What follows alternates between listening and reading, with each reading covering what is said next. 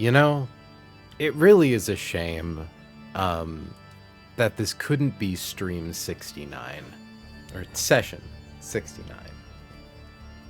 I didn't turn on my fucking twinkle lights. You can tell that I've been a little frazzled today. Girly Pop has been doing her best. How are you? I'm tired. I'm stressed. I need Rayquaza to scream already. This tension is killing me. I'm sorry. Let me find a different song. Mint Mod's grabbing my earbuds right now, so I can't quite hear it. Here, let me gradually fade that out. And then, does Rayquaza have a like unique fight theme? Or I think it's just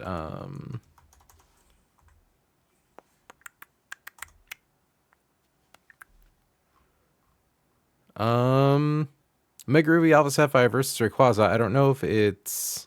No, it's probably not it. We'll just do the Primals theme. Or as Groudon Kyogre theme, which feels appropriate. Can you not put YouTube Shorts at the top of my fucking YouTube recommends? I'll kill you with bombs. In Minecraft. That's true. Specifically because I said bombs. Creeper. Aw, man. I was worried about you a little. Don't worry, Pio. Though I can't deny I did enter the pits of despair last night. I'm not scared, concerned. I used the wrong word, concerned. I truly cannot overstate how much of the content you are going to see tonight is a team effort. Hannah, my ever trusty, helpful line prepper, my professional line cook, my friend and assistant, my earbuds connected to my phone, not my computer, is how we managed to figure out how to get through this first fight, ideally without a sack. Did I not say Hannah? I can't remember if you did or not. I just remember hearing the earbuds. I see. Ooh, okay, hold on. It is a little loud. Let me turn that down. I couldn't hear it until just now. But yeah. Ooh. You know what? The Reggie Trio theme's a little chiller, I think. Well, maybe not. It's actually... It's kind of bumping. Okay. But I cannot overstate. Hannah is the reason that we managed to figure out the first fight in this gauntlet to ideally have 0 deaths. It is possible, if we get some really, really bad RNG, we could lose Gyarados. In our second fight, Hannah sat there with me, and I do actually think I get to claim having come up with the entirety of this line on my own, but God knows she has been there listening to me fucking shoot lines into the void for the better part of a day and a half. The third fight actually is entirely on me. I figured that one out on my own with a little bit of help, and inspiration from how Pokemon Challenges did it in his run. Boy fucking howdy, it was a team effort between Hannah and I to figure out how to beat Tabitha. That was like almost a month ago at this point. Not a month ago, it was like 2 weeks. But we were fucking in the dumps because I had overleveled my Pidgeot by 1, which massively complicated the line from there. But we brought it back. We figured it out. That is the only other fight, I believe, that has apparent risk. Because believe it or not, assuming my math is right, our fight against Maxie is completely riskless. And that team effort of all team efforts. Sri from the Run and Bun Discord, or the Dexcord, helped us find the opener that gets us through the start of that fight. Hannah, why am I trying to... That's right. Hannah helped us figure out the most ideal end to the line, being how to take out Maxie's Mew. And I figured out a couple of the pieces to branch Sri's opener and Hannah's closer. We still have to write it all down. We still have to run the math on here, but I believe it's basically just about filling in a data sheet at this point. So, there's a Mew. Maxie has a Mew and a Groudon and a Naganadal, Mega Houndour, Garchomp. Yeah, Maxie's team has 3 legendaries, a Chlorophyll, Tangrowth. It's evil. It's evil and bad. Now, I don't actually have the thing open. That's funny. Yeah, we call it Hell Room for a reason. You cook the vast majority of these lines. Most of the magic is to bring it all together from various ideas. That's true. I did also ask someone in Run and Bun Core just to confirm. Frickin' Grimmsnarl doesn't go for Scary Face as long as it sees a kill on you. And it'll definitely see a kill on Basculegion. I'm like, hold on, Liquidation isn't doing nearly as much as I expected. That's because Sun is up. Okay. So, we are scrapping our original line plan. For Fight 1. So, let's see. We do need to scale Lucario's attack. We are equipping, I think, only Lucario? No, Lucario and Gyarados with Shed Shell. Equip Lucario and Gyarados with Shed Shell. Equip, we are not using Seismitoad in this. Here, let me just get things figured out. So, first things first, we need Lucario. Talon motherfucking Westwind.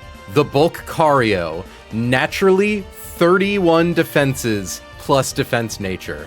This line is only possible because he is the thickest boy to ever live. I feel like the last 4 streams have been lead up to date. They have. They absolutely have been. Sacrificing 4 on Maxie is reasonable depending on the player's box. Thankfully, we should only be sacking 3. We are sacking 1 to Grunt 2, we're sacking 2 to Tabitha, and we are sacking 3 to Maxie. There is a 1 in 25 chance that we have to sack 3 to Tabitha, which would be sad. You can tell I love you because I turned off a fascinating video about Black Widows to watch this. Laika, we still need to write all of these down. I have them all pre-calced, but we know how it goes. If you want to go back to watching your video about Black Widows, you can probably finish it up, and I will DM you when we get into the first fight. But also, if you want to hang out here, I appreciate that, sweetie. Also, the loop for the Reggie's theme is actually kind of too slow. So, what is?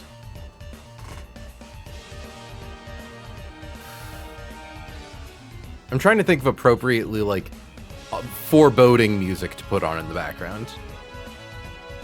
Thank you for lurk, Laika. We're doing all 5 Hellroom fights tonight, so it's. Lock in if you can. Okay. What was I gonna pull up? What was I gonna pull up? Sounds like Red Bull time. Hold on, I'm trying to think like...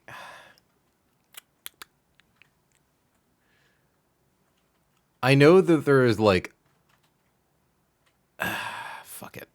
I don't know.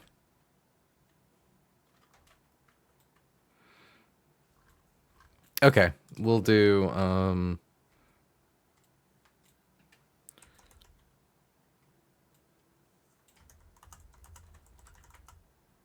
Tree of Life, Trunk Extended.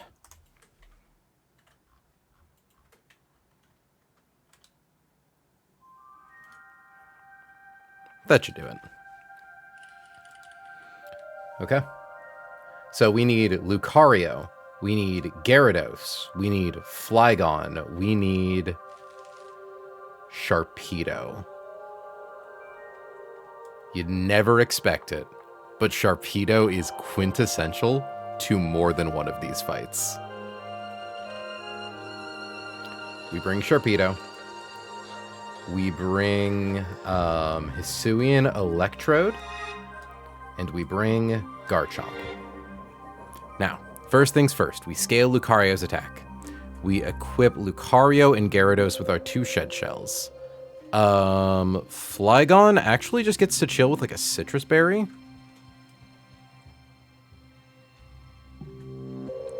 Equip. Here. Equip, FLYG with citrus berry. If I am correct, we need to also give Electrode the life orb. God, this is so much easier to do on my computer. I've been running these numbers on my phone for the past like day and a half. She has not put down her phone in a hot minute. Every 5 seconds she opens that calculator. She's been in it. 56.5, and with 31 attack, 44.6. It is miraculous what Lucario was able to do in this fight. Also, can we please acknowledge how this Lucario, we're going to use a heart scale on its attack, how these are its IVs after 1 heart scale, perfect speed, perfect defense, perfect attack, 24 HP, 27 special attack, 21 SPDF, GMO Cario. Might be a mid-attack shark, but god damn it, they can flip turn, and that makes anything possible. You're not wrong. Well, Gyarados clicking Rock Smash makes anything possible. Okay. So for fight number 1, Lucario and Gyarados get the Shed Shell. Flygon gets a Citrus Berry.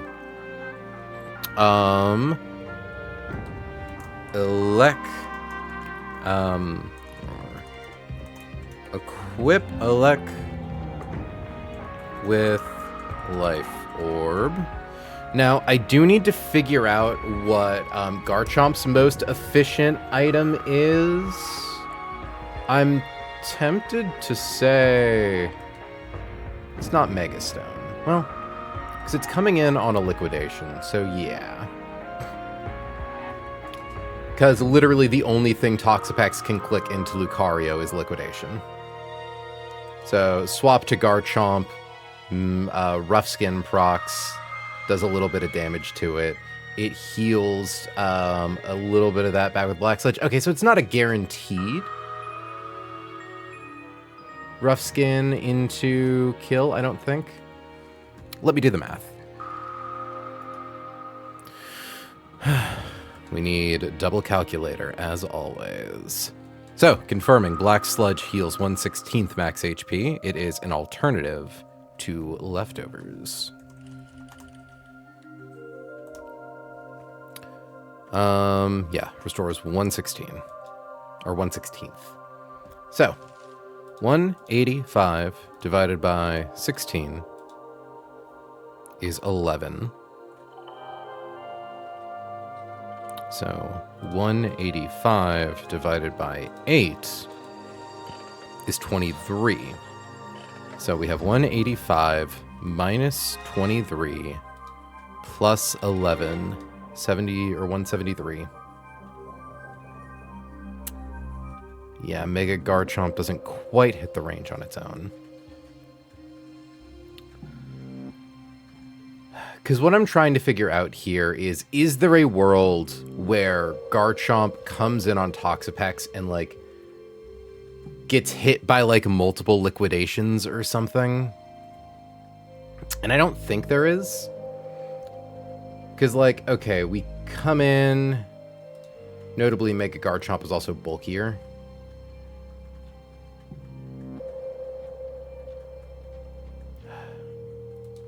Because, like, okay, let's assume we're regular Garchomp. We get hit by critical hit liquidation. And it drops our defense. 259 minus 85 goes to 174. Defense minus 1. And then we get crit again for 127.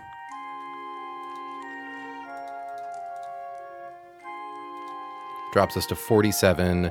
259 divided by 8 is 32.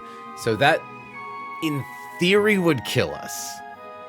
I think the answer to Toxapex is just a Citrus Berry. I think Citrus Berry on Garchomp is what does it. because it means Earthquake isn't a 1-hit KO, but it is a 2-hit KO. Toxapex can't click Recover turn 1. If it clicks Toxic against Garchomp the turn we attack it, we get to kill it before it even has a chance to click Venoshock. Because we hit it twice.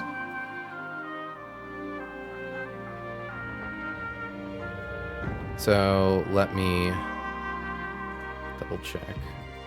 Or hold on, wait. Oh, sorry. I actually did the math wrong. I didn't do Mega Garchomp, who does take significantly less from that second liquidation. So it wouldn't have been, so it would have been 174 minus 108, which is 66. Oh my god. Minus 32, goes to 34, goes to 2. I think Garchomp literally always lives, which is really funny. Like, let's double check the numbers, but because it swaps in and takes Magma Storm, it fails to kill, it takes Magma Storm, but then it KOs so it doesn't take damage at end of turn.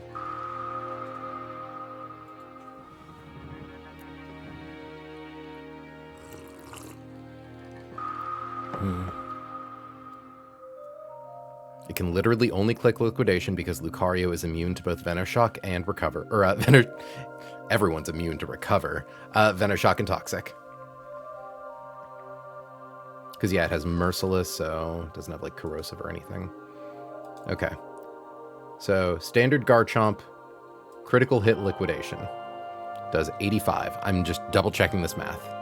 So, 259 comes in, takes 85 damage, goes to 174, loses 32 from Magma Storm Chip. Drops our defense by 1. We Mega Evolve, and we fail to KO. It hits us with another critical hit Liquidation, doing 108, dropping us to 34. We lose 32. We stay alive at 2 HP. Okay. Now, let's make sure there's no world where it does anything funky with Toxic. Because does this thing have special usage priority for Toxic? Because I know it has Merciless and, like, Venoshock, so... Run and Bun, Silcock. I like using Silcock to double-check my math.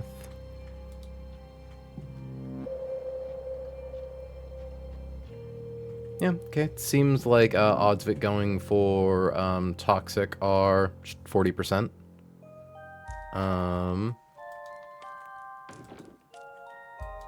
So let's assume we come in on Liquidation crit as standard Garchomp with no defense drop. 259 minus 57 goes to 202, defense minus 1. We lose 32 for Magma Storm. 170. Turn 2, we fail to KO. It clicks Toxic.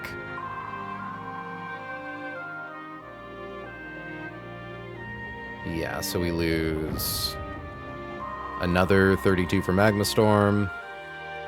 And then presumably just 16. 259 minus, or divided by 16 is, yeah, 16.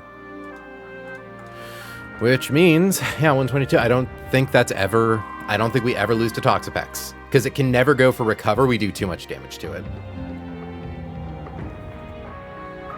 And sure, it could click Venoshock before it Toxics us. That would be less damage than Liquidation, which would be cool. Okay. Seems absolutely safe. So it's equip Gark with Garchomp Bite. Mega Varley also getting a lot of use at specifically Hellroom for Grunts 1 and 2. Okay. So open with Luca, click, yeah. So versus Kangaskhan, open with Lucario, click Close Combat and get faked outed like a doofus. Then KO with Close Combat. In comes Centiskorch. This is way different now. It is swap to Gear. click R, smash until hit. I should also probably make sure to write teach year R smash. Click rock smash until hit. Swap to flag. You turn to Luca. Swap to shark or char. Oh, that's right. What are we equipping Sharpedo with? I believe at defense -1. Yeah, we need Mystic Water.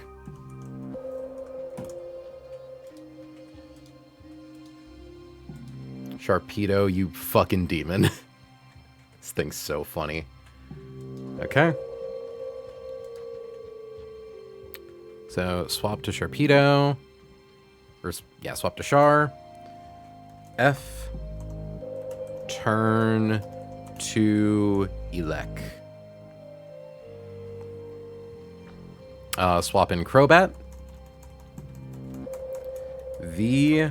Switch to Luca. This specific part of the line was absolutely miraculous for Hannah to discover. Which is that Electrode and Lucario are able to 1v1 Crobat. Sorry, well, Electrode and Lucario are able to tag team Crobat. I just said tag team. I fixed myself. Wife is being mean to me. KO with Mamash. Not only that, Lucario comes out of this with at least 7 HP. Because you have to understand, Lucario takes Magma Storm from the turn it gets hit by Fake Out, takes Magma Storm from the turn it KOs Kangaskhan, takes Magma Storm the turn it gets U-turned into from Flygon, and takes Magma Storm both from the turn it swaps into Crobat and the turn it KOs Crobat. 5 turns of Magma Storm, and Lucario lives. After also taking 2 attacks. This only works because we have the bulkiest Lucario of all time. Okay. 1, 2, hit KO with Earthquake. V-switch to Gark. Hold on. Must add proper notation. Mega Evo and 1 to 2 hit KO with Earthquake. So, the only risk in this line is Gyarados versus Centiskorch. The nice thing about this risk is that even if we lose Gyarados, the line succeeds. Because what's going to happen is we need to get rid of... I'm probably going to drop Scale Shot for it. We need to teach Gyarados Rock Smash. We could also, in theory, do this with Dragonite, but I think Dragonite is a more painful loss, and I think Gyarados is safer to do this overall. So, we also need to give you the Shed Shell. But essentially what's going to happen is Lucario against Kangaskhan. Kangaskhan turn 1 doesn't see a kill, so it goes for Fake Out. Notably, the main benefit of Fake Out, we aren't an inner focus Lucario, we're Steadfast. That is normally a strict downgrade in almost every situation, except this one. Steadfast says whenever you're flinched, raise your speed by 1 stage. We get hit by Fake Out, our speed gets boosted. We are now faster than Kangaskhan. Because we have used a heart scale on our attack, we are able to 1-hit KO it with close combat from full HP. Our defense drops by 1, our special defense drops by 1. Now, the most important part of this is that Crobat is slower than +1 speed Lucario. Lucario is faster than everything on their team. So even though Crobat sees a kill with Hurricane and Heat Wave, it's not going to come out next. It's just going to go first thing in team order that doesn't get KO'd by you and does KO you, which is Centiskorch. Always on Fire Lash. Important to note that Centiskorch is prevented from using Coil here because it sees a slow kill on us. So, it wants to click Fire Lash. We are going to swap to Gyarados. We're going to do a little wash here where we are going to drop its attack by 1, and it's going to drop our defense by 1. Now, the scary part of this fight is Protect. Scentiscorch on any given turn that it doesn't see a kill has a... So first, it is a 40% chance to click Protect. If it used Protect on the previous turn, it only has a 20% chance to click it. And it is worth noting that if it clicks Protect twice in a row, there is still only a 1 in 3 chance that it actually successfully uses it. The only world where Gyarados potentially gets beaten by Scentiscorch is where it comes in on Fire Lash, has to sit in on 2 protects, and then takes like a critical hit Fire Lash. There's potentially also risk if we burn ourselves using Rock Smash. Unfortunately, it's just kind of the safest way to do this line. So let's do a little simulation right here. So we have 242 HP, divide that by 8, comes out to 30. Can't it never go for triple protect? Did I say triple protect? I meant 3 turns of Magma Storm. The turn it swaps in, protect 1, protect 2. Because Fire Lash dropping our defense, should the second Fire Lash crit us, we're kind of dead. Pretty much outright. It's worth noting that the first Fire Lash that hits us, though, as long as it doesn't crit us, only does 14% because it doesn't drop our defense first. So, yeah, this is pretty rickety. But assuming that we come in, it hits with a Fire Lash, and then it just immediately goes for the next Fire Lash or a Leech Life, we're totally fine. Even if we, like, burn ourselves. It's really hard to kind of do the math here, because the maximum number of turns that Gyarados would need to sit on the field is swap in, protect 1, protect 2, successfully use Rock Smash. It's then swapping out, so it doesn't need to worry about an additional turn. Now, assuming, again, that we never get crit by Fire Lash, we are even safe from all of these. If we get crit by first Fire Lash, we are, in fact, in... Well, hold on, because it's not -1 defense. First Fire Lash crit is rough. Second Fire Lash crit is rough. If we burn ourselves on Flame Body when we hit it with Rock Smash, that is... Every bit of HP we lose is scary. But the math leans pretty heavily in our favor.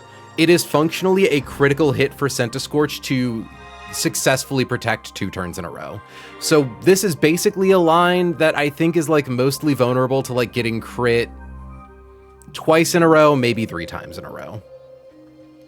But no matter what, Scentiscorch is slower than us. So even in a turn where it kills us with a critical hit Fire Lash, once it attacks, we at least get to kill it with Rock Smash. Also worth noting, Waterfall shows a 1-hit KO to Scentiscorch, so it can't set up Coil. That's just nice. Should Gyarados live? And it should. We are going to swap Gyarados to Flygon, because Flygon has the beautiful trait of knowing a pivot move, being faster than Scentiscorch, and always baiting Leech Life, barring some particularly wretched RNG. Also, its defense is at -1. Worth noting, just the lower, it also can't set up Coil because Flygon shows it a fast 2-hit KO with Earthquake. Flygon's gonna come in. It's going to click U-turn until it gets to use it. I'm pretty sure even if we come in on like a critical hit Fire Lash, drops our defense, like, the nice thing is that eventually, if it just sees a kill on us with Leech Life, it's just gonna go for it. And with a Citrus Berry, I don't think we ever need to worry about, like, yeah, critical hit Fire Lash, drops our defense, we get stalled out for several dozen turns to the point where it's either Fire Lash or Leech Life. It should always be Leech Life. Because we are going to U-turn back to Lucario, who takes at most 17% from Leech Life, so 38 damage. The main thing is that Lucario, after all the damage it's taken, only shows a 1-hit KO to Fire Lash. This is very important, because Lucario is then going to swap to Sharpedo. Sharpedo, even if it gets crit by Fire Lash, always lives the turn that it's hit, and 1 round of Magma Storm chip. Sharpedo has Rough Skin. Fire Lash, let me confirm, but I do believe is a contact move. It is a contact move. Procs Rough Skin. Sharpedo does a quarter of its max HP back to it because of that defense drop from earlier. We show a kill on it with Flip Turn. Notably, it sees a kill on us with Leech Life, so it can never click Protect because it wants to go for the kill. Very important thing here to stop Sharpedo from getting stalled out in Magma Storm damage. So Sharpedo hits the field, kills Centiskorch with Flip Turn. We are Flip Turning to Hisuian Electrode. Because Hisuian Electrode always baits in Crobat. Crobat sees a kill on it with Sludge Bomb and only Sludge Bomb. It has no other moves and it has choice specs, so it can only ever click the one move. Now, Hannah pointed out a very important interaction to me, which is that Pokemon that have their HP reduced below 50% cannot switch out. Thanks to Life Orb, Volt Switch does 56.5% minimum. Crobat hits the field. Electrode hits the field. We outspeed Crobat. It goes for Sludge Bomb. We Volt Switch back to Lucario, who is immune to Sludge Bomb. Crobat is now choice locked into Sludge Bomb. We are able to pick up the KO with Meteor Mash. And because Crobat is below 50% max HP, it won't swap to Toxapex. So we get the KO, in comes Toxapex, we bring out Garchomp. Now just confirming, Lucario, who has to take Fake Out, Kill turn, Swap in turn, Swap in from Crobat turn, and killing Crobat turn is 5 rounds of Magma Storm. I need to double check the math to make sure that Lucario, after critical hit Fake Out and critical hit Leech Life and 5 turns of Magma Storm, still lives. So, 218 divided by 8, 27 damage. So first, 218 minus 27, 1, 2, 3, 4, 5. All of that Magma Storm brings Lucario down to 83 HP. Centiskorch, critical hit, Leech Life does 38 damage. Fake Out from Kangaskhan does, or critical hit Fake Out from Kangaskhan does 39 damage. Lucario lives with 6 HP. I also now need to confirm 218 minus high roll Fake Out is 39, plus our 2 rounds of Magma Storm damage. 27, 27 drops us to 125, and critical hit Leech Life is 38, and Magma Storm is 27, drops us to 60 to confirm that when Lucario comes in on Leech Life, Centiskorch still only sees a kill with Fire Lash. Good. Okay. That's line number 1. Line number 2, thankfully, I'm pretty sure is perfectly consistent. It took a lot of really annoying math to figure out how to make it perfectly consistent, but it should be perfectly consistent. 1, 2, 3, 4. I do also need to make sure I mark down. Equip Char with Mystic Water. Okay. This fucking Grimmsnarl. This Grimmsnarl is the reason I can say with almost certainty nobody has done a line like that, because who the fuck has Boltcario but you do? Boltcario with Steadfast. This line only works because of Steadfast and a near max speed Ivy. Like, let me just note, this Crobat against my Lucario at +1 speed, like, if we were at like 15 wouldn't do it, 16 wouldn't do it, 17 wouldn't do it, 18 wouldn't do it, 19 wouldn't do it, 20 wouldn't do it, 21 wouldn't do it. You would need to have an IV of 22 or greater in speed, or a plus speed IV, but then you don't have the plus defense from Impish. Truly, nobody has done it like me before.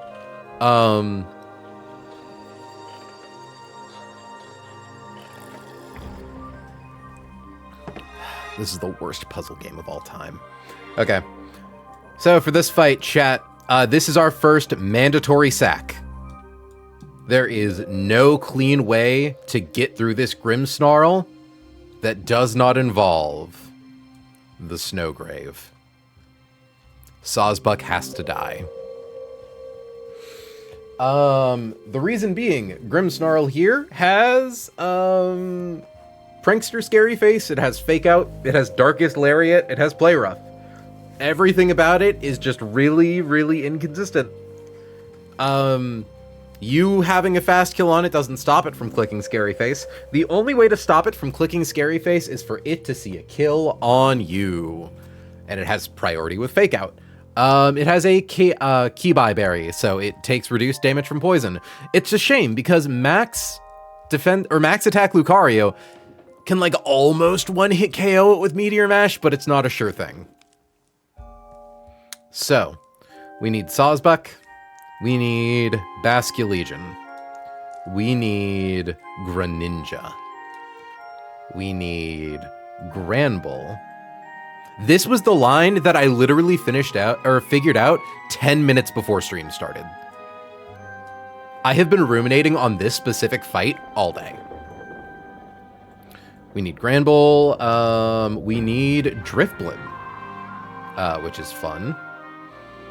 Chat, Hannah said earlier that Otherly needs a written apology for me when this stream is over, and she is correct. And we need Garchomp. So, Grimmsnarl is fucky. He's just real fucking weird.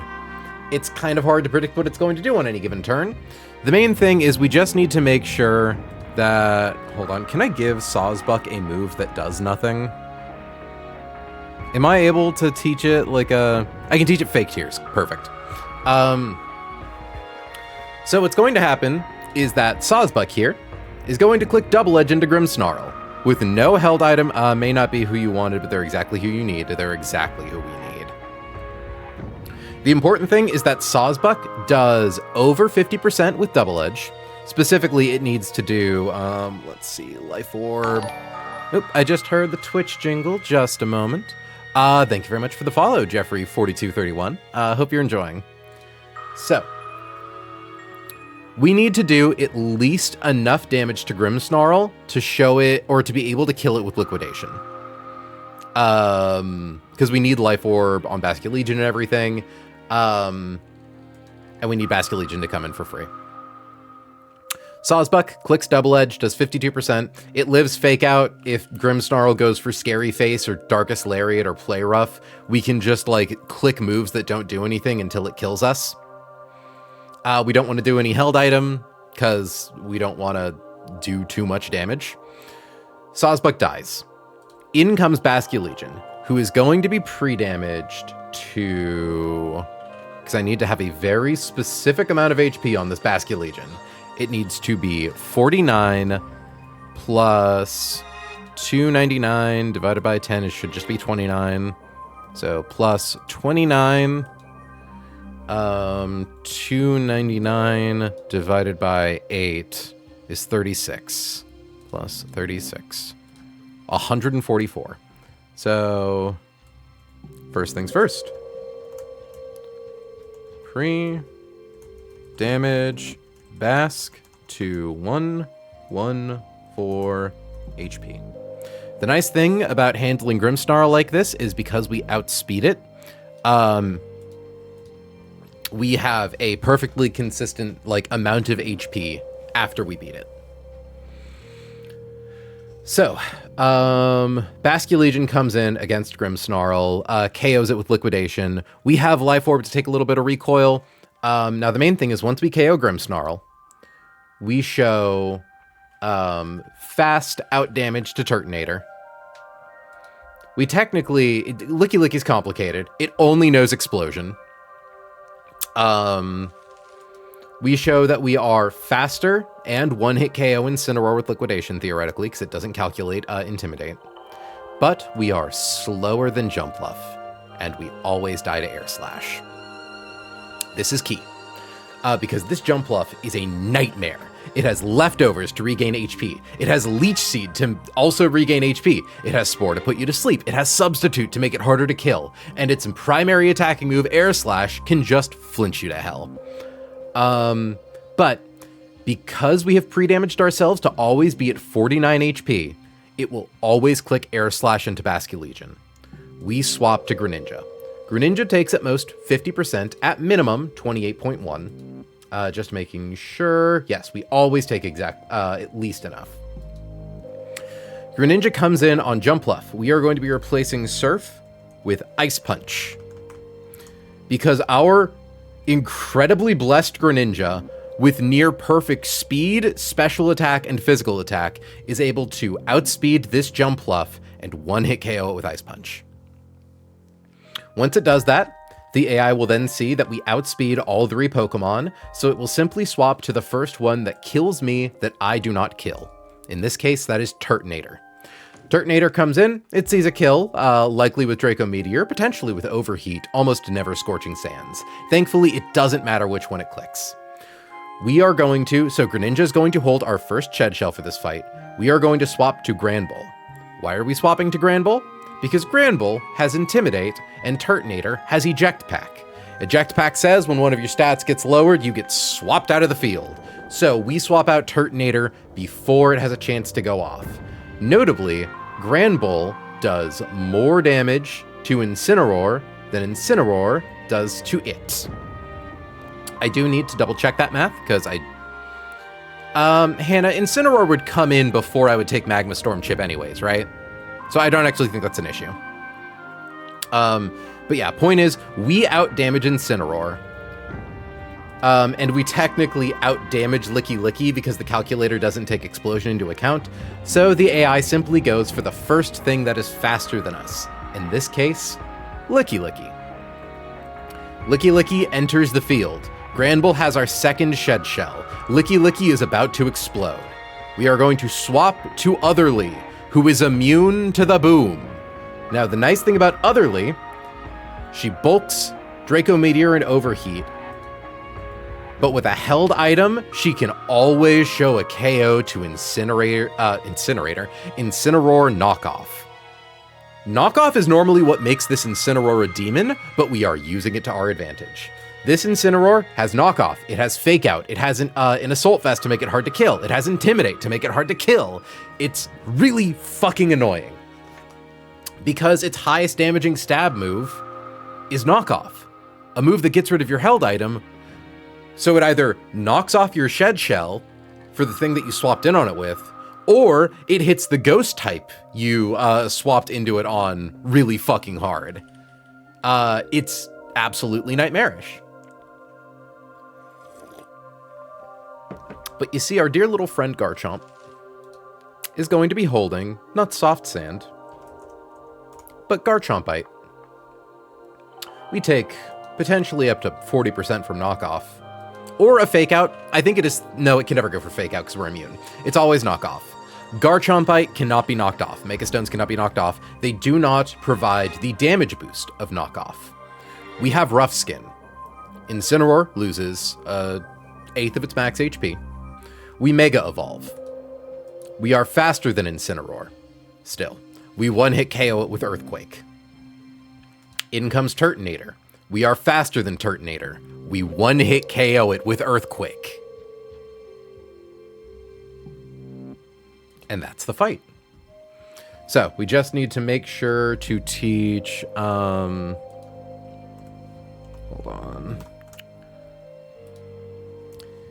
Teach Saws F tiers.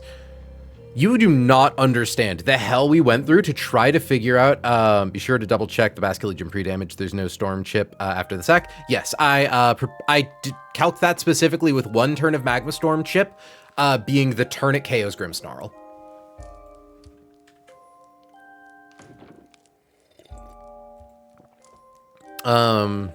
Okay. So, teach Sawsbuck Fake Tears. Teach Gren. Not you punch. I punch.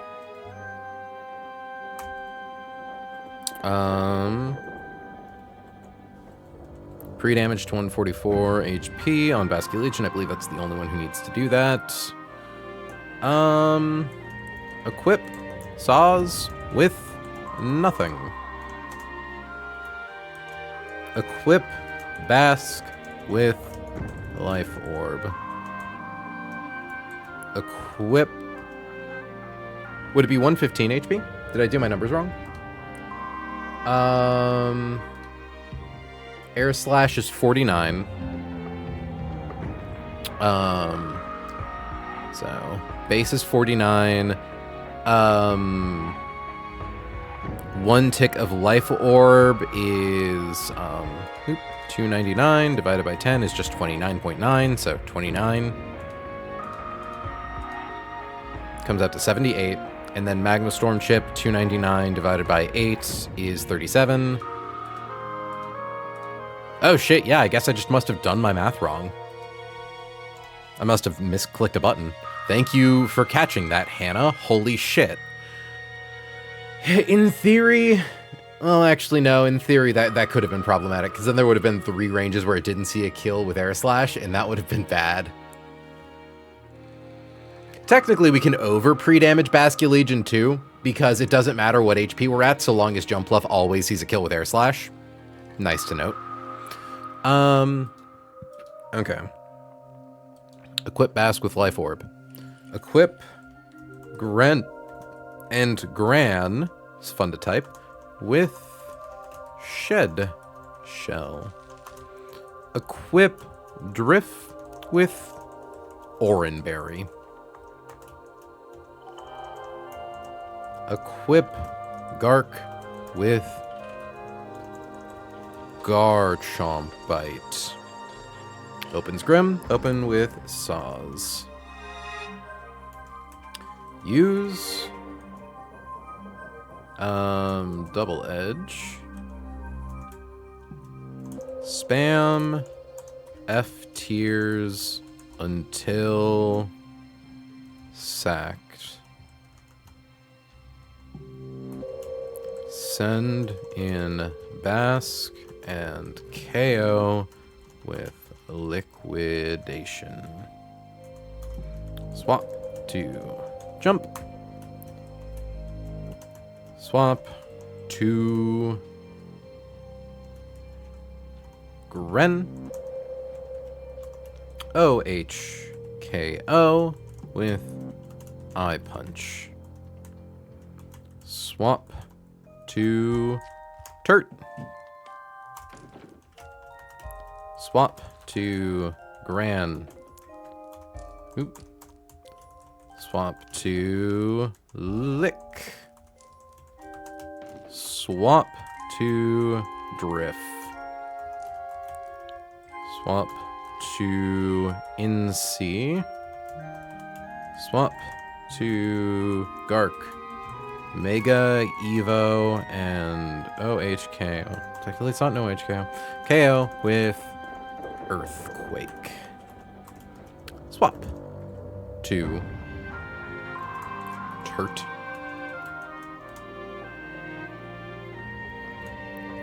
OHKO with Earthquake. And the nice thing is that Turtonator also does a lot of damage to Garchomp with Draco Meteor, so it's not going to stall turns by clicking Protect. It's just going to try to kill us. But we're faster than it, so we kill it.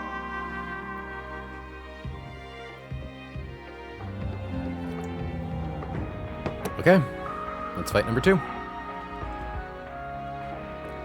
Fight number 3. So I do want to look at something really quickly with this guy. There is a part of me that wonders if Arcanine is better at clicking Rock Smash and Descentiscorch. I don't know. I kind of want to look around at our guys to see if we have someone who we might prefer to be our dude who clicks Rock Smash and Descentiscorch bot. Like, it could potentially be... Oh yeah, Caracosta and Arcanine take... Okay, maybe not. We take too much from Leech Life. And we can be crit. And Turtonator can't do it because Centiscorch can set up on Turtonator. So, trainer number 3. This guy's a real son of a bitch. Oh, wait. That's... that's Tabitha. So, this one we should already have pre-mapped out. We're going to need Basculegion. We are going to need Flygon. Flygon is so fucking important in this fight, I cannot overstate.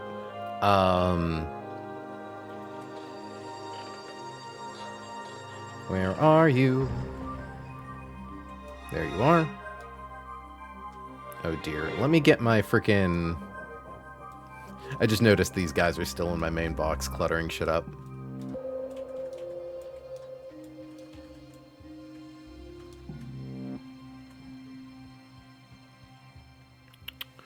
Okay. We need Drifblim. We need Lucario. We need Torterra. Yeah, so believe it or not, this is a fight that only requires 5 guys, I think. We can, in theory, bring a shitter to sack if things go horribly wrong, but they shouldn't, so we don't need to.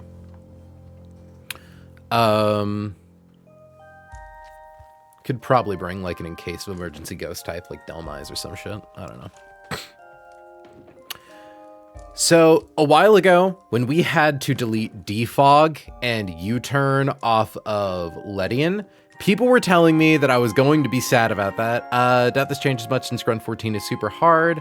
But this Grimmsnarl has not clicked Scary Face once in its life. Saw you asking earlier in deck cord. No one knows Scary Face II, but it's not phase 6. Interesting. Thankfully, we kind of don't care too much about that, in all honesty. Scary Face, it's good to know that it can't click it. We're thankfully pre-damaged so low that it would see a kill on us with Darkest Lariat regardless. But I do definitely appreciate the input on that. Yeah, no, apologies. You've probably seen me spam posting in there the past 2 days trying to figure out these fights.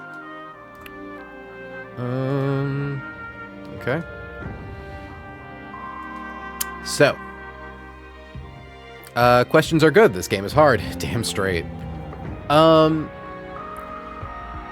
So, we want Flygon pre-damaged to 211. We want to teach Drifblim Aerial Ace. Oh yeah, but what I was saying earlier is when we got rid of Defog on Ledian because we needed it to have Rock Smash to get past the 3-boom Moxie fight. People were like, you might regret that for one of the fights in Hellroom. This was the fight in Hellroom. Thankfully, this is the easiest fight, I'm pretty sure. So what happens is Galvantula is out versus Basculegion. Galvantula does not see a kill on us with anything. It is incredibly fast. It has Focus Sash and Compound Eyes. So turn 1, it wants to set up Sticky Web. It will do that. It is perfectly capable of doing that. What do we equip? We do Spell Tag. So Spell Tag, import. Once again, Shadow Sneak paying off, finally. Really glad we have it because this fight would be a lot more annoying if we didn't. Pio, thank you for continuing to be this stream sugar mommy, and constantly giving out gift subs. So, Galvantula goes for Sticky Web turn 1. We hit it for a bunch of damage with Poltergeist. It's got a Focus Sash, so thankfully it will still have the item by the time we hit it with Poltergeist. Once we do that, it will then probably try to KO us with Thunder, but we have Shadow Sneak. Shadow Sneak's a priority move. Thunder isn't. We KO with Shadow Sneak. We got really fucking lucky. Because Basculegion is... So technically... Well, hold on. Okay, yeah. It's slower than Arbok, but it does more damage to it. It's actually faster than this Ursaring. It doesn't have Quick Feet up in the calculator. So it sees that we outspeed it, and we outspeed this Carnivine. Magmortar here, however, after 2 turns of Magma Storm Chip, will always see a KO on Basculegion with Thunderbolt. Now you might be wondering, well, Why do you want to get KO'd by Thunderbolt? And the answer is I don't. The original version of this line did not use Basculegion. It used Arcanine to click Rock Slide or Flame Charge into Extreme Speed to KO Galvantula. But I realized that line didn't work because our dog was too fast and wouldn't bait in Magmortar because of Head Smash and Rock Slide. And the idea was that we were going to bait Scorching Sands to swap to Flygon. By some miracle of God, Basculegion is able to do the exact same thing of choice locking Magmortar into a move that Flygon is immune to. Somehow. Now, our Flygon, our beloved Lixie, our utility dragon, is what we in the business like to call barely adequate. But holy shit, is she barely adequate. Now, why is that? First things first, is able to one-hit KO this Magmortar with Earthquake by 2 damage. Only barely is able to get that one-hit KO. This Ursaring is not actually faster than us in the calculator. We barely show it fast 2-hit KO with Draco Meteor. So Ursaring can never swap in on Flygon. Arbok, it's less barely adequate. We just patently outspeed and one-hit KO with Earthquake. And U-Turn and Draco Meteor show fast Oko to Carnivine. This means that everything in the back sees that we fast 2-hit KO with Flygon, so they can never swap in. Flygon is able to come in on Magmortar, take 0 damage. It's choice locked into a move that doesn't hurt us. We get to click Defog, and we get to click Earthquake. So we just get to get rid of those sticky webs. Lixie continuing to get incredible value off of that Defog TM. The trick to avoiding Tuesday AI just outspeed the Arbok. Real though. And Lixie, well actually, we would have to be a minus speed Flygon to be screwed on our speed here, thankfully, because Lixie is 1 speed. Again, barely adequate.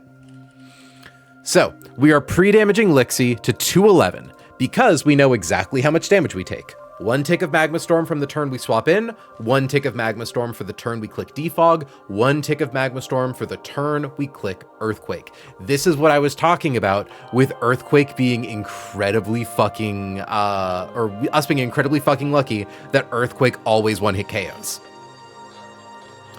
Because after those 3 ticks of damage, we have 211 HP. Lixie is 228 divided by 8 is 28.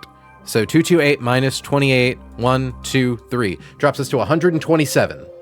Ursaring is not actually badly poisoned. So it sees that Facade does 111 damage. Arbok sees that Gunk Shot, or Aqua Tail, does 64 damage. Carnivine sees that Leaf Storm does 127 damage. We are pre-damaged to make sure that it never goes for Sleep Powder. Chat, believe it or not, so if we give, I believe we were giving Flygon Silver Powder specifically, because we can't use Life Orb here. Silver Powder, U-turn on Carnivine. We take Leaf Storm. It's always Leaf Storm. We U-turn to fucking Otherly. Otherly the Drifblim actually getting value. We are going to get rid of... It technically doesn't matter. We don't need Tailwind or Defog. But we're going to, I guess, just get rid of, like, Shadow Ball for Aerial Ace. Because Aerial Ace does 51.3. Specifically, 51.3 without a Sharp Beak. Otherly needs to hold a Citrus Berry for this line to work. Carnivine here has Scope Lens, so Leaf Storm has a heightened chance to crit. So assuming Drifblim comes in, takes 2 ticks of Magma Storm and Leaf Storm critical hit, we have 344 minus 157.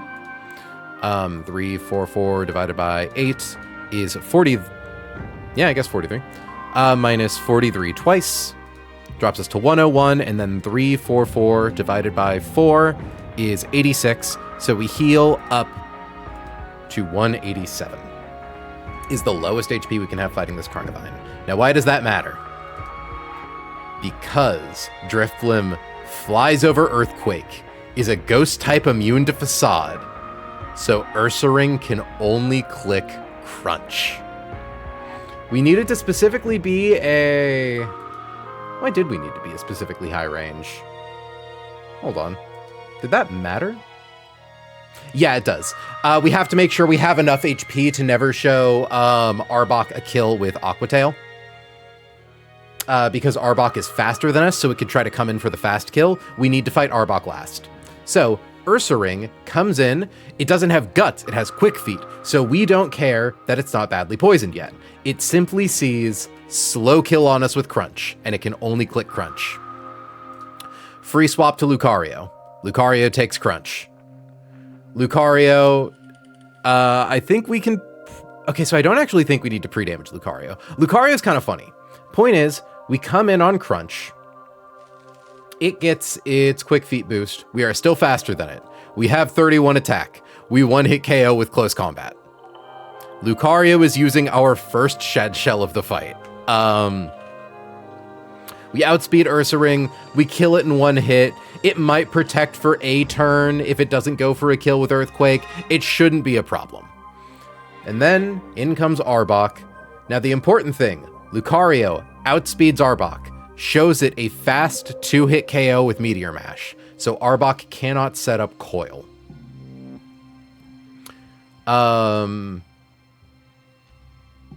Yeah, I don't think Coil has special AI.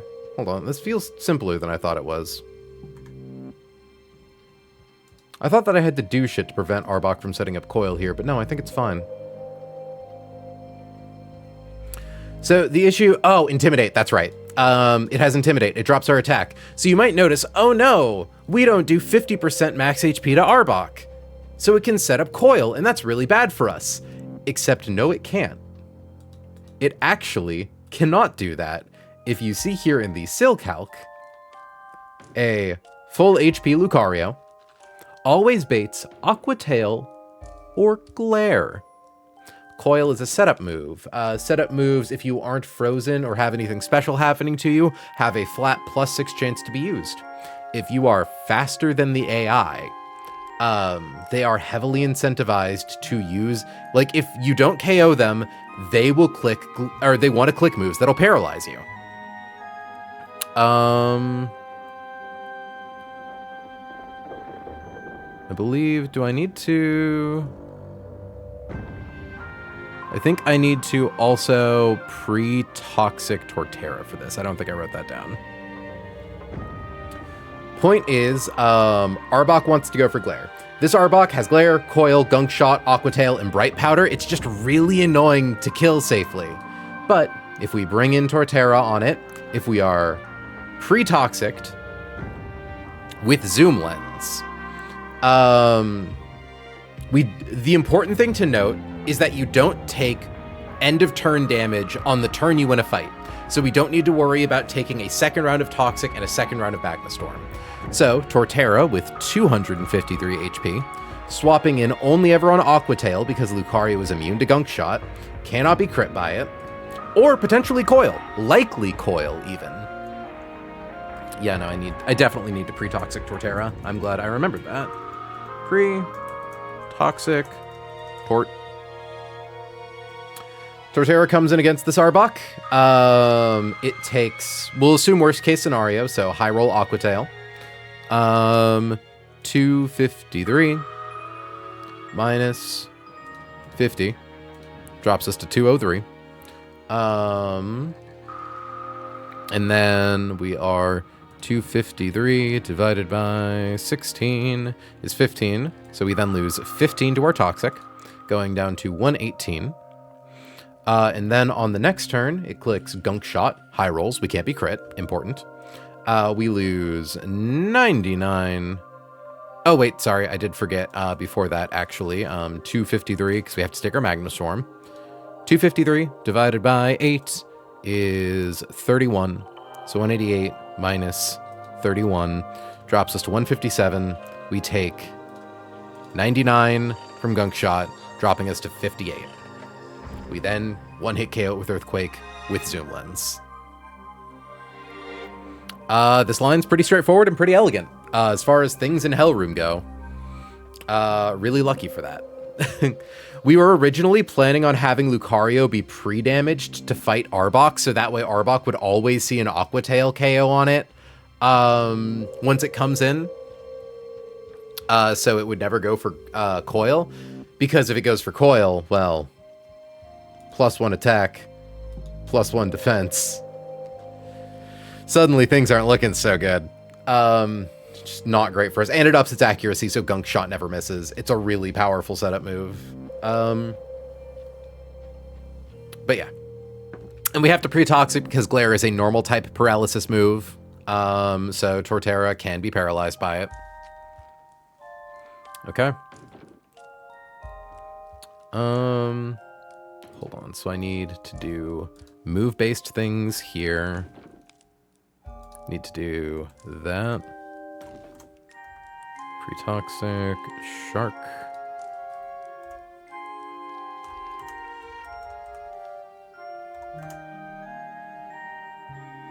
Okay. Teach Char Icy Winds, delete Hurricane off Pidge. Level Pidge to 77. Pre-toxic Shark. Okay. So anyways, that's this fight. That's grunt number 3. The last stop before true hell. So, this is our next fight that has some risk. If we get really unlucky, we could lose Basculegion. And probably like 2 other guys. It's not great. There is a reasonable chance we lose 1 more Pokemon than we are hoping to, but ideally we should only lose 2. So for this fight, we need Sharpedo. We need Electrode. We need Beware.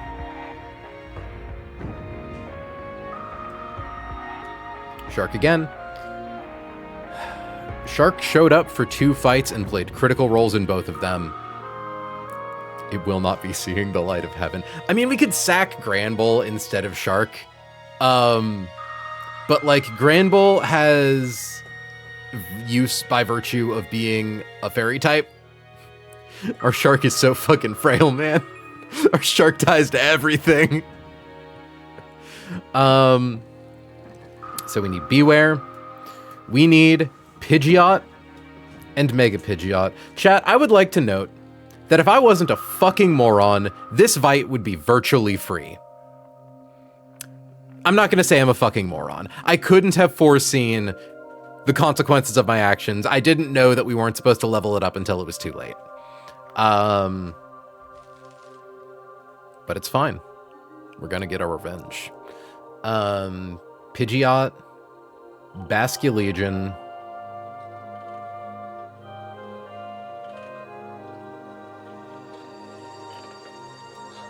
and where's the last one? It's Granbull.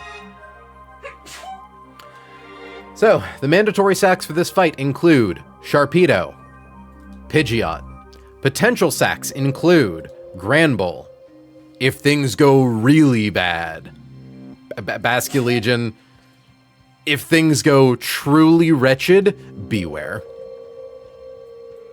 I don't believe there is ever a world where we completely lose this fight. A lot of shit would need to go wrong. So let's take a look. So, first things first, we have a Shark. We are going to delete Crunch for Icy Wind. Thank you very much yet again for a gift sub, Pio. Enjoy your gift sub to the channel, Partizé. Yeah, definitely, if you're hard on yourself, your bird was simply too good to be accounted for. It's true, we got punished by my bird being too good, which is really funny. So, the first risk of the fight. Blacephalon can explode. Not a lot that can be done about that. What? Clowns always be doing this. It's true. Now, the nice thing is that Sharpedo can one-hit KO Blacephalon with Flip Turn, except no, it can't. Blacephalon has a Focus Sash. We are getting rid of Mystic Water, I believe, for Citrus Berry. Yep, because Icy Wind into Flip Turn kills. So, our Sharpedo is pre-toxic. Okay, yeah, it could go for Shadow Ball, but that's fine. Shadow Ball does not hurt us here, thankfully. So, Sharpedo beats Blacephalon by clicking Icy Wind, which drops its speed by 1, breaks its Focus Sash, and then on the following turn, KOing it with Flip Turn. If on turn 1 Blacephalon explodes, we have to sack Grand Ball later. But, at the very least, there is no world where we fail to KO Blacephalon with Sharpedo on the field. Because of our pre-toxic, we cannot be burned. This is important because Flip Turn is a physical move, so we don't want to risk our stats being reduced. Flamethrower always procs Citrus Berry. So just confirming my math, we have 218 HP. Minus High Roll Crit Flamethrower is 211. Drops us to 7. 218 divided by 4 is 54. So add 54, goes to 61. 218 divided by 8 is 27. So we lose 27 from Magma Storm. And then 218 divided by 16 is 13. We lose 13 from being toxic. From turn 1 of toxic. Which means we, worst case scenario, end the first turn of the fight with 21 HP. Worst case scenario, assuming it doesn't boom. We KO with Flip Turn. This is incredibly important because it lets us get Electrode in second. What are we equipping Electrode with here? Is it Life Orb? It is Life Orb. Now, Electrode outspeeds Hitmonlee. Hitmonlee sees some damage on it, but it doesn't see a kill. Electrode outspeeds Yanmega. Yanmega sees some damage with Air Slash, but actually also sees that we one-hit KO it with Thunderbolt. Snorlax, just barely, sees a one-hit KO with Heat Crash. This is one of the most quintessential ranges of this entire fight. Snorlax comes in. It wants to click Heat Crash, because, spoiler alert, Electrode is faster than their entire team. And the first thing that comes in and sees a kill on Electrode is Snorlax with Heat Crash. It is Electrode on the field after one turn of Magma Storm Chip.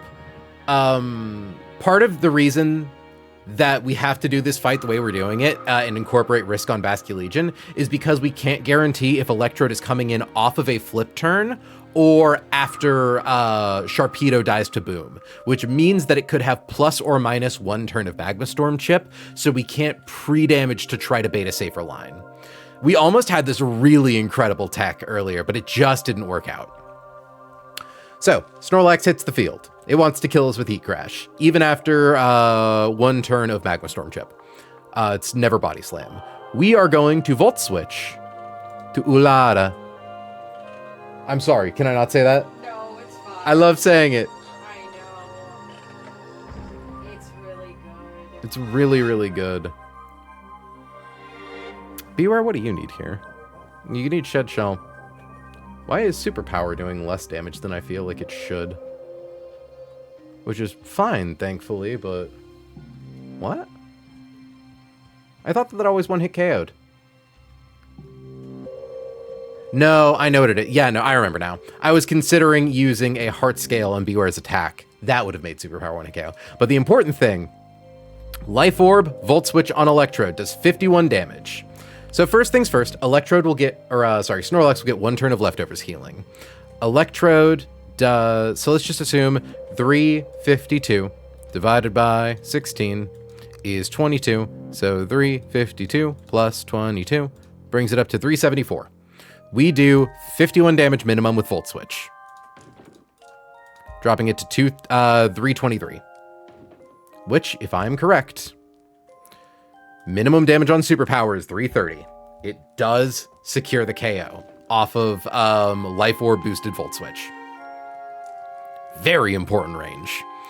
Ulara always lives Heat Crash. It clicks Superpower, dropping its own defenses. It is already quite slow. If I'm correct, Heat Crash cannot burn you. It is just Fire-type Heavy Slam.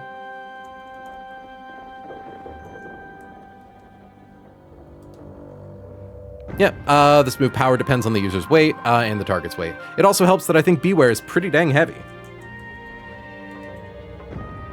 What is your weight lifted? 135 kilograms. How much is Snorlax? 460. Okay, it's still a lot. But Fluffy offsets. It's funny. We're weak to Heat Crash technically because of Fluffy, but we're also we take half damage from contact moves. So Snorlax comes in. We are able to KO it with Superpower before it has a chance to use Curse or Rest or another Heat Crash. We lose. Let's assume worst case scenario here. We lose critical hit Heat Crash is 120. So 287 minus 120 comes out to 167. 287 divided by 8 is 35. So we lose 35 for Magma Storm plus Heat Crash, and then another. So we have 97 HP worst case scenario against Snorlax. We have also dropped our defense by 1 and our attack by 1. Dropping our defense here is actually very important because it means that Hitmonlee here always sees a kill with low kick, which means it never goes for fake out. One of the most important parts of this fight. It also potentially can see a kill with Earthquake. I don't believe it ever goes for Stone Edge. Yeah, it never goes for Stone Edge, which is also very important. But yeah, it sees that it can kill us with low kick, because now let me confirm that Ulara taking minimum damage. So 287 minus 35 twice. Minus lowest roll on Heat Crash is 68. We go down to 149. Defense minus 1. Low kick minimum does 222. Yeah, so it could be Earthquake or it could be low kick under pretty much all circumstances. What we are going to do is probably go on break for a minute because I actually think I need to use the restroom. I can finish this line though. It's not too much more after this. So the reason that we needed to see a fast kill on us is because we cannot let it use Fake Out. If it uses Fake Out, it uses its normal gem, it activates Unburden, and it becomes faster than Pidgeot. That is bad for us. So, worst case scenario, if it goes for low kick, a critical hit low kick does 73.1% to Pidgeot. The important thing is that it never kills Pidgeot after crit low kick plus 2 turns of Magma Storm Chip. So, we also need to get Hurricane off of Pidgeot's move list. We can teach it fucking Aerial Ace for all I care. So we swap in. We take either nothing from Earthquake or we take some stuff from Low Kick, depending. We come in, we outspeed. We are going to Mega Evolve. We would normally wait to do that, but unfortunately we fucked up, and our Pidgeot is 128 speed, making it faster than Yanmega by 4. So correction, actually we're level 44 right now, I believe. No, we're not. We're level 76. Yeah, we're level 76, which makes us 2 speed points faster than Yanmega. If we had been even 1 level lower, this would have worked perfectly. Unfortunately, it don't. So, Yanmega wants to kill Pidgeot. Well, correction. Okay, so first Hitmonlee. I'm getting ahead of myself. We are going to kill Hitmonlee with Mega Pidgeot Dual Wing Beat. It just KOs, plain and simple as that. We outspeed it. It has no priority because it can't use Fake Out after first turn. The game sees that, yeah, okay. Mega Pidgeot is faster than Victini. It is not faster than Mega Absol, but it is faster than regular Absol, and Snorlax is dead. So it is simply going to go in order for the first thing that sees a kill on us in their party, which is Yanmega. Because Pidgeot will always take 2 turns of Magma Storm Chip, putting it within kill range of Air Slash. And because it is Yanmega's first turn on the field, it will never click Detect. We are going to Brave Bird into Yanmega. You might say, well, hold on, you can kill it with Hurricane. We can't have Hurricane. If we have Hurricane on our move list, Yanmega will not swap in. So we are going to level 77 because it is the highest level we can get to do the most possible damage with Brave Bird. Because if we happen to like KO Yanmega with Brave Bird, that'd be awesome. There's theoretically a world where I think it always kills us once it hits us with Air Slash. But we could crit kill Yanmega. It'd be really cool. Because then I think we would just bait in Victini, who would beat the shit out of us. It'd be funny. Point is, Yanmega hits the field, Pidgeot is on the field. We are going to be faster than Yanmega. It never clicks detect. We are going to get off a Brave Bird. In retaliation, it kills us with Air Slash. Once it kills us, we are able to bring in Basculegion. Shadow Sneak does 19.7%. Brave Bird does 83.9%. Brave Bird into Shadow Sneak always KOs Yanmega. The first risk of this fight is whether or not Yanmega manages to use Protect twice in a row.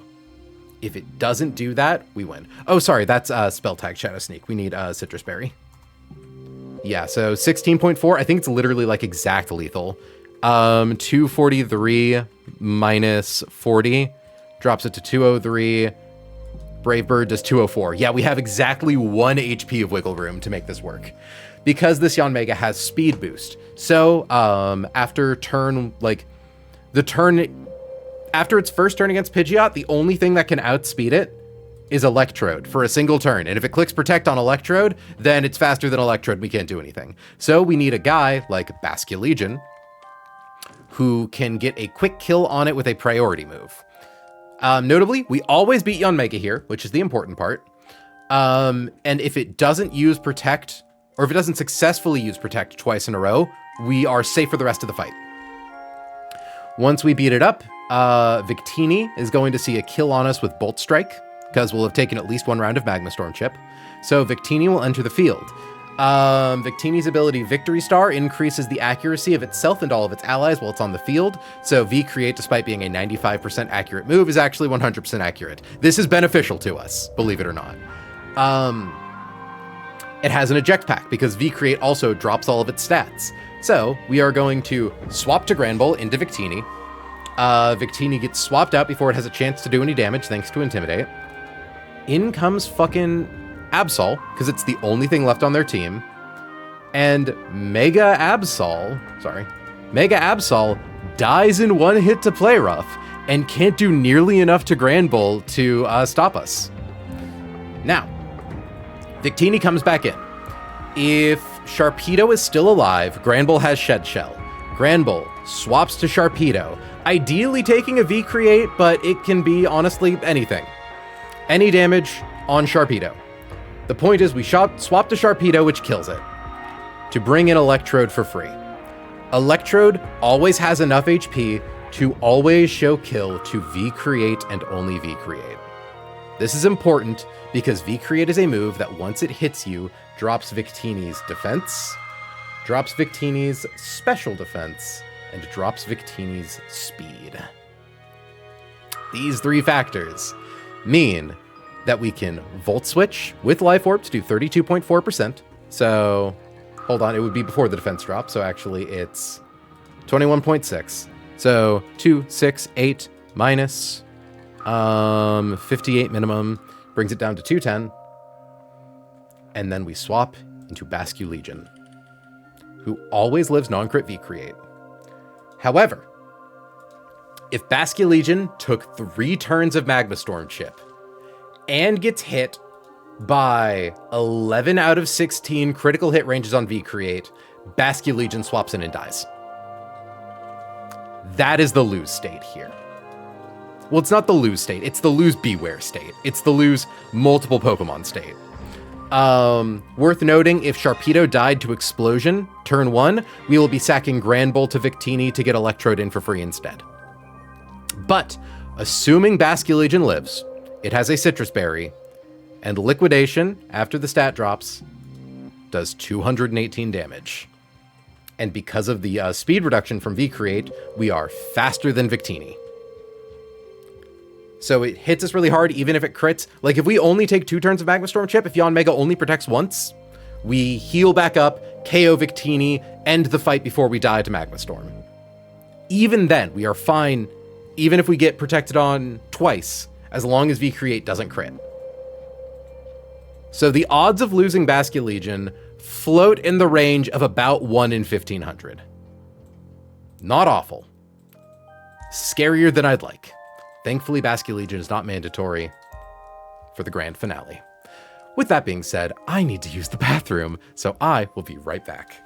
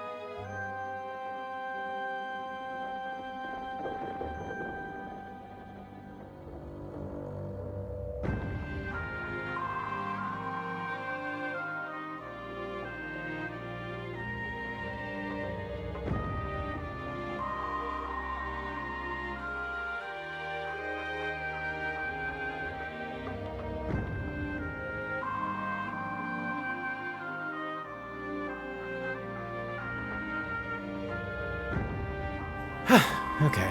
Thank you for your patience, chat. Why is my button not working? Yeah, weird. My hotkeys aren't working. Okay. Don't I have the Corsair app open? I should.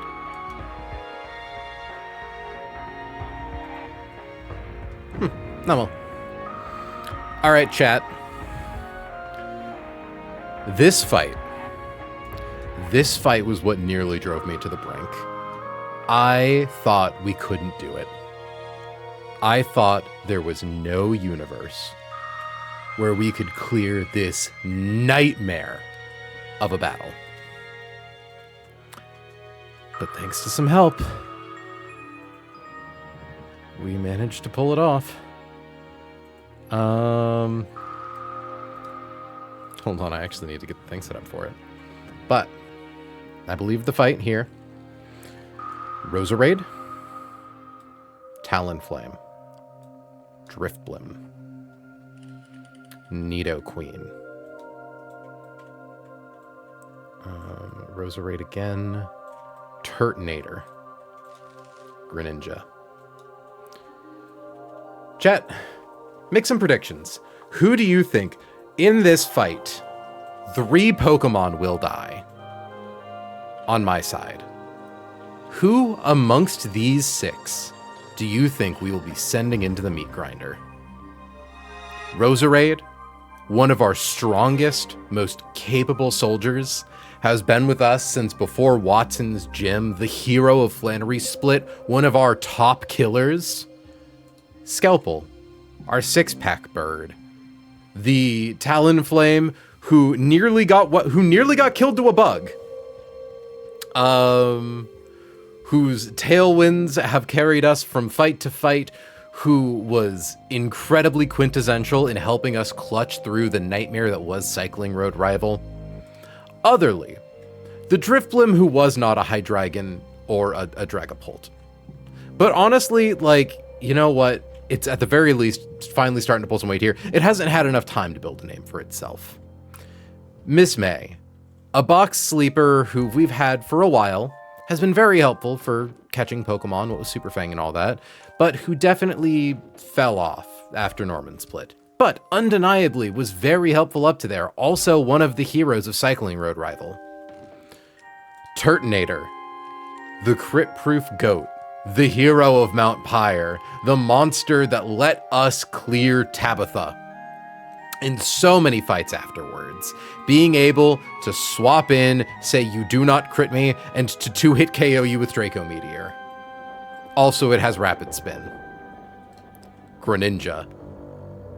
Fast, perfect, almost perfect attacks. Incredibly powerful Fling. Incredibly powerful Dark Pulse. An incredibly useful Flex Slot. Our Petalburg encounter. Again, I don't want to say everyone here was a fucking hero, but honestly, all of these guys are heroes. Everyone who goes into Magma Hideout, whether or not they live, is a hero. I'm going to start typing up my notes, but feel free to make your prediction. You predict the deaths of Driftblim, Turtonator, and Greninja. Okay.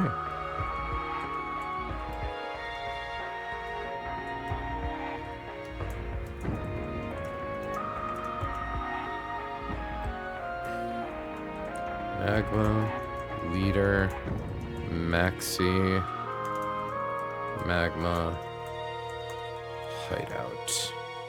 Notes.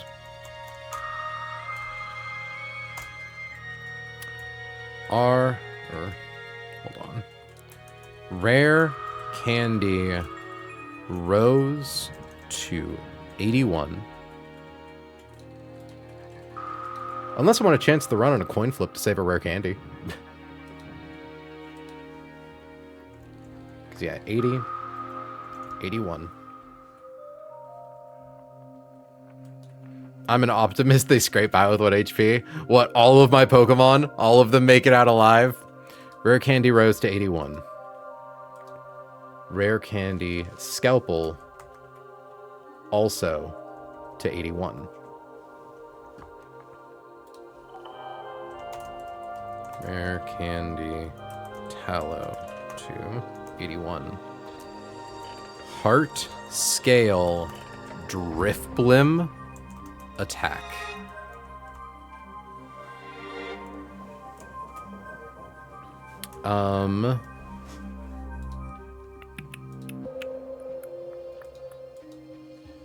Delete earthquake. Delete earthquake from Nidoking moveset. Sorry, not Nidoking, just Nido. I was about to take meds as you were talking about 2 rare candies for Rose, and I nearly took 2 of my pills in one. Funny.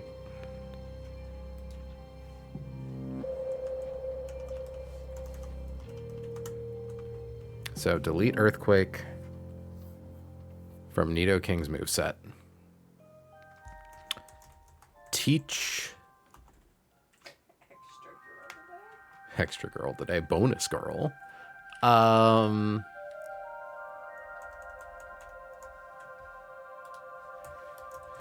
Teach Driftblim Weatherball.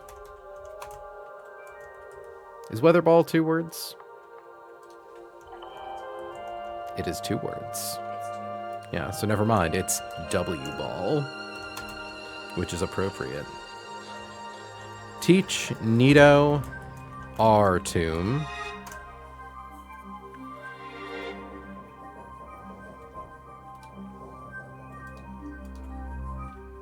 I believe those are the only major moveset adjustments. Pre-damage Turt. Weatherball is an accurate description for Otherly. It really is. Pre-damage Turt 2. Okay, so I just need to make sure. Oop. So low roll on Psychic Fangs is 61. So 61 plus Flamethrower from Naganadal. Low roll is 34. So plus 34 on swap in, on kill. 129. 129 HP. Let me just confirm. At 129, we cannot be crit. High roll Flamethrower minus... Oh, wait. Forgot to account for Magma Storm. So, swap in Magma Storm chip, KO Magma Storm chip. Okay, so...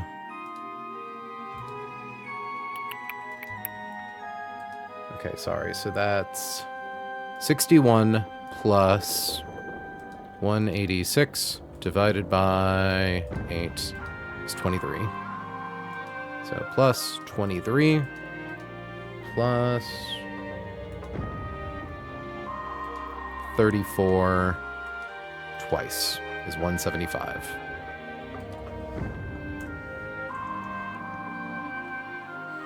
And just confirming, 175 minus 40, it's twice, minus 23, once twice, brings us to 49, well above Flare Blitz range, but always within Psychic Fangs range. Okay.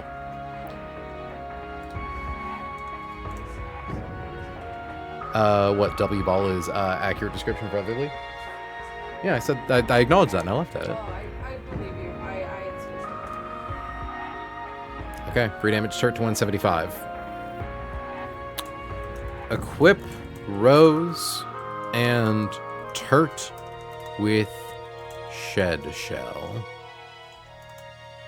I don't think we need to equip Talonflame with anything. Equip Drift with Silk Scarf.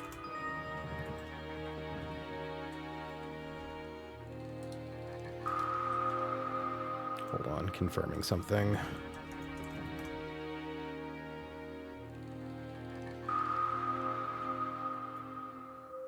Oh, shit.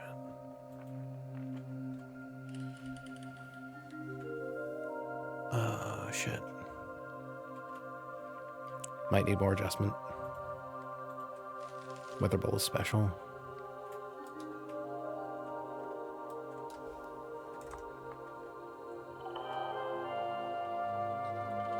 We're not using Life Orb for it. We're using Life Orb on Nidoqueen. Okay, glad I caught it. This might need some adjustments. That's right. Tangrowth's own Life Orb chip. You're right. Okay, good. You're so right. Oh, fuck. Fuck me. I hate this fight. Okay. Yeah, you're totally right. Thank you, Hannah. Equip Drifloon with Silk Scarf.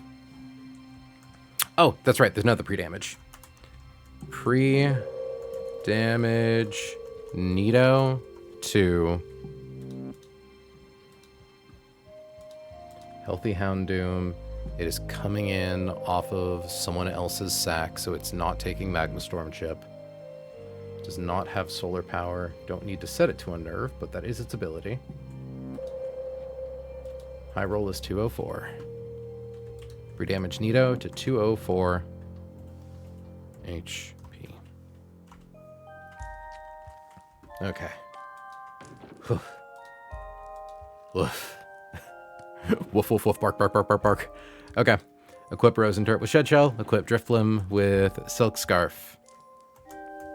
Equip Nido with Life Orb. Equip Greninja with Big Nugget. It's time to go to the money zone. It's time to go to the money zone. Soul, my sweet girl, you're so powerful. All right.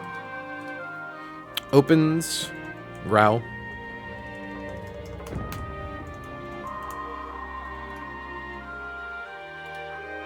Open with Rose. OHKO with L-Storm. So I should make sure... I believe Talonflame always baits Weather Ball into Weather Ball.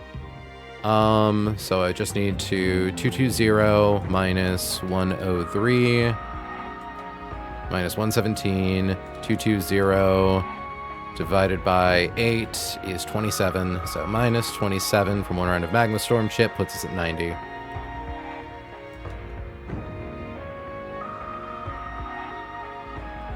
Okay. Potential complication.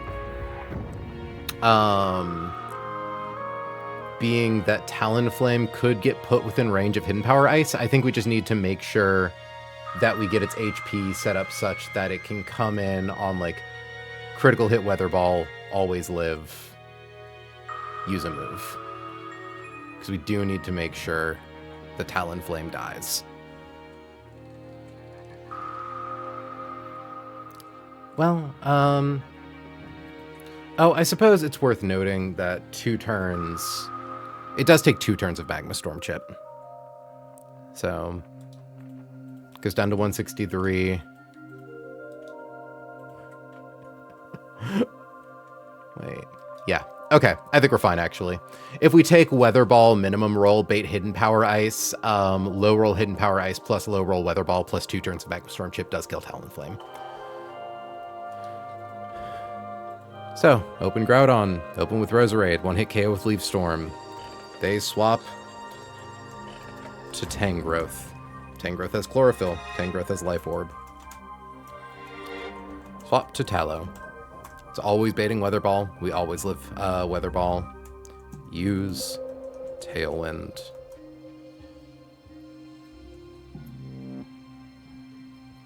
Okay. Use Tailwind. Tailwind. 4 of 4. Swat or send in Drift and OH, well, not OH, KO with W ball. Tailwind, 3 of 4. Swap to Gark. So, well, here, I'll finish writing this down and then I'll properly go over it with you all. Swap to Gark. OHKO with Explosion. Tailwind, 2 of 3. Sorry, 2 of 4.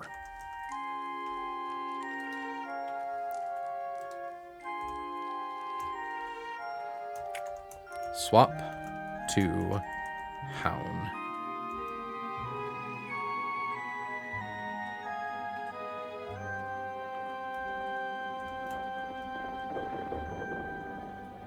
Hold on. Yeah, this is the last turn. Okay. For a second, I thought I had one more turn of Tailwind than I do. No, I did have this right. Send in Nido. Yeah, no, I know I send in Nido first and then Houndoom. For a second, my brain forgot, like, my brain thought I had one additional turn of Tailwind, which we obviously do not. Send in Nido.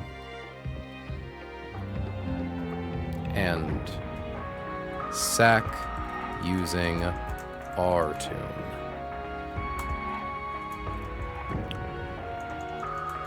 Send in Rose and KO with S-Bomb. Swap to Naga. Swap to Turt. OHKO with D Meteor. Swap to Mew. Swap to Gren. Use Fling. KO with D Pulse. And that's the line. So, first things first. Roserade into Groudon. We are level 81. This is so that way we can be faster than Groudon and one-hit KO it with Leaf Storm. We are not holding the Miracle Seed, we are holding the Shed Shell. Once we KO Groudon, first thing that sees a fast kill on us is Tangrowth with Weather Ball. So it is going to come in to click Weather Ball. We are going to send in Talonflame. Talonflame will live a Weather Ball. Its HP will be low enough to show it a kill with basically all of its moves. We're going to click Tailwind. We will then die to those moves plus Magma Storm Chip. We will be losing Talonflame. However, through the power of Tailwind, Drifblim is faster than Tangrowth. We are going to teach it Weather Ball. Weather Ball does 92.5 damage to Tangrowth. Tangrowth has a Life Orb. It has clicked 2 attacks into Talonflame. It is at 80% of its max HP. Drifblim will KO it with Weather Ball. We will still be in Tailwind. We do not show a kill to Naganadal. It is the only thing that is faster than us in Tailwind. So it will simply go for the first thing that sees a fast kill on us. Or, a kill at all on us that we do not show a kill to, which is Garchomp with Stone Edge. We are still faster than Garchomp. We are going to use a Heart Scale on our attack stat. We are going to equip Silk Scarf. And we are going to kill Garchomp with Explosion. Drifblim came to 3 Pokemon. And I'll be fucking damned if it was not exactly what we needed to clear Maxie. Drifblim goes boom, KOs Garchomp. We are going to send in Miss May, pre-damage to 204. The important thing to note about being at 204 HP. We will also not have Earthquake, we will be replacing it with Rock Tomb. We will also be equipping her with a Life Orb. Naganadal does not see a KO on us with Dragon Pulse. It maxes out at 54 damage. It is the only thing that is faster than us in Tailwind. Mew sees 200 damage with Psychic Fangs. It does not see a KO on us. Regular Houndoom. Without solar power, its ability is technically Unnerve in the calculator. Barely, and I mean barely, sees more damage on Nidoking than Mew does. This is the most important part of the entire fight, is this. Because Mega Houndoom is a fucking demon. It's faster than everything. It has solar power, so it basically gets a choice specs boost to all of its attacks that it can use, you know, in whatever order it wants. The only cost is that it loses an eighth of its max HP every turn. You know, the thing we have to deal with every turn. Houndoom comes in. It sees a kill on us with Flamethrower. It will go for it, but we have one last turn of Tailwind. I did forget to mark that in the thing. Tailwind, 1 of 4. We are able to use Rock Tomb. Rock Tomb plus Life Orb into Houndoom. We also need to get rid of Gunk Shot. We do need to delete Gunk Shot as well. Because we have to make sure that we don't show Houndoom that we fast kill it, because then it won't come in. Pre-damage Turt, pre-damage Nido. Delete Earthquake and G-Shot, not G-Hot, G-Shot from Nido moveset. Okay. So yeah, assuming we don't have Gunk Shot and we don't have Rock Tomb, we have fucking Growl, I don't know. It comes in, sees the kill with Flamethrower. We get one turn before it does. It Mega Evolves first thing, reducing the damage of our attacks. But, thanks to Life Orb, we do minimum 99 damage to Houndoom. This feels like more than I thought. Sun, singles, no, everything should be fine.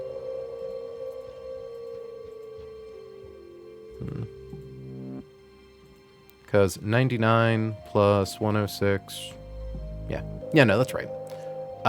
It just got all mussed up, but we confirmed we do 99 damage into it with Life Orb boosted Rock Tomb. It has 234 HP. Minus 99. Drops it to 135. It kills us with Flamethrower. Its ability is Solar Power. Solar Power says, hold on. Right, yeah. Let me just, sorry. So I'm trying not to do these exports until we actually like get them done in the game. And I don't want to make any permanent changes until we get to the fights where we need to make the changes, so we don't accidentally lose access to something that we might need if a fight goes wrong. It's why, even though there's theoretically no downside, I will not be leveling up Roserade to 81 until we get to Maxi. So yeah, 99 damage into Mega Houndoom, because we have to account for the defense change when it Mega Evolves. So that drops it to 135. It uses a move to kill us. Its ability is Solar Power. Solar Power says all of its moves get a 50% increase to damage, with the trade-off that once it uses them, it loses an eighth of its max HP. 234 divided by 8 is 29. And some change, but it rounds down. So 135 minus 29 comes out to 106. Roserade, Sludge Bomb at level 81 does 106 damage.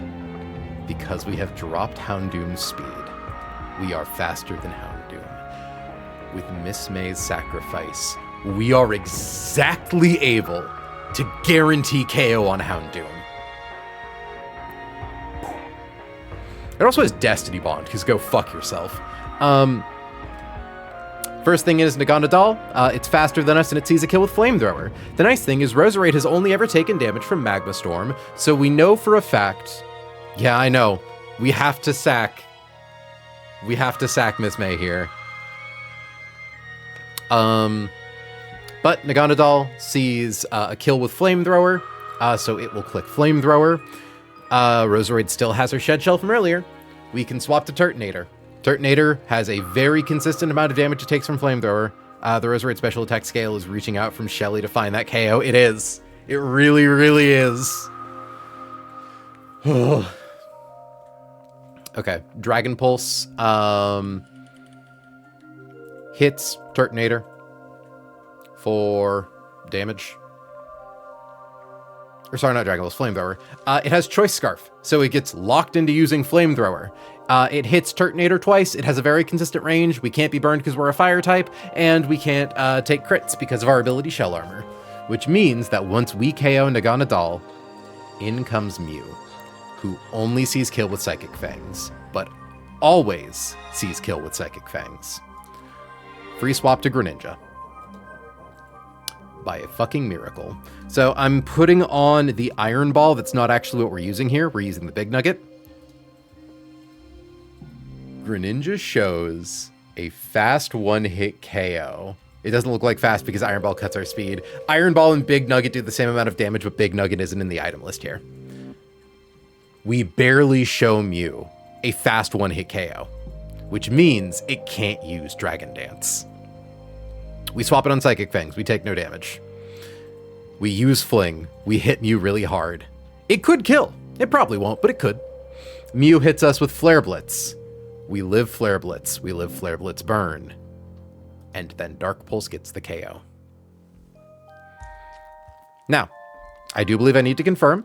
Greninja has to take swap in Magma Storm Chip, fail to kill turn 1 Magma Storm Chip, and potentially burn damage from Flare Blitz for 1 round. So, 206 HP. 206 divided by 8 is 25. So, Magma Storm 1, Magma Storm 2. 206 divided by 16 comes out to 12. 156 minus 12 comes out to 144. Flare Blitz, crit. How much damage do you do? 140. Chat, by some act of God, not only do we have a line for Maxi, we have a perfectly consistent line for Maxi. It is watertight. I think the only thing, I need to double check the math with Tangrowth into Talonflame. I just need to confirm some ranges. But I do believe that, because we need to make sure Talonflame dies the turn it clicks Tailwind, otherwise we don't have that last turn to be faster than Houndoom. Because, like, okay, what happens if we pre-damage Talonflame to... It's 180. Okay, so 220 divided by 8 comes out to 27. So 181 plus 1, because we always need to have at least 1 HP. 182 plus 27 comes out to 209. Now, assuming we get hit by Weather Ball, 209 minus 103 brings us down to 106, and then we lose 27 HP. Shows 79. Never puts us in Solar Beam range.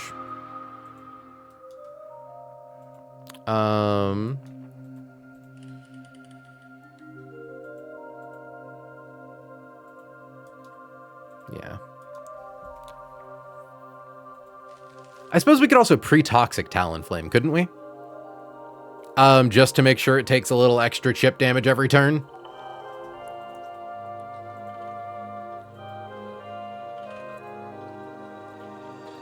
But I think, I do think pre-damaging to this is safe, but... Because, yeah, okay. Let's assume we pre-toxic Roserade. 220 divided by 8 is 27.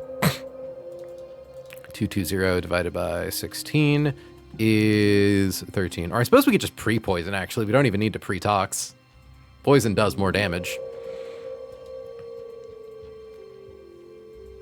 Yeah, because at that point, Talonflame loses half of its max HP to 2 turns of Poison, 2 turns of Magma Storm. Definitely dies to Weather Ball. I think that's the safest option here, right, Hannah? Pre-poison Talonflame.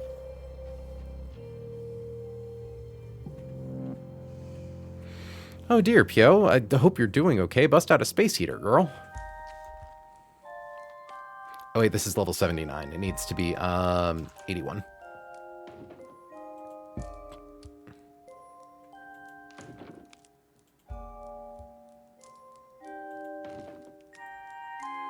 Pre-poison. Oh, that's a good point. Does pre-tox? See, and this is why I'm here to have you double check my shit. That being said, though, we would actually be 226.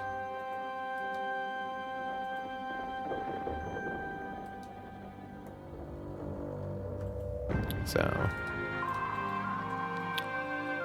226 divided by 8. 226 divided by 16. 226 minus maximum roll weather ball minus 175 comes out to 51. Minus 28 comes out to 23. Minus 14. Okay, I do think pre-toxic is safe. You are always safe from full HP. You always die. I'm sure you're right. I'm sure you're right. I'm just like, okay.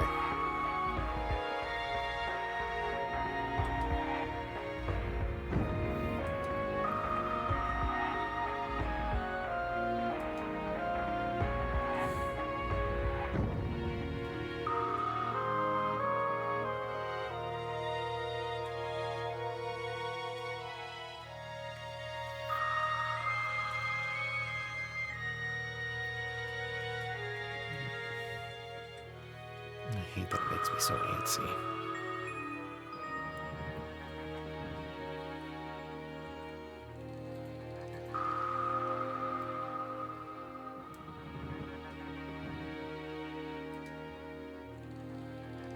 I see what you mean, Hannah. Yeah, if it clicks hidden power if it's able to see hidden power ice, meaning we're at 42%, that means the minimum damage it can do is 35%, and then we die to Magma Storm Chip. Any amount of HP that would bait a move that isn't Weather Ball kills us after Magma Storm Chip. I think I understand what you mean, finally. Yeah.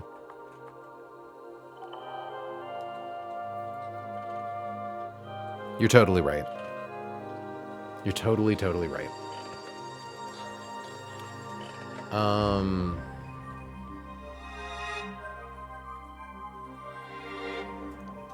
What about min roll weather ball into Magma Storm? Is it possible it still sees sleep powder after that? 226 minus 99 comes out to 127. Minus 28 comes out to 99. Wow, no, okay. Weather Ball exactly sets up Weather Ball. That's really funny. Yeah. Yeah, that's it. That's it.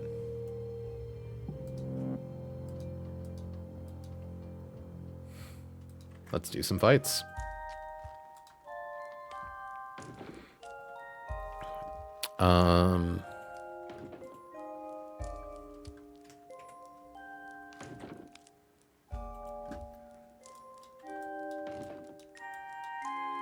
Pre-burn should also be fine if you're super paranoid about sleep powder. That's not too much damage. Well, because if I did pre-burn at that point, I would do pre-tox, because we always... I'm pretty sure pre-tox, we always live crit max roll turn 1, and then tick of Magma Storm, tick of Toxic. And then it ups the damage to make sure that we die on the following turn. But I think you're right. You're totally right. I'm overthinking it. Okay, we need Lucario, wherever he is. We need Gyarados. We need Flygon. We need Sharpedo. Sharpedo. We need Electrode. And we need Garchomp. Lucario has Shed Shell. Gyarados also needs Shed Shell. Not Silver Powder, you get Citrus Berry for this. And of course, worth noting that Centiscorch at -1 defense, never dies to like U-turn, like rock smash into U-turn. This thing has flamethrowers and it makes it a pain in the ass.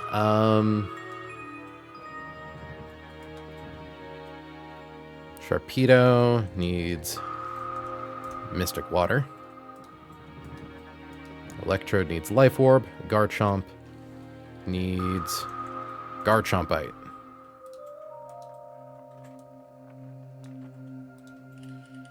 Okay.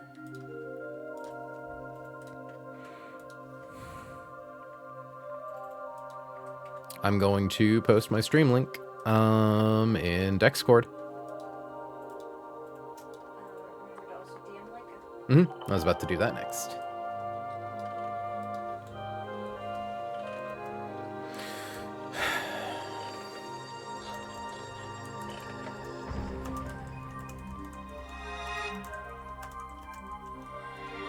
Pre-Hellroom math check, or yeah.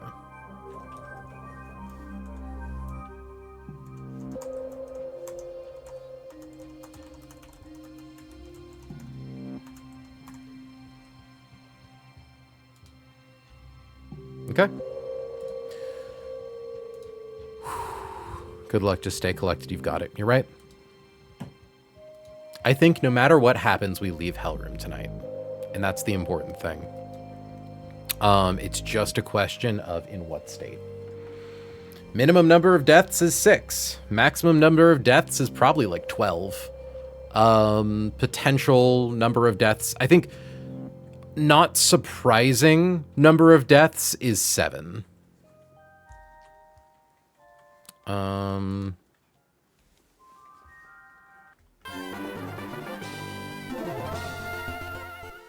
Let's get it.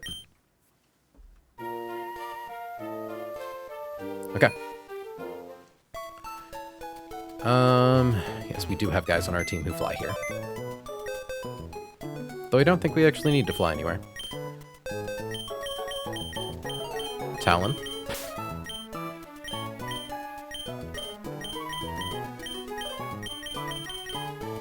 Aramaya. Lixie.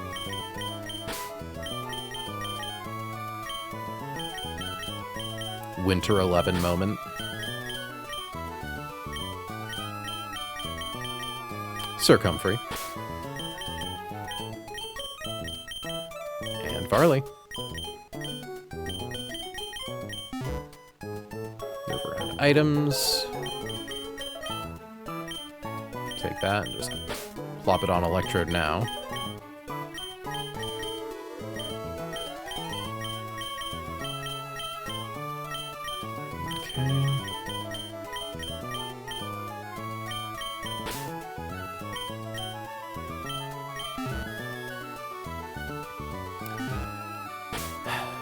Hi, hit my word count goal while you were planning. I choose to believe this is good luck for you. Thank you, Kessel. I appreciate that. Okay. First things first. Talon. It's time for you to become the GMO Cario that you were always meant to be.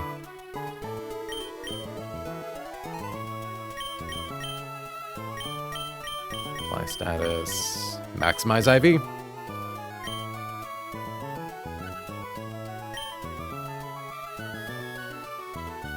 Attack.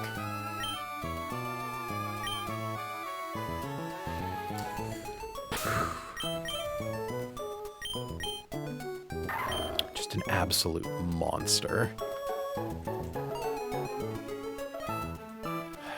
I have to share this in Discord because it's so funny.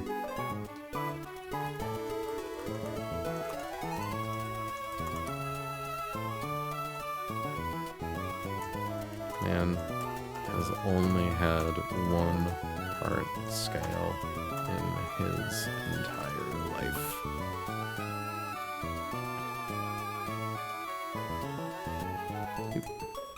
At Wereboofed.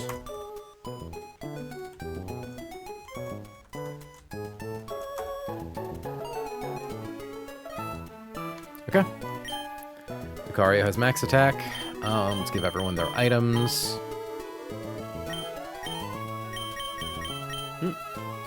My phone buzzing over. Who's trying to get a hold of me? Aww. Dog photo from my mom. Shed shell. Lixie. It's a sweet little citrus.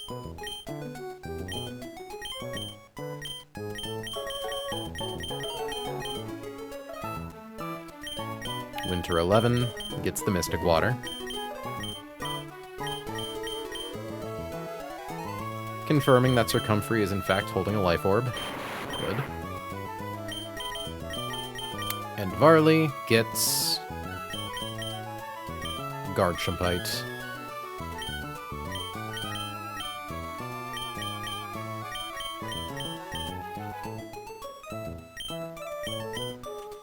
Okay, let's now walk out of here. We need to teach Gyarados Rock Smash.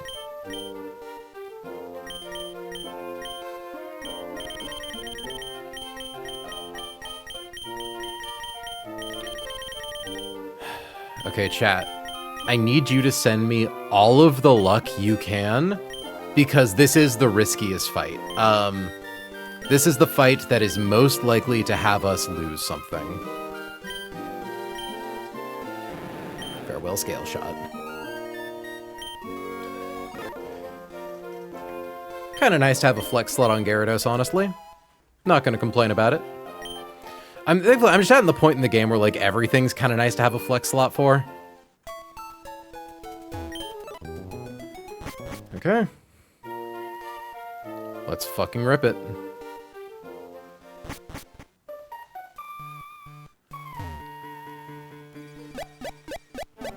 Sending Pio luck. Sent. Thank you, Pio. Just confirming. Repellent is deactivated. Repellent is activated. I don't know why it would ever be off, but that's how they get you.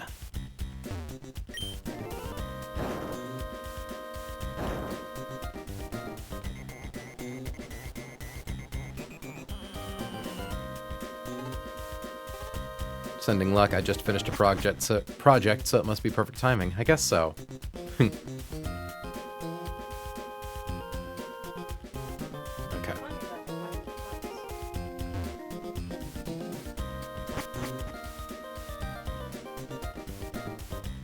Yeah, no, wait, honestly.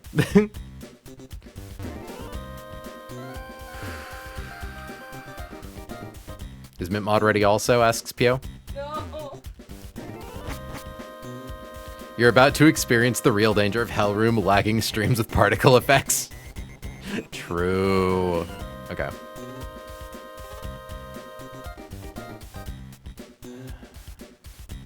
If things don't go well, it's going to be a very sad night in this house, but I believe.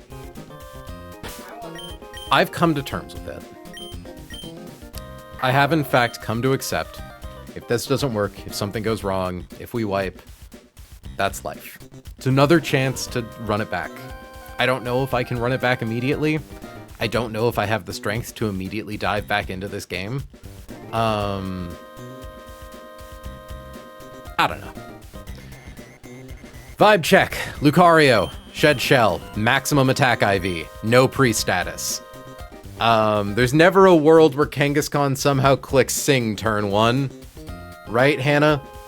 That's never a world that exists.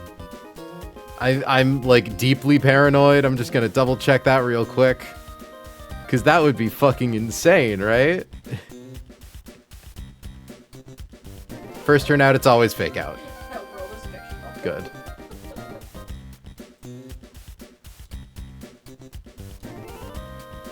Yep, okay. Flinching, or steadfast flinching raises speed. Speed of 171, okay. I should probably check everyone. I just realized I only checked the one guy. Shed Shell.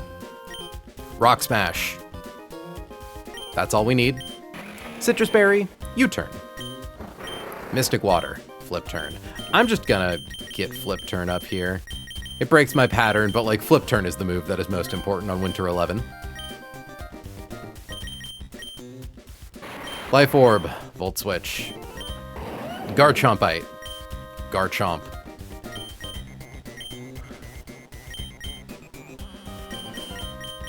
Welcome to hell, kids.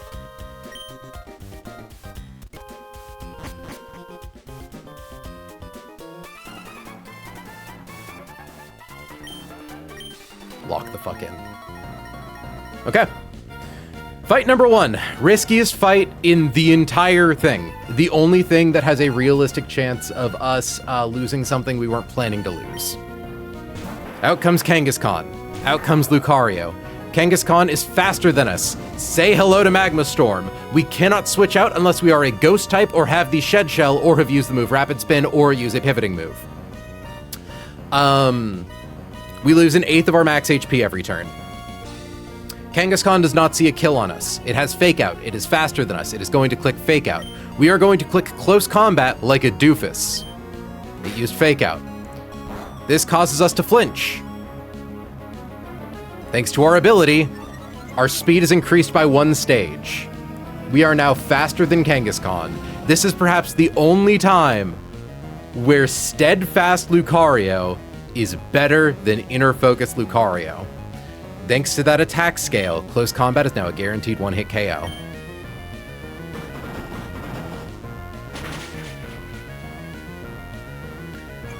We drop our defense and we drop our special defense, which means that we are faster than everything on their team. The first thing to see a kill on us is Scentiscorch with Fire Lash. Chat, I need your prayers. I need your hopes. I need your dreams. Because we have to hit it with Rock Smash. First things first. First RNG check. Pray that it does not crit.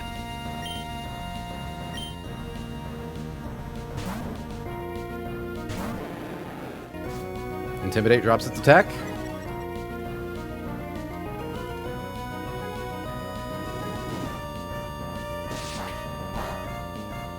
It did not crit. Our defense is dropped.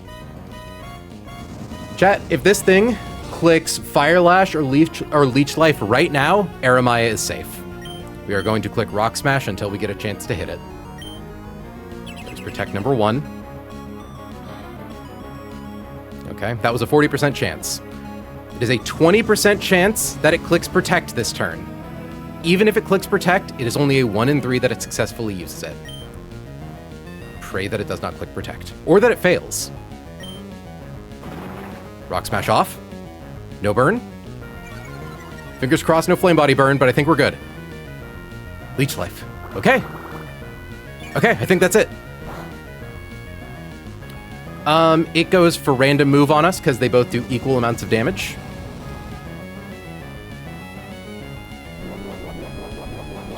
Aramaya lives. Okay. We swap Aramaya to Lixie. Doesn't matter what move it hits Lixie with. Leech Life. Okay.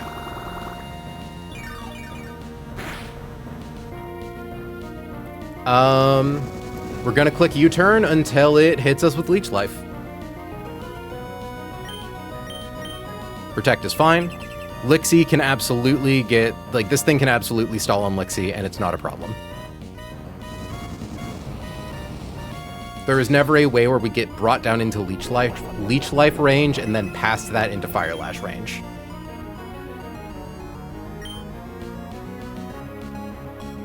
Ooh, I do have its attack set to -1 in the calculator. That is incorrect. Its defense is at oh no, its attack is at -1. I have to remember, Gyarados did that. And its defense is also at -1. Okay. U-turn. Grip mattered.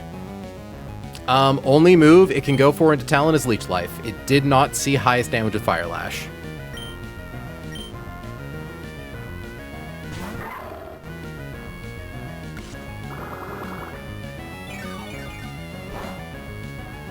Critical hit.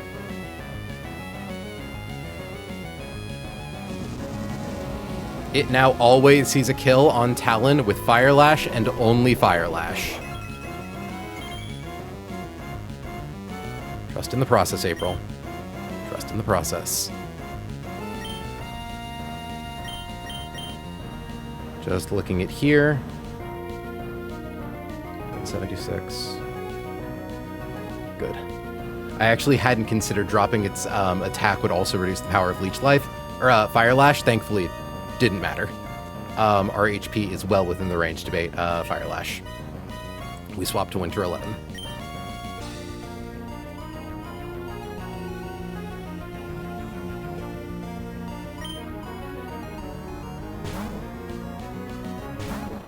Fire Lash. Because of that defense drop we set up several minutes ago, sent a Scorch after Rough Skin and Leftovers healing is dead to Flip Turn.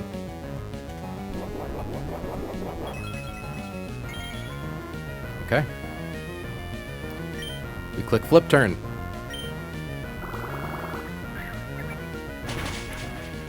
Kills Sent a Scorch. Flame Body's fine. We don't care. We get swapped out. We are sending in Circumfery.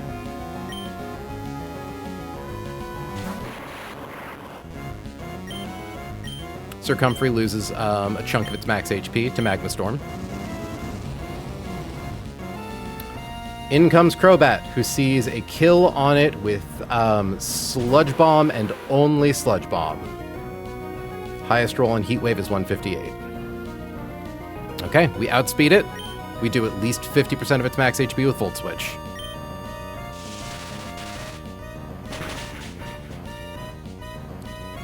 It's going for a poison type attack, chat. You know it's immune to those? Go for it, Talon.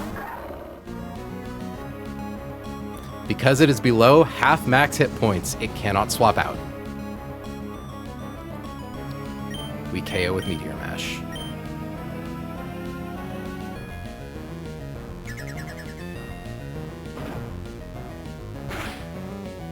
And by a fucking hair. By a fucking hair. We live Magma Storm. Only possible thanks to the Boltcario. Only possible thanks to the bulkiest Lucario. We have Shed Shell. We swapped to Varley. We did the math. We always win.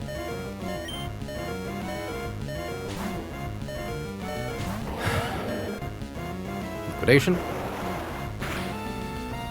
Did get the defense drop. No crit, though. Take a little bit from Magma Storm. Now the real question, do we get the one-hit KO? It's about a coin flip. I think a little better than a coin flip for us to just KO at turn 1. Mega Evolve, click Earthquake.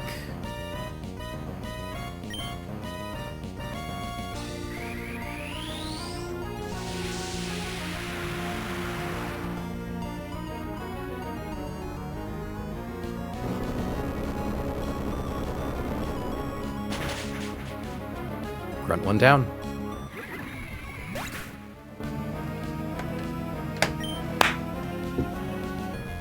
Thank you, Hannah. Thank you so fucking much, Hannah. That wouldn't have been possible without your help. We're not done. Wife, could I bug you for another coffee and water? My mouth is getting dry. Thank you. Thank you for being sweet to me. I owe you so much tomorrow.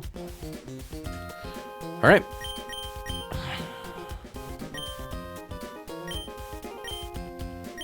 Escape rope.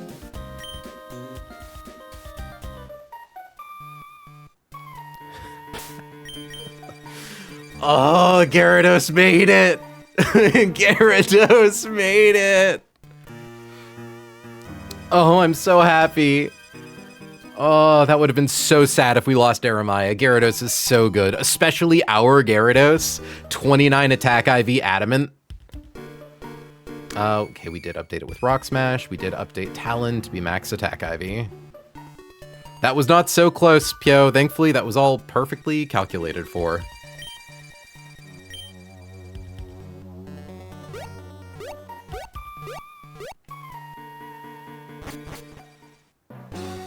Okay. believe our next 2 fights are riskless. Though not deathless.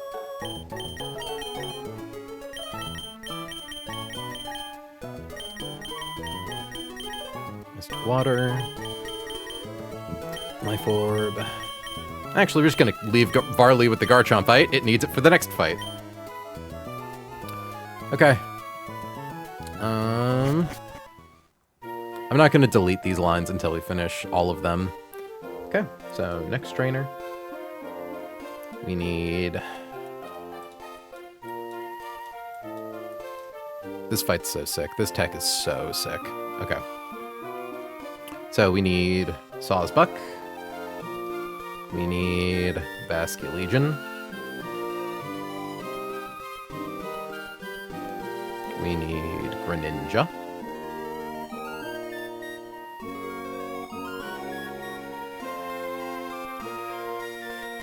Wherever Greninja's is.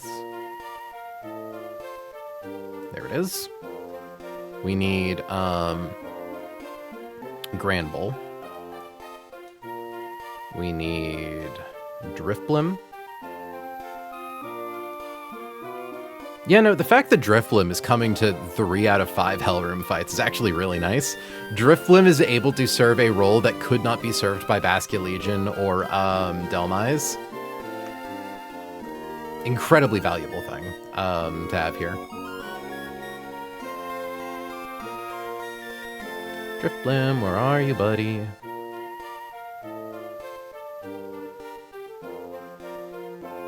Why does it blend in so well? Bimp. Where is my Bimp? There's the Bimp. Mega Garchomp and Rega Garchomp.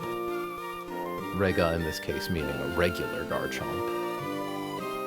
Hashtag average chomp. Okay. Yeah, we just give Drifblim an Oranberry. It's funny. Export, import. Okay, step 1. Grab Sawsbuck.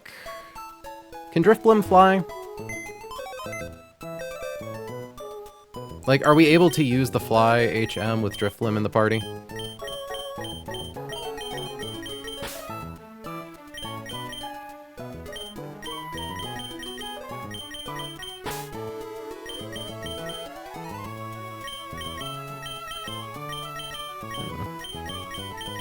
I'll just fly right now.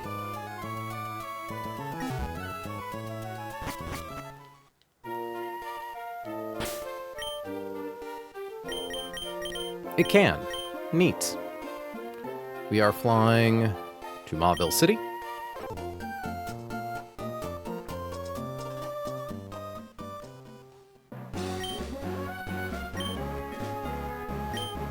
Master. Ice Punch. Soul.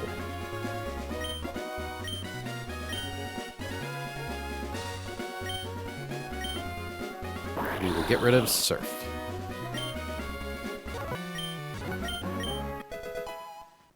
Okay. And to make sure we have it right, we are also going to fly to Lily Cove. We can grab the rest of our team while we're here, thankfully.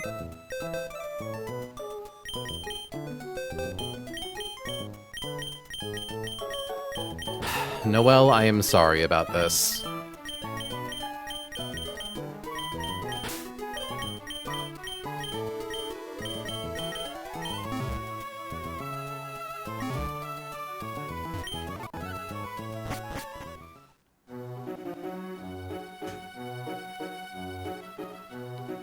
So moves we need our Double Edge and then Fake Tears. We just want a move that doesn't do anything.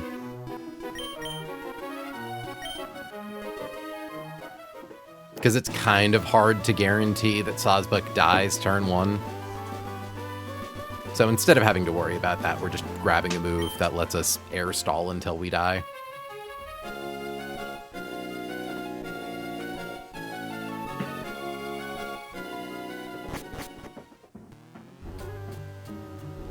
Vampire.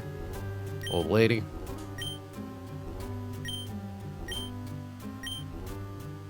Fake tears.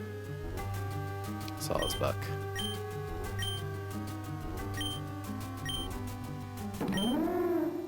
Get rid of jump kick for it.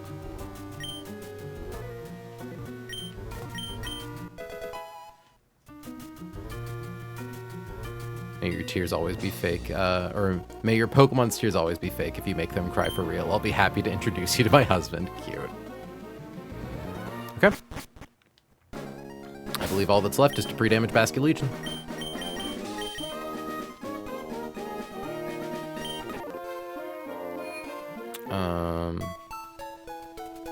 Yeah, because we don't need a pre-status. So let me see. Noelle Holiday was never surviving an encounter with Hellroom. She'd melt real. Okay, good. We already have Ice Punch on Greninja and the Calculator.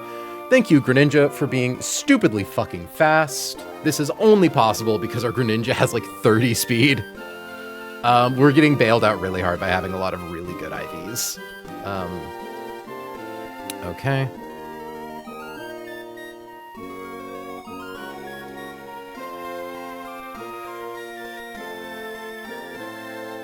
So I do need to confirm really quickly something on the calculator to make sure that Granbull, after one round of Magma Storm Chip, does in fact not bait in Incineroar.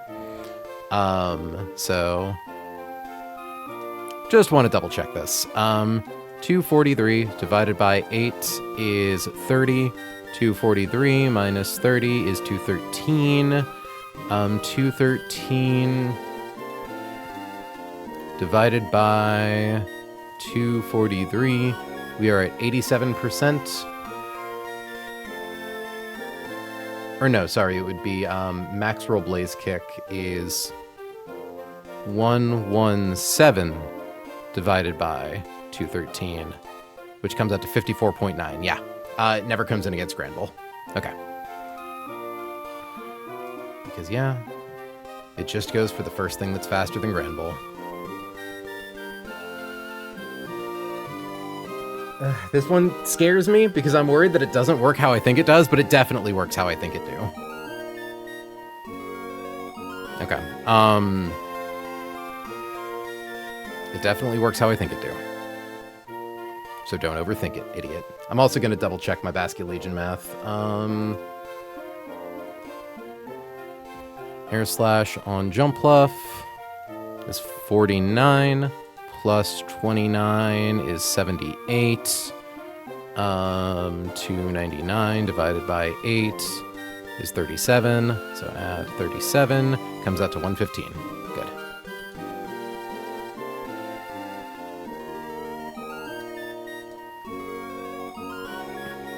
I suppose actually I should probably just bust open the script. Scripting! File, load recent script. Pre-damage. Copy. Paste. Slot number 2. 115. Okay.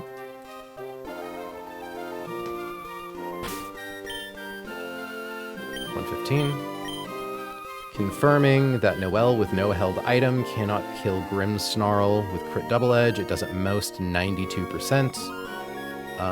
And we always live one round of crit fake out in a Magma Storm Chip. Okay. We know that Mega Garchomp can kill Incineroar and Turtonator. We know that Granbull baits in Licky Licky. We know that Otherly baits in Incineroar. Okay. Give Dios the Life Orb.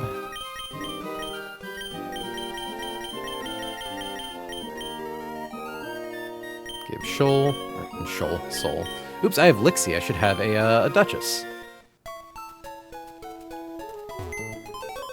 Yo. Creamer. It's a special day. You know?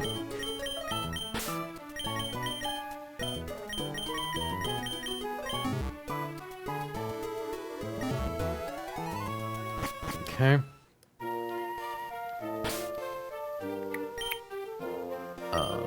Soul. Creamer? I hardly know. Hush. Soul gets shed shell number 1. Duchess gets shed shell. Drain me financially, please. Oh dear. Okay, well we're not doing that. Alright. Otherly needs an Oranberry. Berry, comma, Oran.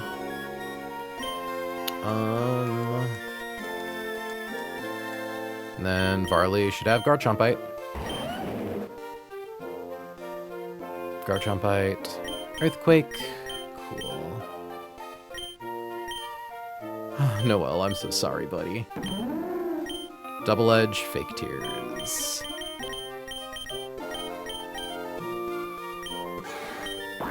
Liquidation. Ice Punch. Skibby Face. We don't care what's on Granbull. The important thing is that Granbull is just strong enough to beat the shit out of Incineroar because Incineroar doesn't comprehend that it has Intimidate. Thank you dearly, my dear.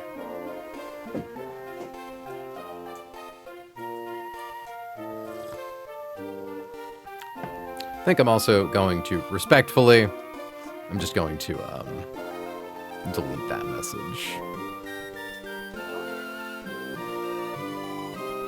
Hold on, how do I engage in mod actions?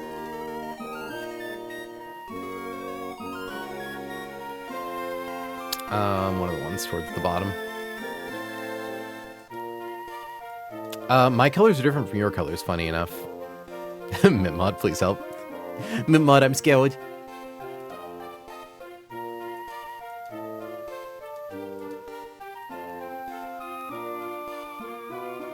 Okay. Get that back open. On to fight number 2. No. 1 second, chat.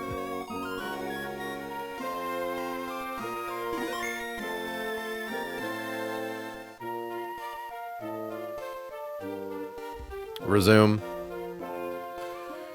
Okay. Hop, hop, hop, hop, hop, hop, hop, hop, hop, hop.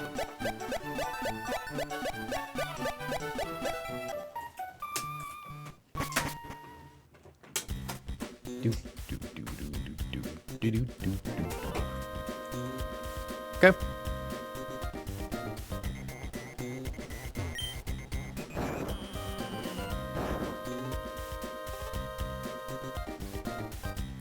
I was going to say, Deltarune Chapter 5 when, hashtag Fire Shock Theory.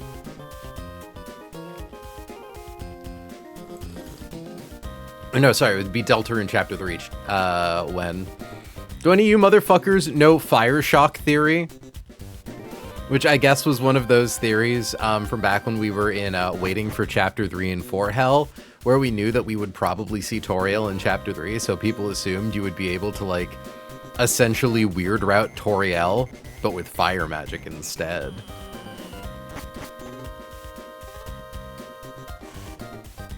Is this a Toby Fox thing? Technically, no. It's Toby Fox fans. Toby Fox fan thing. Alright. Dropping save.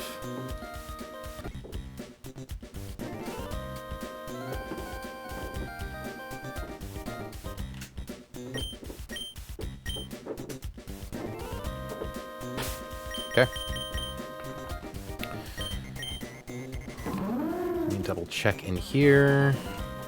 You should be holding the Life Orb. Export, import. So you're faster than Incineroar, Licky Licky, and Turtonator, but slower than Jumpluff. And Life Orb shows a kill to Incineroar, which is nice.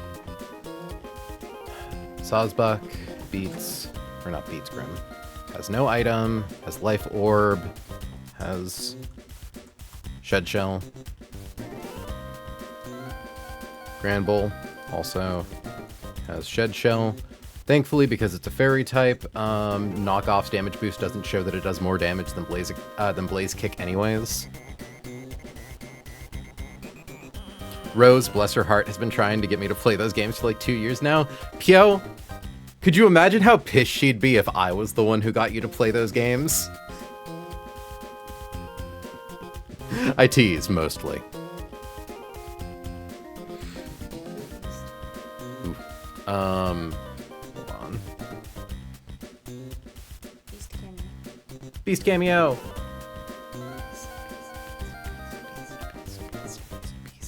Beast. Look at him go. He's purring, believe it or not.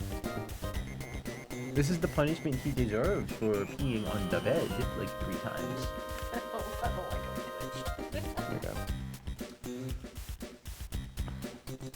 Anywho.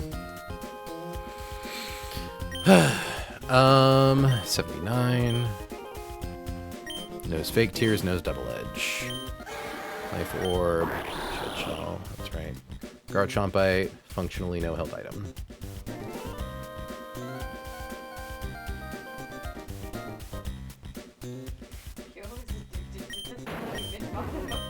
To be fair, Thank You Mint Mod is a good emote.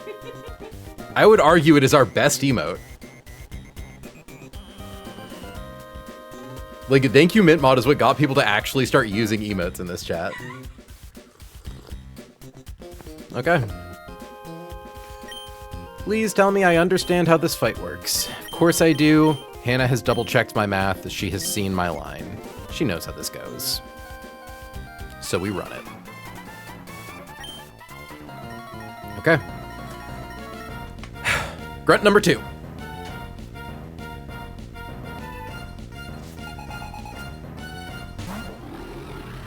Out comes Grinsnarl. Out comes Noelle. Noelle is trapped. She will not escape. Noelle Holiday, you didn't do a whole lot. I'll be completely honest. But you were really fucking good for discharge doubles. Like 3 months ago, are we winning, boss? Turtle, we cleared the first grunt, which had the highest risk. So yes. Grimmsnarl used fake out, that's fine. Oh, that's right, it did come to a Flannery fight. Don't get me wrong, Noelle has come to some fights. Just not a lot. We outspeed Grimmsnarl, we get off a double edge. We never kill if we crit, which is important.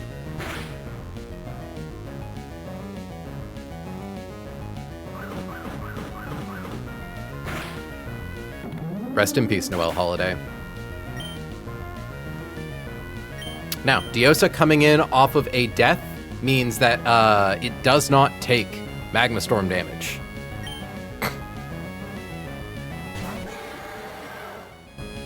Okay. We are faster than Grimmsnarl. It sees a kill on us, so it doesn't want to click Scary Face. We are able to outspeed one-hit KO with Liquidation.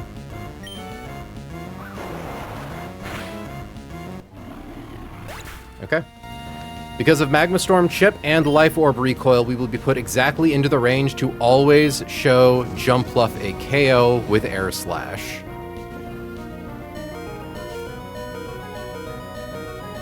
$49 HP. Jumpluff sees a KO at 49 HP. We will now swap Diosa, who is a Ghost type, to Soul.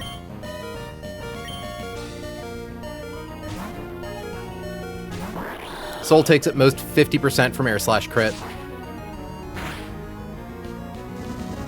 We pre-damaged like that to make sure that Jumpluff didn't set up a substitute or click Spore or Leech Seed. We are now able to fast one-hit KO it with Ice Punch. And if I'm correct, it should bait in Turtonator. Because we are faster than Turtonator, Licky Licky, and Incineroar, Turtonator is the first one in that line that just sees a kill on us.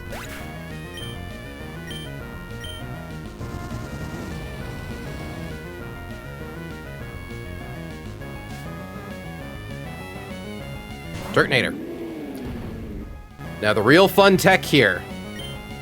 Turtonator has an eject pack. Intimidate will proc it.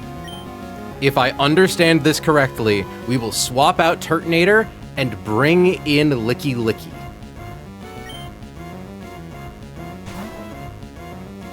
If Licky Licky comes in, then that means I did all my shit right and we win.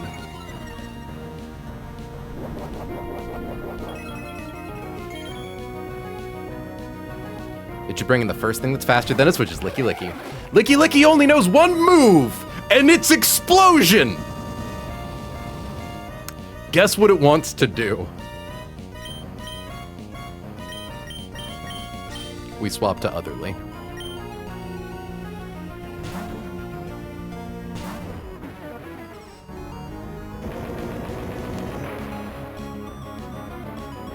Does not affect Otherly.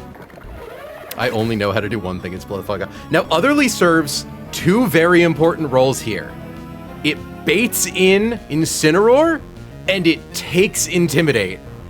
Three important roles, and can swap out. In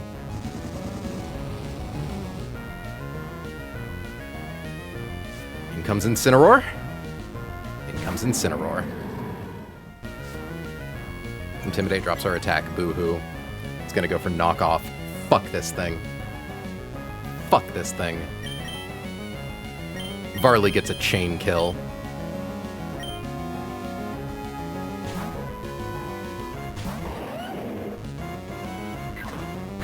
What knockoff? We're holding Garchompite. As a VGC player, yes, fucking Incineroar. This thing's a demon. Okay. We Mega Evolve. We click Earthquake. We're still faster than it.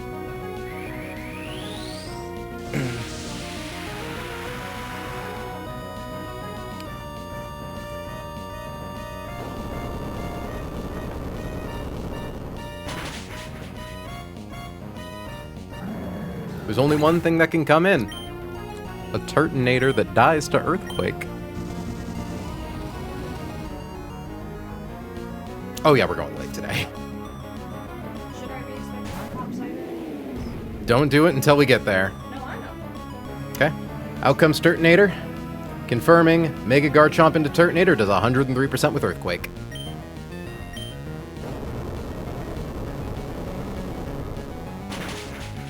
Which is good, because it gets one hit KO'd by Draco Meteor, and that'd be bad.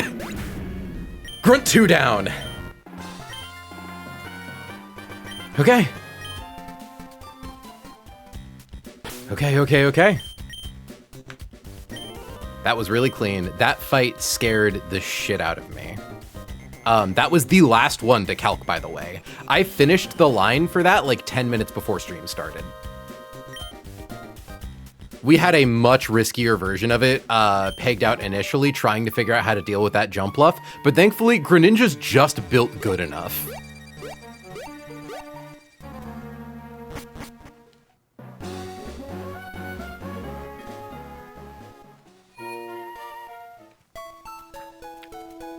Like, the fact of the matter is, like, that was our first death.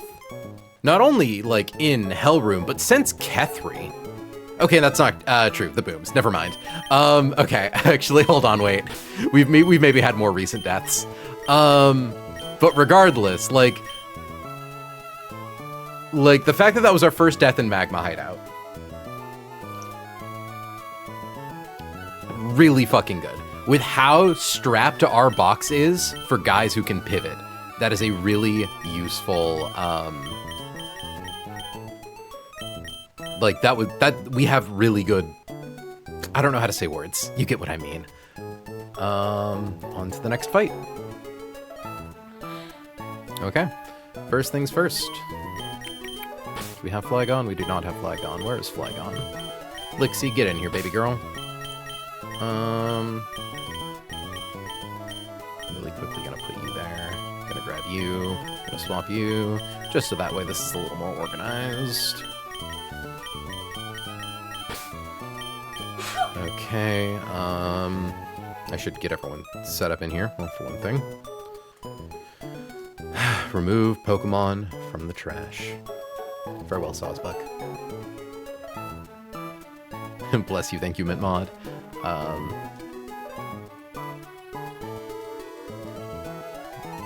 Okay, so we need Basculegion. We need, Flygon.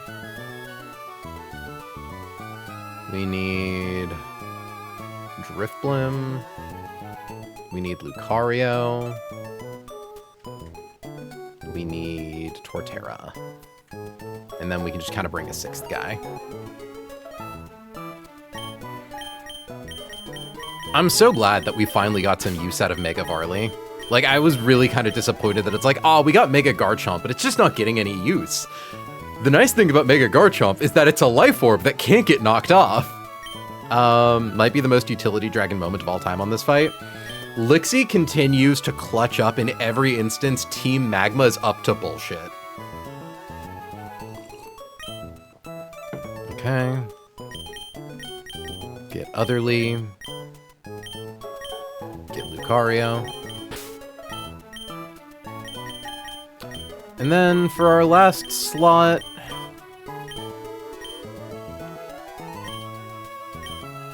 I don't know, we'll bring, like, Seismitoad. I'm trying to think about, like, who's the most sackable twerp in our box if something goes wrong. Like, say what you will, our box really does have a pretty high quality of encounter. The cast form wants to see Hellroom. Okay, yeah, you know what? No, Hellroom is cast form's natural habitat. We will bring cast form, as a just in case. Cast form yearns for the Hellroom. Because normally, chat, for context, cast form, Hellroom is normally where cast forms go to die. You use cast form to beat Maxie's Tangrowth and set up Tailwind. But the way our lines work, it just doesn't quite do that. Oh, that's so sad. What do you mean? Our cast form gets to live. We aren't killing this one. I'm not going to bother leveling it up because it's only here to sack in case something goes wrong. It gets to hold its emotional support Fluffy Tail.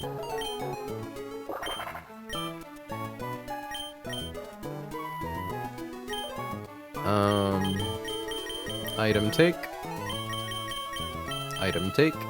So Christmas dies but Halloween survives. What, in the form of Drifblim? For now, sure. Okay, where is... That's right, I need to move items. Brain empty. I'll take that Shed Shell. Load it on Lucario. Take that Garchomp Eye, put it in the bag. And I think we also get to bag our second Shed Shell. Okay. Just need to confirm my math really quickly. A Lixie with Silver Powder. So, Dios or Basculegion should now have Spell Tag. Export, import.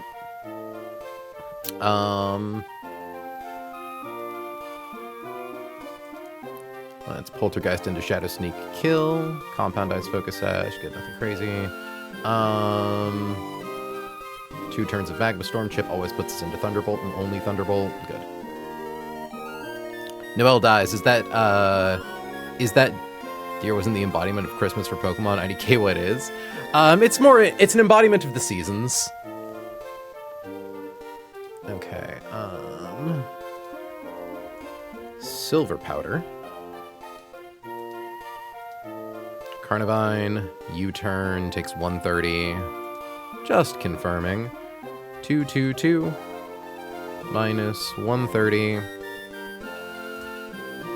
Comes out to 92. I suppose we may as well drop Shadow Ball. We don't really need it. And then Aerial Ace does 141. Yeah, absolutely kills. Cool.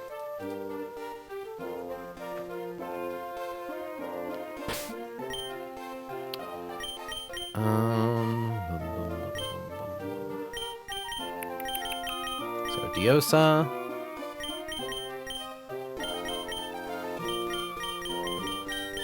Spell Tag. Lixie. Not Spell Tag.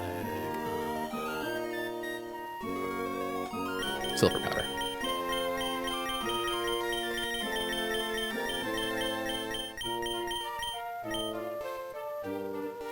Otherly a Citrus Berry.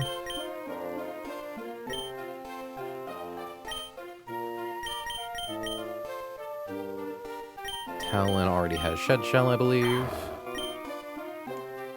And Turtle needs a zoom lens.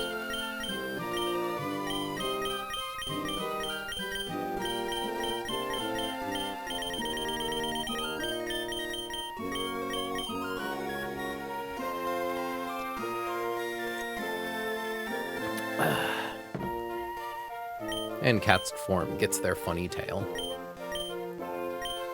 Okay. Pre-toxic Tort, Aerial Lace to Driftbloom. Icy Wind, Magical Leaf, Nightshade, Aerial Lace.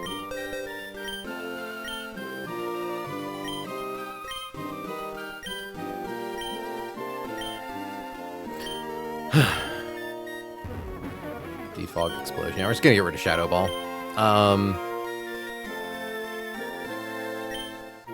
We're never clicking it. It's the nice thing about having all of our lines cooked is we know that there aren't any consequences to deleting one move over another.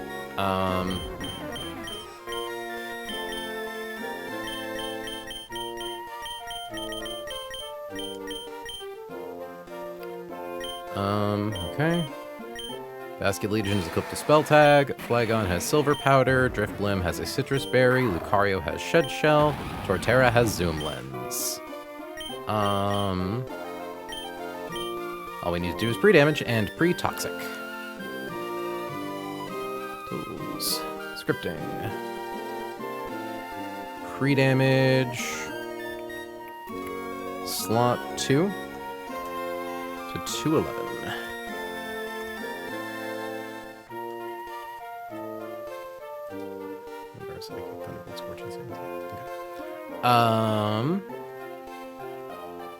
And then we'll go into the shop and pre-toxic Torterra. Driftblim learning Aerial Ace is funny. Imagine a hot air balloon doing high G maneuvers. Yeah, that's a pretty quality meme. Okay,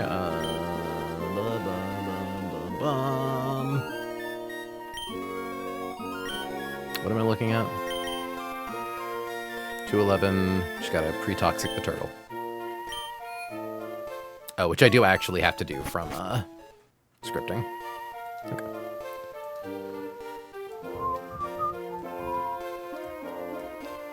Pre-toxic. Slot 5.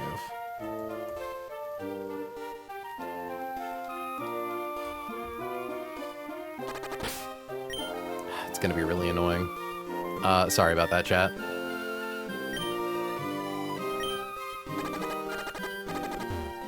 Is this our last fight for the night? It is not, Pyo. We have 2 more fights after this one. We're doing all of Hellroom in one stream.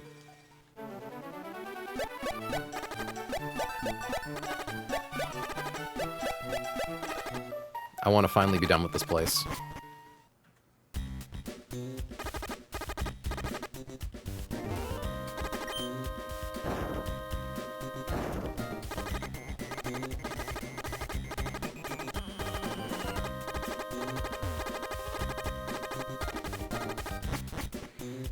Getting there.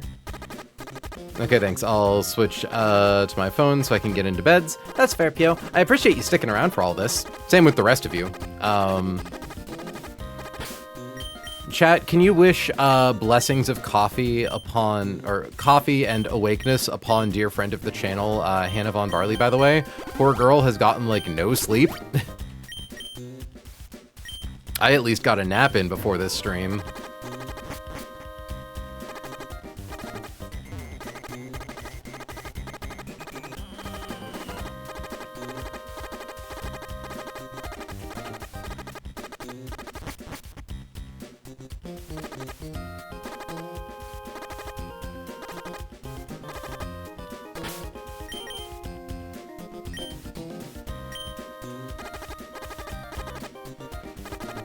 Okay.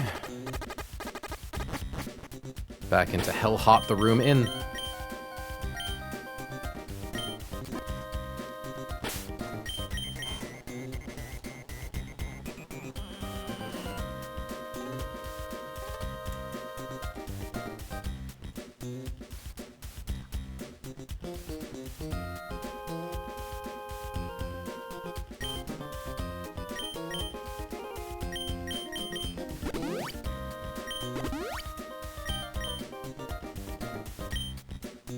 It's only 36 hours of no sleep. It's fine. Hannah!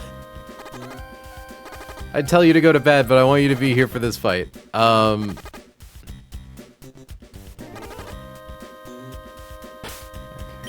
make sure I don't get jump scared.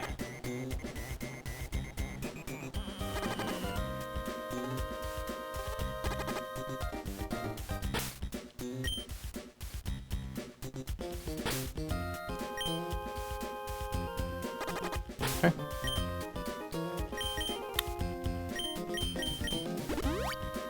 Okay. Saving the game.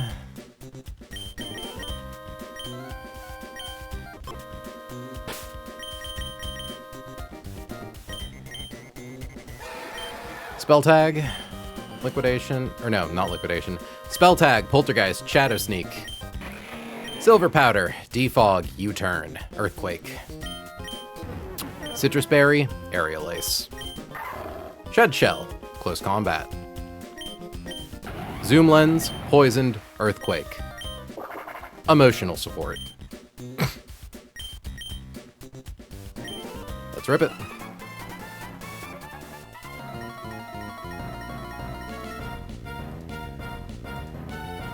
We always take 2 turns of Magma Storm Chip. We always take 2 turns of Magma Storm Chip. Okay. Out comes Galvantula. Out comes Diosa. Galvantula does not see a 1-hit KO on me. Oop, there's a visual bug. It does not see a 1-hit KO on me, which means it will always go for Sticky Web turn 1. We are going to click Poltergeist to do 80% of its max HP. Me when the web is sticky.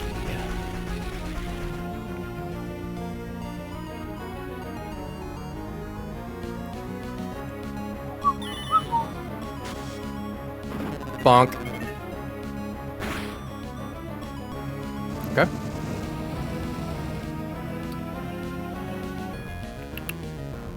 We now show kill to Thunderbolt on Magmortar. Galvantula now wants to kill us with Thunder. We are going to click Shadow Sneak to kill it first. Shadow Sneak scale once again coming in clutch. All right. We should show a fast kill to Magmortar.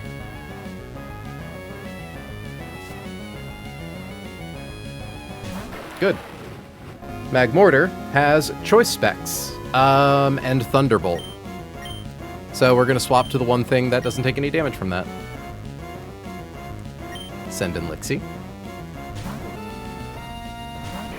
Lixie flies over sticky webs and is thus unaffected, and is unaffected by Thunderbolt. We show fast 2-hit KOs to everything in the back of its team, so it will not swap. We are going to click Defog.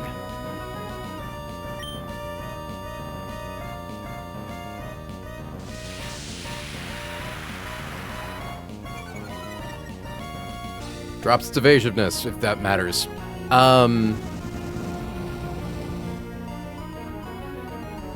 Okay. And now we KO with Earthquake.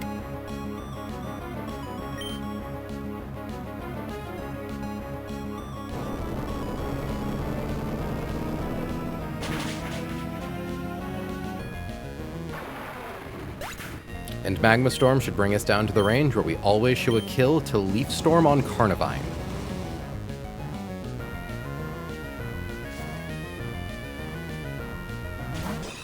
Confirming. 127. Good. It wants to get us with Leaf Storm and only Leaf Storm. For that reason, we're gonna click U-turn. Lamau.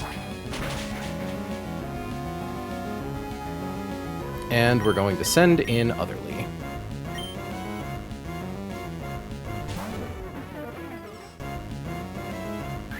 Actually wondering if we might have gotten sabotaged if we had crit there. I don't think so. Okay. Otherly outspeeds Carnivine and KOs it successfully with Aerial Ace. We do not show a kill to Arbok. We do show a kill to Ursaring, which means Ursaring should come in next.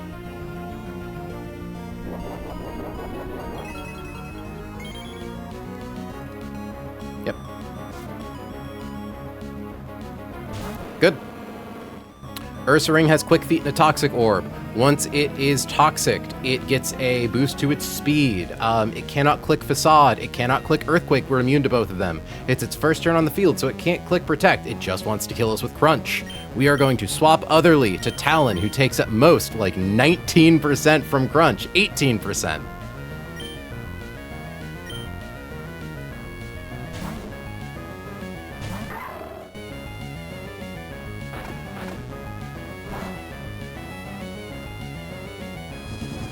Magma Storm.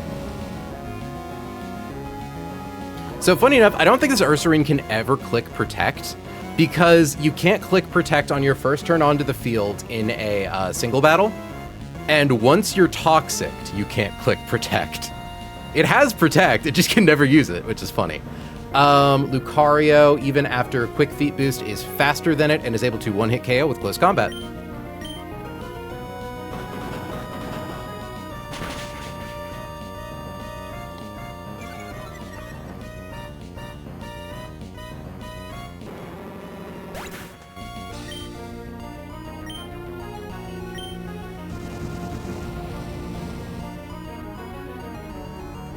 Okay, in comes Arbok. Arbok wants to click Glare. There is a slight chance it can click Aqua Tail. We are going to swap to Turtle.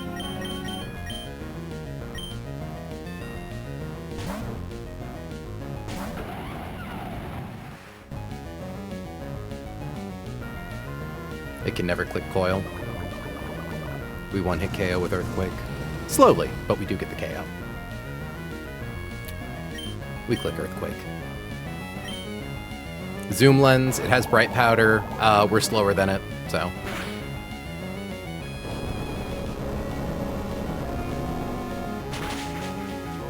And that is every grunt leading up to Tabitha.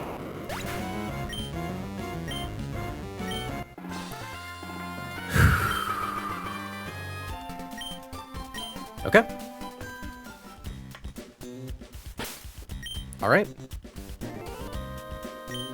Cool. Next up is Tabitha. Escape rope.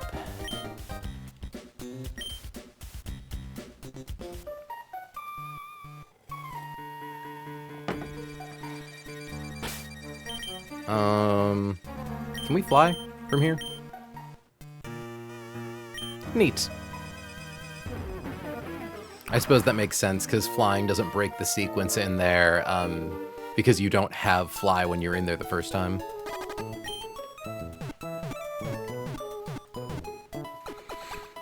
Okay.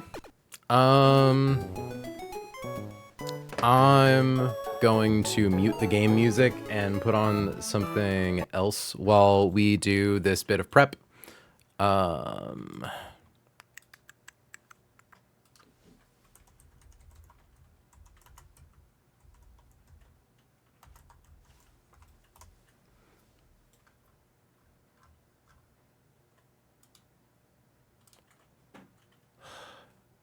Is it really always shorts at the top of my fucking recommendations now? Is that just impossible to stop? I hate that. I hate that so much.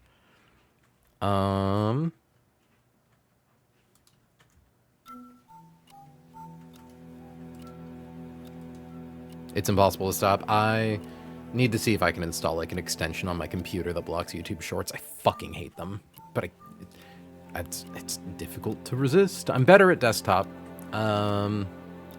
Okay.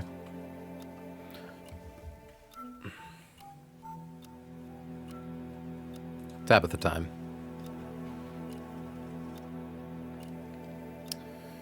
So, for this team, we need a very special group of individuals. We need Sharpedo.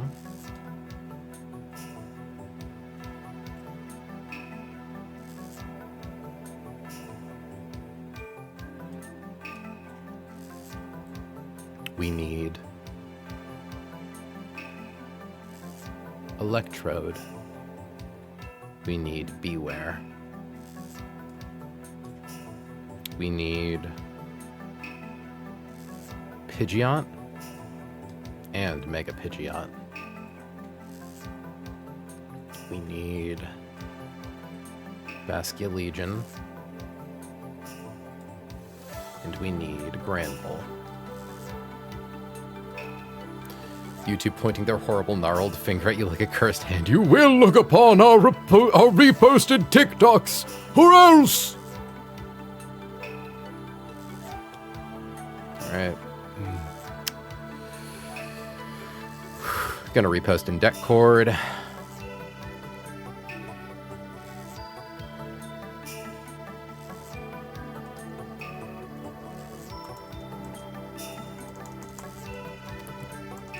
Gearing up for Tabitha. Pray for my Basculegion. Okay.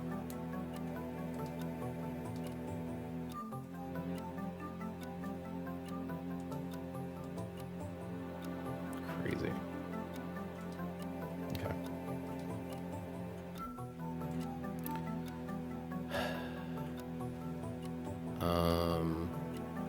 Need to get rid of everyone's held items.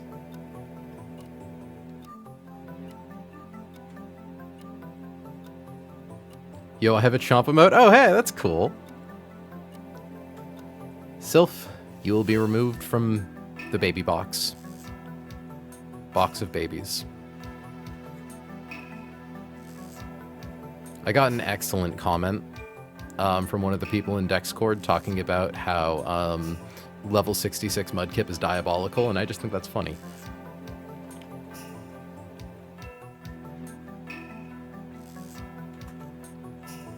Bag, bag, bag, bag.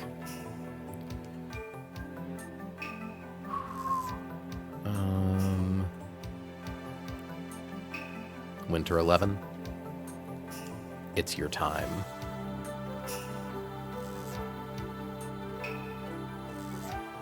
Electrode.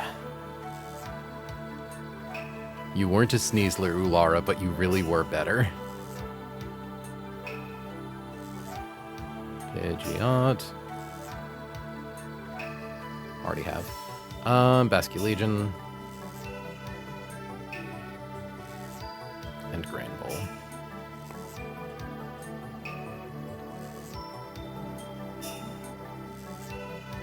It should be...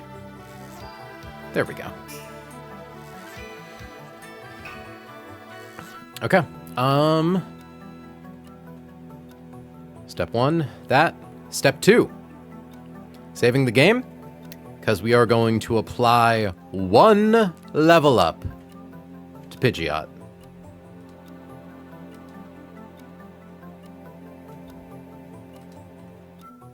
Because level 78 lets us show kill with Brave Bird, and we don't want to do that. So 77 it is.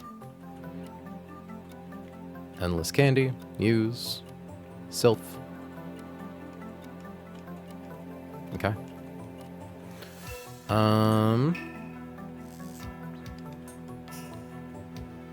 We need to... Can you delete moves off Pokemon, lady?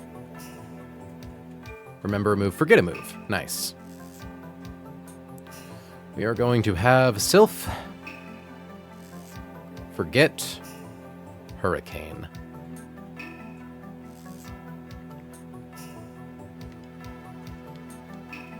Okay. We now teach Winter 11 Icy Wind.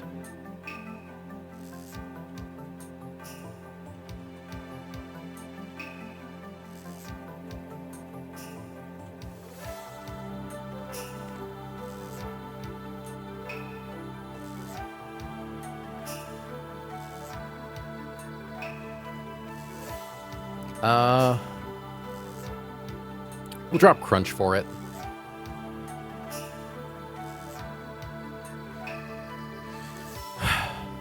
Okay. Pidgeot is level 77. We have taught Sharpedo Icy Wind. We have deleted Hurricane off Pidgeot. Sharpedo needs Citrus Berry. Oh, it's a cat. It's a cat on my lap. Chat. Look at that baby.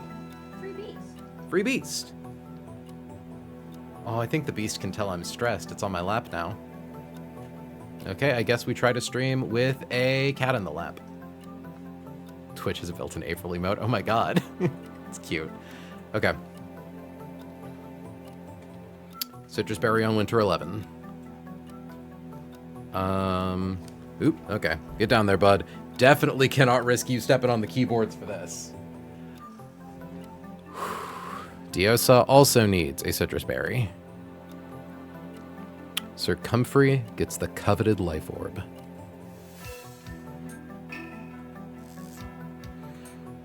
Ulara gets the coveted shed shell. Diosa, or Duchess, gets the other coveted shed shell. And Sylph gets Pidgeotite.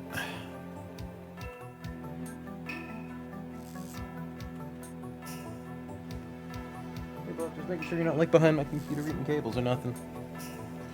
Okay.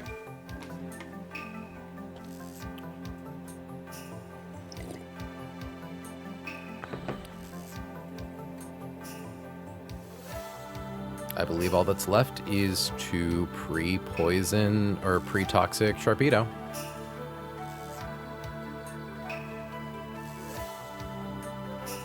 Oh wait, no, can't do it from here. Okay, tools, scripting.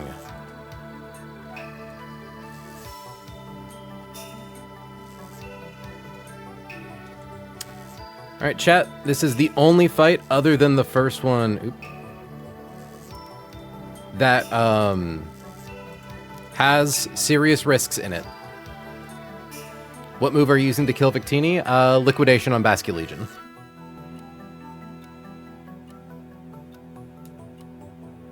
Why?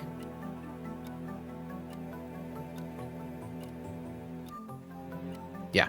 Life Orb dropping, or Life Orb damage on Victini into the stat drop off V-Create always lets Liquidation KO. And if Basculegion dies, in comes Electrode to Volt Switch into something else on another V-Create. It's not great, but it's kind of all we have at that point. Thankfully, none of the Pokemon in this fight are required for Maxi.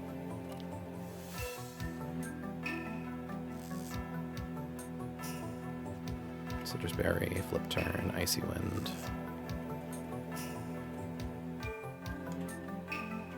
Volt Switch, Discharge, Thunderbolt, Energy Ball, Life Orb, Hammer Arm, Superpower, Body Slam, Double Edge. Just put Superpower. Oh, no, I shouldn't fiddle with my slots right now. I should not be getting fancy with it. Dueling Beat into Brave Bird. Citrus Berry, Liquidation. Shed Shell, Play Rough. Okay. Feeling lucky, chat? We could potentially make this significantly less risky if we use Heart Scale on Basculegion defense, but I just don't think we can afford to spare the scale right now.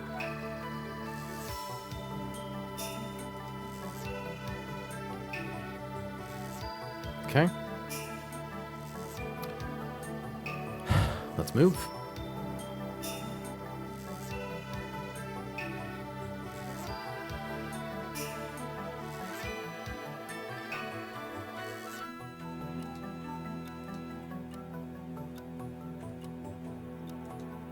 Just need to confirm, yeah.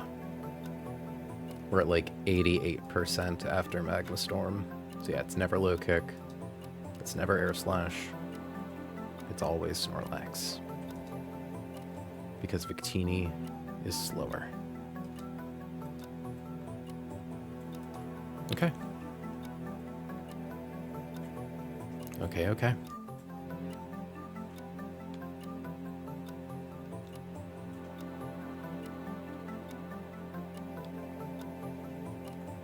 I'm just going to keep the music like this, that way you don't have to listen to the toxic damage ticks. Basically. All right, chat, I need you to send me all of your energy to not see turn 1 explosion on Blacephalon, by the way. This fight gets a lot safer if that thing doesn't explode turn 1.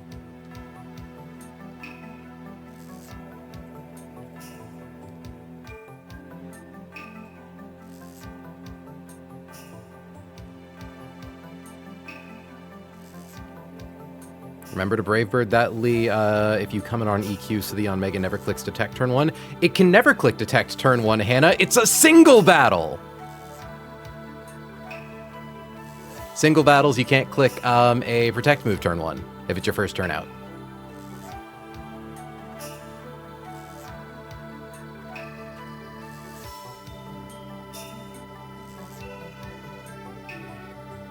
Feel free to double check me on that. Oh, true? Yeah. Okay. And just confirming, Mega Pidgeot into Yanmega after 2 turns of Magma Storm Chip. 227 divided by 8 is 28. 227 minus 28 on switch into Lee on get hit. Yep, always show a kill to Air Slash. Yanmega always comes in. Not exclusively, but only if you're like pre-status, so you're good. Yeah, if I was pre-toxic, it could absolutely click a turn 1. Thankfully, our only pre-statused guy is poor Winter 11.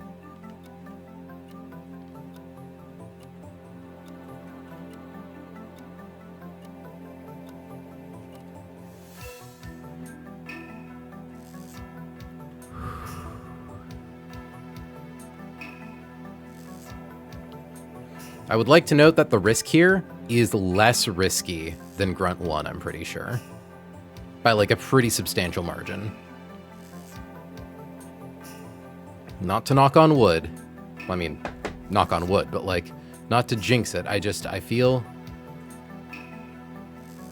pretty confident. We just fought this guy, saving the game in case I'm misremembering. I reserve the right to yada yada. Yeah. I do appreciate that Magma Hideout is built in a way where you can walk around and like guarantee that you never oopsie. Okay.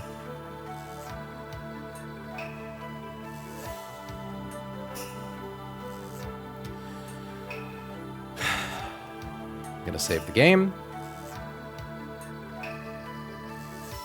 I'm gonna be right back because I gotta go pee.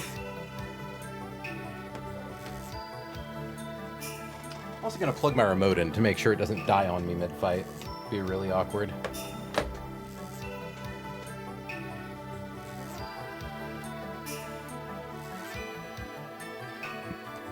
Okay. Be right back.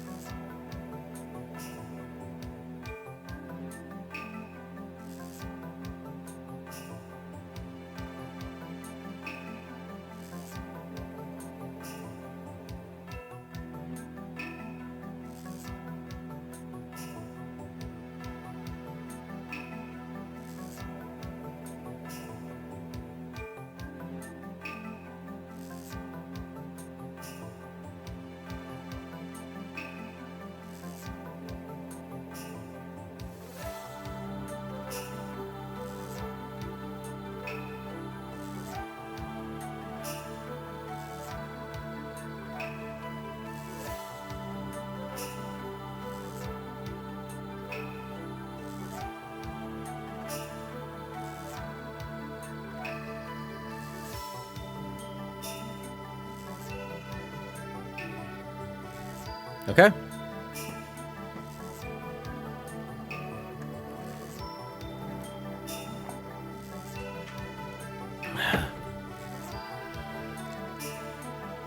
Hold on a second.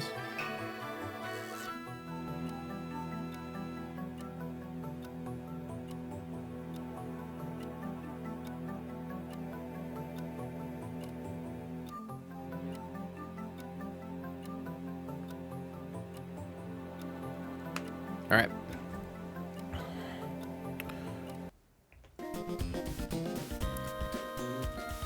Final check.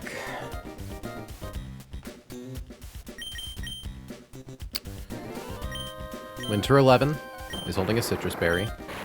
Sir Comfrey has the life orb. Ulara has a shed shell. I should make sure all of the items in the calculator also. Citrus berry. Life orb. Shed shell. Pidgeotite.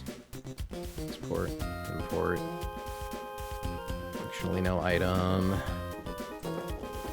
Citrus berry. Import. Liquidation into -1 defense. 15. He does a lot of damage, which is really cool. Shred shell. Pidgeotite, level 77. We deleted Hurricane. Liquidation. Shadow Sneak. Citrus berry. Shed shell. Icy Wind. Chat. Wish me luck.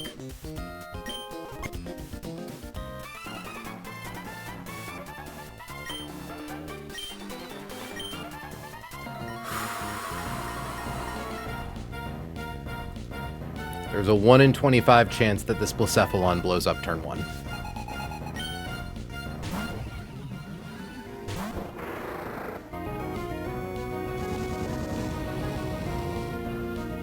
If Blacephalon clicks Flamethrower or Shadow Ball, we feel really good. Okay. Okay, that's the first big risk. Oof.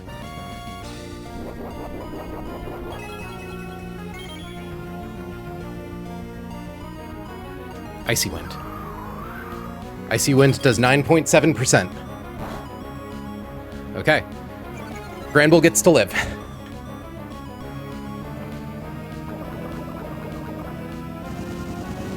We are now faster than it, so it can't explode. We get to kill it with Flip Turn. Barely.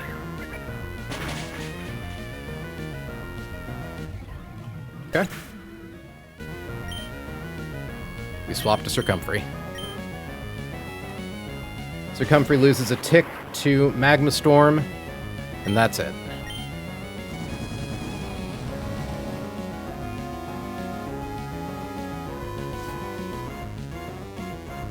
Out comes Snorlax. Snorlax sees a kill on us with Heat Crash. We are going to Volt Switch to Ulara.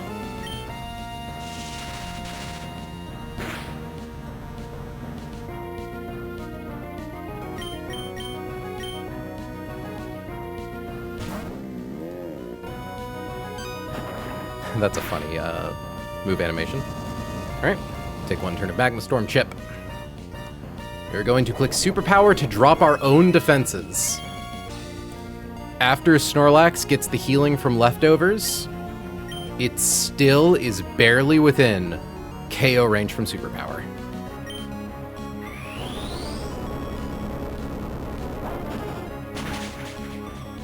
The AI wants to send in the first thing that's faster than Ulara and kills it. That's going to be Hitmonlee.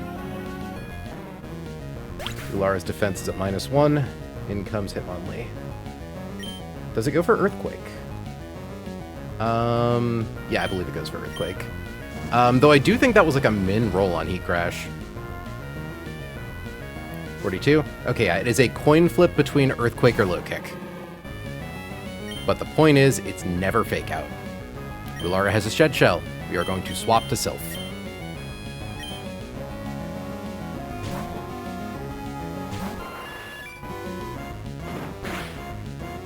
No crit on Low Kick. Okay. Fight. Mega Evolve, Dual Wing Beat. We outspeed. We KO.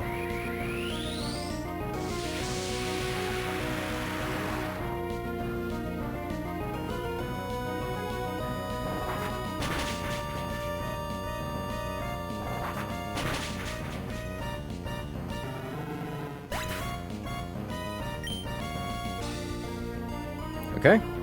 We barely do not show a kill to Yanmega. It is the first thing that sees a kill on us because we are faster than Victini. Sylph gains XP, but nowhere near enough to level up. Good. Yanmega cannot use Detect turn 1. And it wouldn't anyways. It wants to kill us with Air Slash. We're gonna click Brave Bird.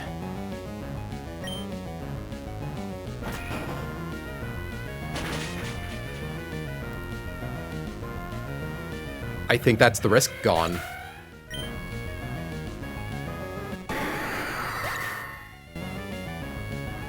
Hold on. I need to be smart about this. Hold on, I need to be smart about this. Basculegion hits the field. Takes 90, takes 105. Okay, I think the answer is to send in Beware. Beware comes in, doesn't take any damage, is a free swap to Grand Bull. If we bring in Basculegion, regular Absol sees 92.3 max damage. 90.3. Okay, actually, I do think it's safe to bring in Basculegion. Okay, I just need to confirm. I believe that because I was going to joke, I'm like, if we crit Yanmega and just rip the kill right here, I think it gets rid of all of the risk. And I do believe that did. I just need to make sure I'm doing this right. Because we need to make sure that we bait in Victini. So if Ulara hits the field, Victini is faster than it. It sees a kill with basically any move. Ulara does not take any sort of special damage. Sylph fainted. Thank you for your service, Sylph. Yeah. Just confirming, Ulara has Shed Shell.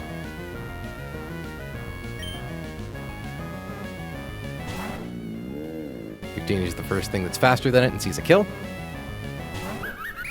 Victini has an eject pack. We swap to Duchess.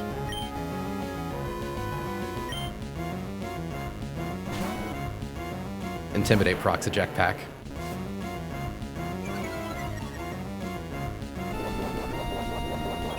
Victini gets swapped out. In comes Absol. It's the only thing left in the back. Even Mega Evolved, Absol always dies to Grand Bull. And it doesn't even do a lot of damage in return. Close combat from Mega Absol does a max of 30.8% without crit. We click play rough.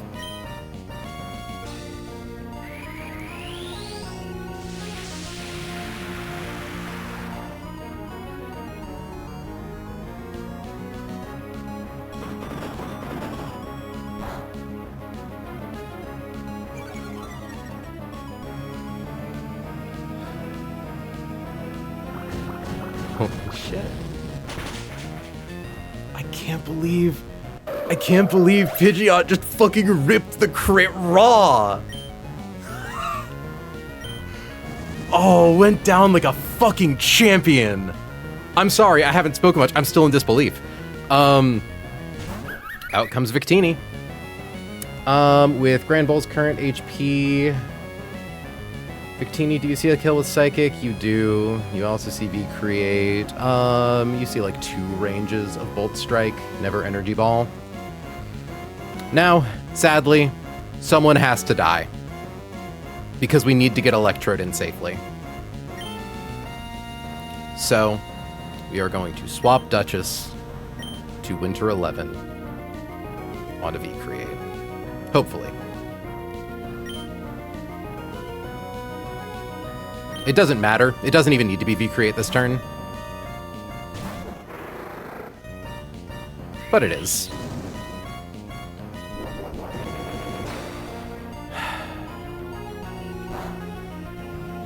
Thank you for your service, Winter 11. Drops Victini's defense. Drops Victini's special defense. Drops Victini's speed.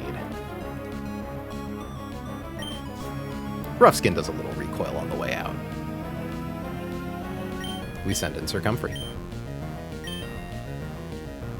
Circumfery takes no Magma Storm because it's coming in on a sack. Circumfery only shows kill to V-Create. We're going to Volt Switch.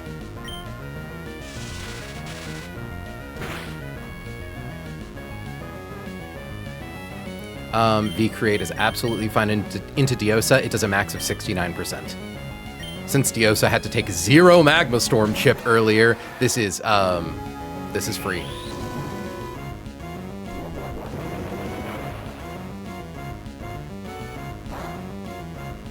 Didn't even crit.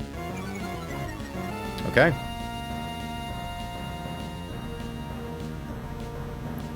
Diosa. Fucking kill that guy! Oh, okay, we're taking a second here. I was waiting for my turn. It took a little too long. Kill that guy! There we go.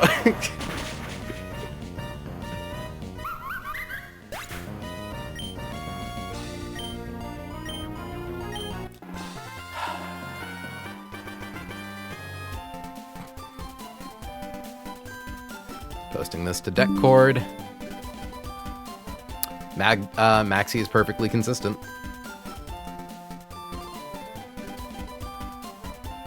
El Tabitha. El Tabitha indeed. Sylph was a goat who was limited by how long you had her before this, of course. I just love that Sylph decided, no, I don't care that I over-leveled by 1. I'm still killing Hitmonlee and Yanmega. And you gotta respect a bitch with gumption, right? Like...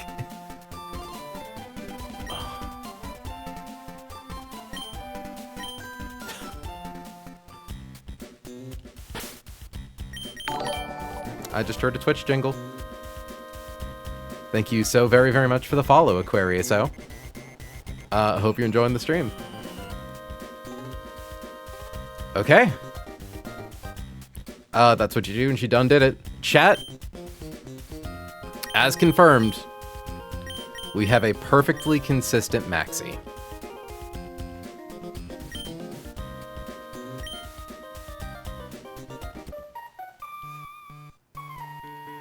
It is a watertight line, assuming we did our math right.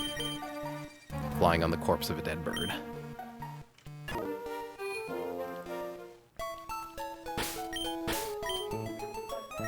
Yeah, I did. I just did. That's what I was saying. I'm like... Well, no, I'm saying, like, when you put the bird away. I see.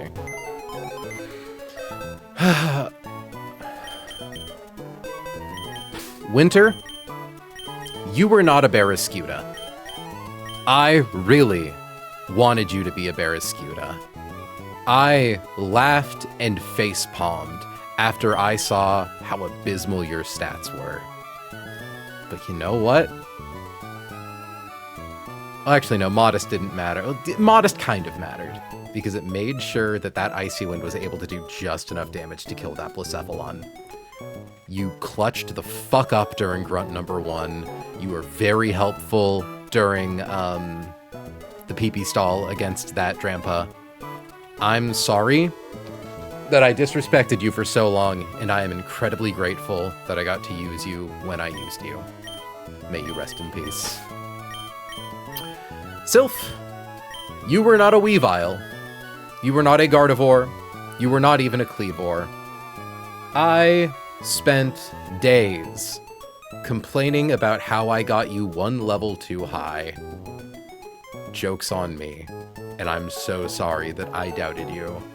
I thank you.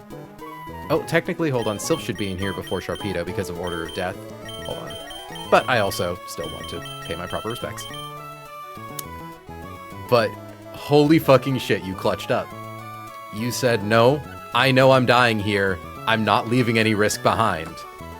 Sure, we could chance the 1 in 1,500 that we lose Basculegion and potentially more Pokemon.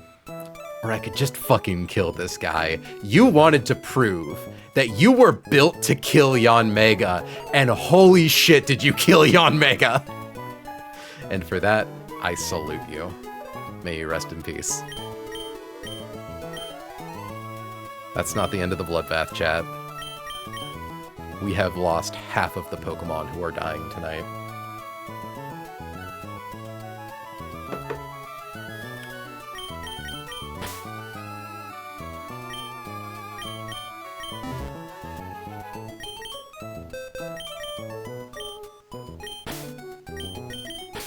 Oop, didn't need to do that.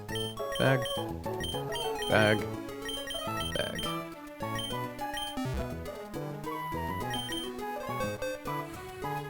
Okay. For this fight, we need a lot. We need Roserade. We need Talonflame.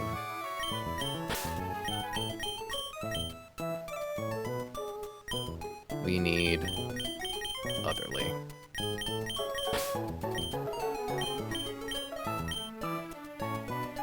We need Miss May. We need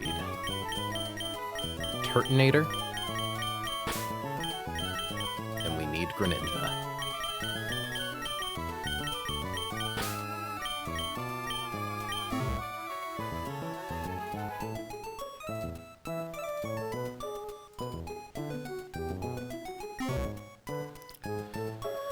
Okay. Step one, we gotta shape some kids up.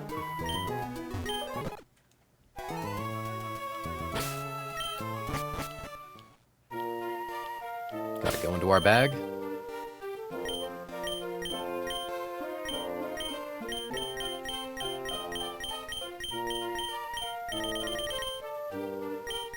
We have 9 rare candies. We gotta use 1. We gotta use 2. We have to use 3. Except really, we need to use 4. Alright. We have to use a heart scale as well. This is the second time this run we are heart scaling a boom. Maximize IV.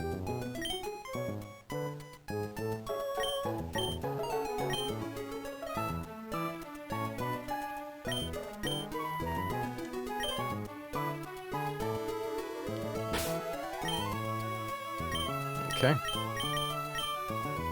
Let's make some permanent alterations in the calculator. Let me get my guys on the line. We need Roserade. We need Talonflame, Drifblim, Nidoking,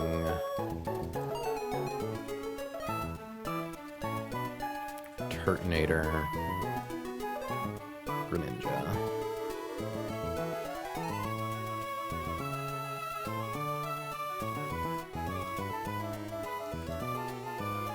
Drifblim now has an attack stat of 31. We also got to use some TMs.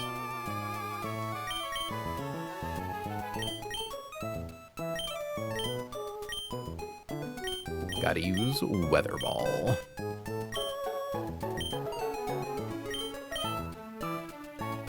Thank you, Sri, for noticing Drifblim Weather Ball tech.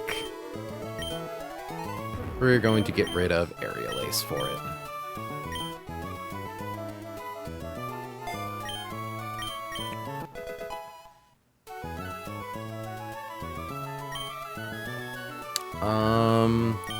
We need to make sure, I believe, Houndoom regular against a Nidoking. Why did I think we killed it? Oh, Life Orb. That's why. Yeah, so Houndoom.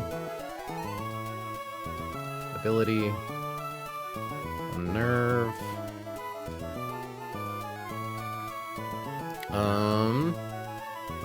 Yeah, so we gotta get rid of Gunk Shot and Earthquake. Forget a move. On Nidoking.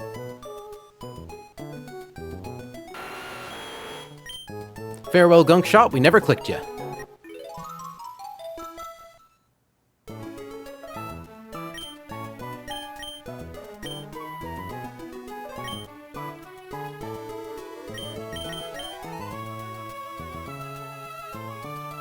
Farewell, Earthquake. You were really good because... Or no, you... Earthquake. I'm thinking of Drill Run. But still, Drill Run was really good.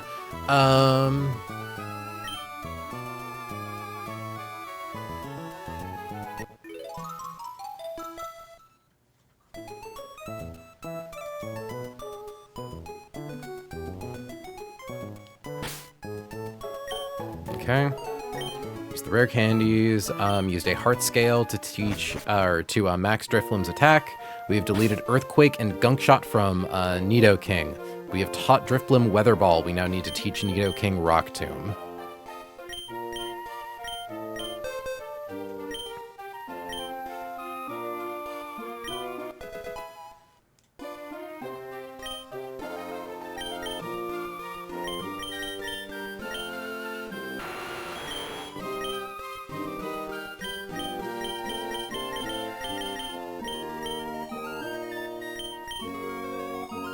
Okay. We have to pre-damage Turtonator to 175. Hannah, just reassure me, right? There is no world where Talonflame doesn't die. Like, you've triple-checked the math. I know that I know how it works, but you've triple-checked the math. Okay. Tools.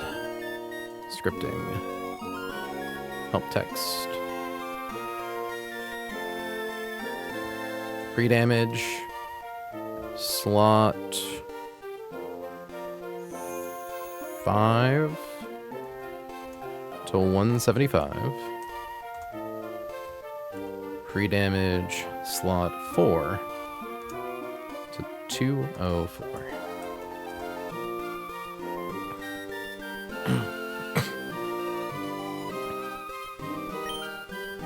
Roserade. There is no world where Talon doesn't die. Where Talonflame doesn't die. Talon lived. He gets to live a long, happy life in the box right now.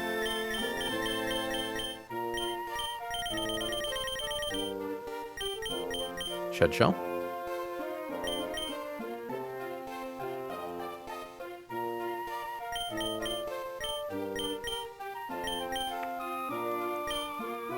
Shed Shell.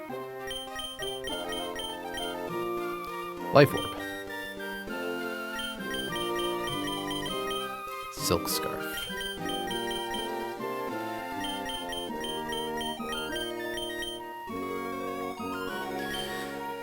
No held item on Talonflame. And the funniest held item of them all. Big Nugget.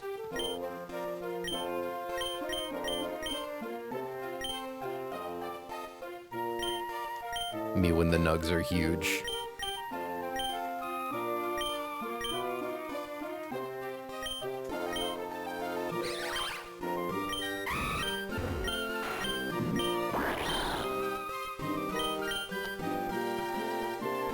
Okay, I just want to triple check. Wait, do you need a big nugget? Do you need big nugget fling damage? Yes, I do. One sorry. I think it's bugged to do less. Thankfully, I don't think that matters, even if it did less. But also, is there a big nugget bug?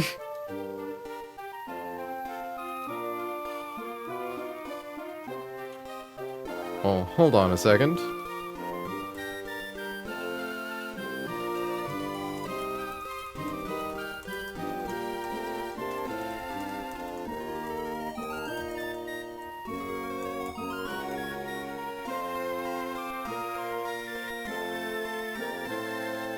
for fling. Known bugs. Other item-related bugs. Big Nugget fling damage is 30 base power instead of 130. Why? Oh, no. Okay.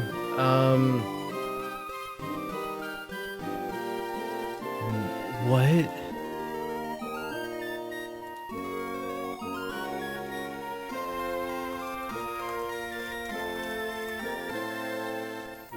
Fuck. Okay. I guess let's look at other items that are flingable potentially, or other things that can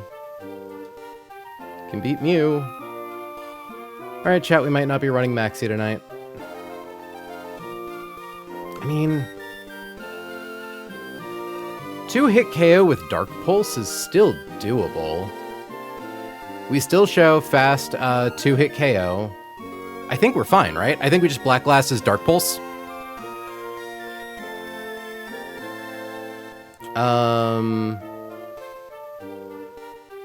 Like,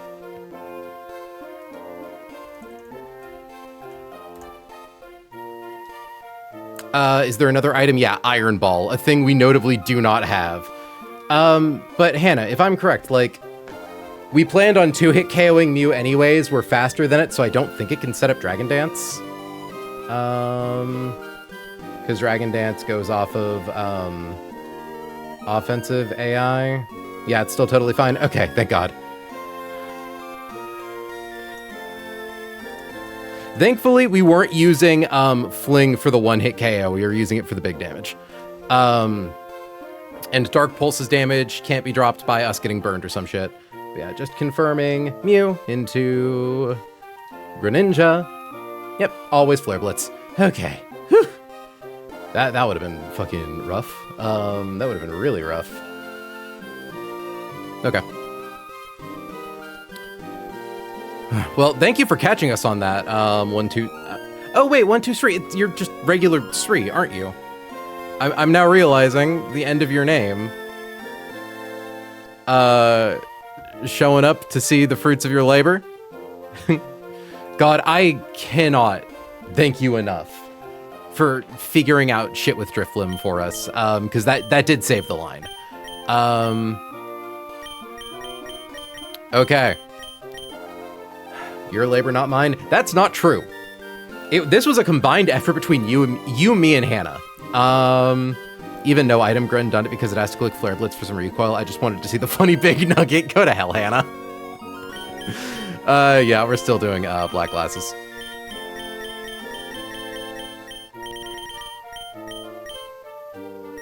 Black Belt, okay.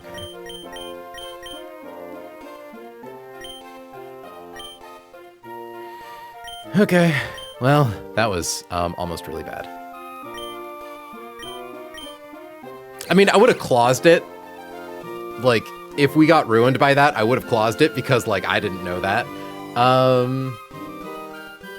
Also, yeah, this also does justify me using the Dark Gem before. I now no longer regret using Dark Gem on Gallardicuno. It was exactly what we needed.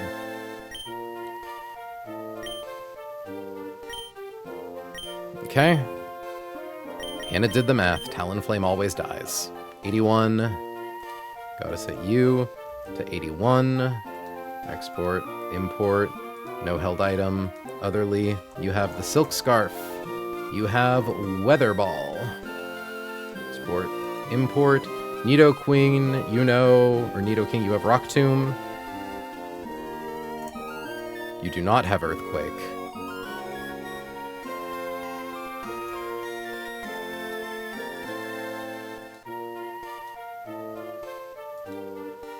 There we go. Rock Tomb, Mega Horn, Super Fang.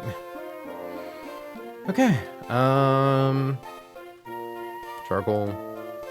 Man, that's such a bummer. Getting Big Fling would have been so cool.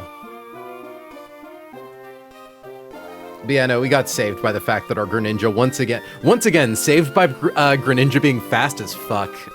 Jesus Christ. Okay, Black Glasses. Oop. Not Sharpbeak. We need Shed Shell. Life Orb. Aftermath, Silk Scarf. No held item. Shed Shell. Okay. Tailwind.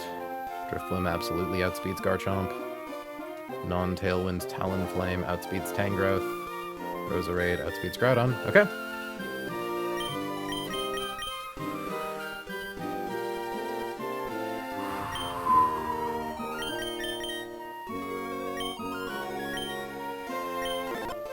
Let's go. Babe, do you want to at Leica?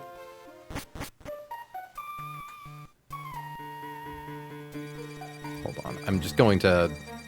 I'm going to do an at everyone in the Discord.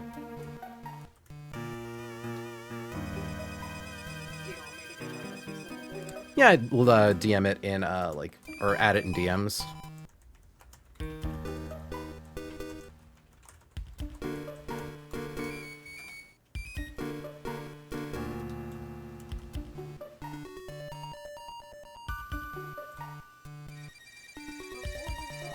You know what? I'm gonna grab something really quickly before we go into this. Be right.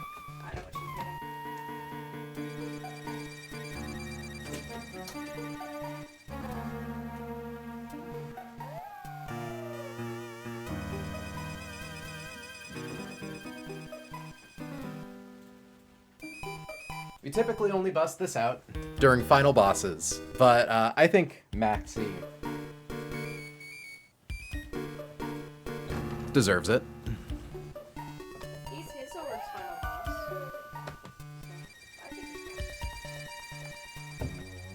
It's true, he is final boss of the org chart.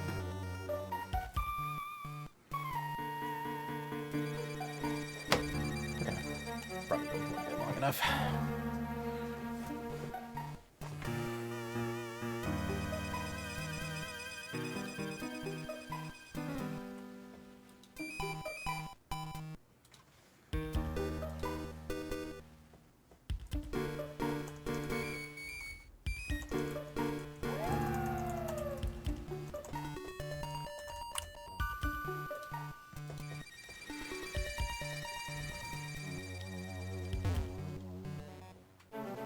Chat, I really hope tonight's stream has proven to you that, like, Hellroom is worthy of its name. That, like, I wasn't dreading this, like, stretch of game for no reason. That, in fact, everything here is miserable. Ah, so do you wear that in E4 too? Probably. I don't know. The E4 is long, and when this is on my head long enough, I start to get a headache. So maybe not. It pinches my brain too much. Too much brain squeeze. I'm here now. Hey, Rose, you missed Noelle Holiday dying. We did sacrifice Noelle Holiday on the altar of a safe line.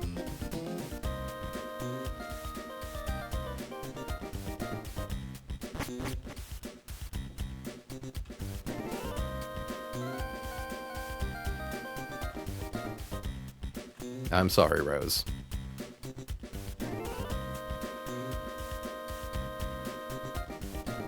Okay. She died so Christmas could live. Noelle Holiday saved Christmas.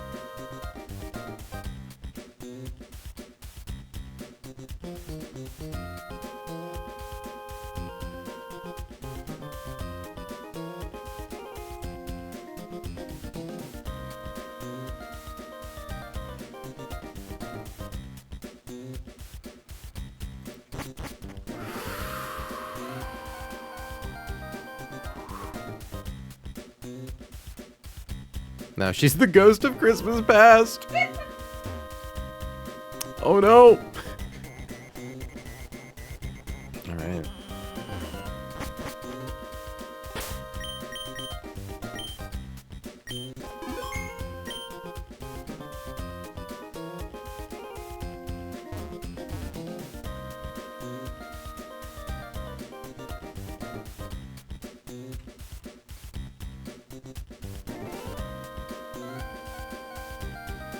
One last resource for the road before Maxi. I think it's fitting.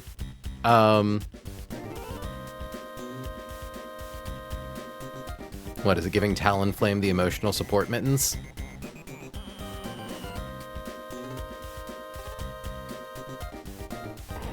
We just cleared Tabitha, but I'm saving anyways.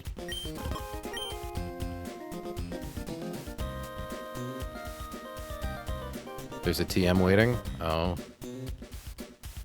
Is it what I think it is?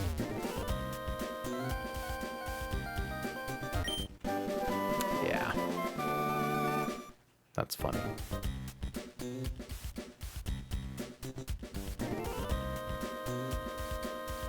I don't believe the fight with Maxie starts until I talk to him.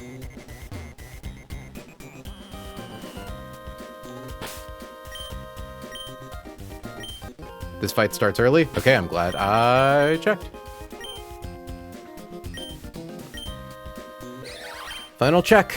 Roserade. Shed Shell. Has Leaf Storm. Has Sludge Bomb. Talonflame. Has no held item. Knows Tailwind. Has not been pre-damaged.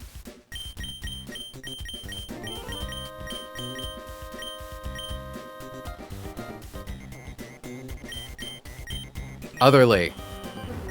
Has a Silk Scarf. Has a maxed attack stat. Knows Weather Ball. Knows Explosion. Miss May has been pre-damaged to 204. Holds a Life Orb. Knows Rock Tomb. Turtonator has Shed Shell. Knows Draco Meteor. Has been pre-damaged to 175. And lastly, Soul has Dark Pulse. Just moving that to the bottom.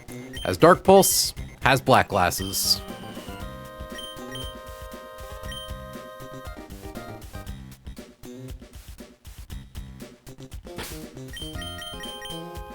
I know I've saved like 4 times since we've entered this room. 81, 81, okay.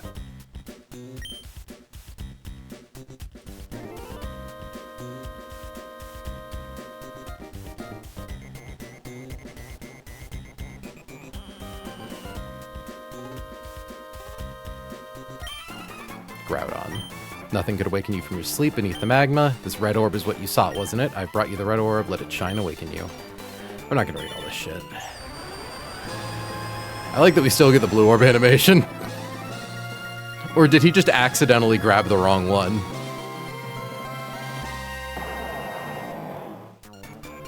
Groudon, finally, Groudon, come to me. Oh, it's you again. I've seen you poking around uninvited here and there. I'll make sure this is the last time you're no match for being Groudon.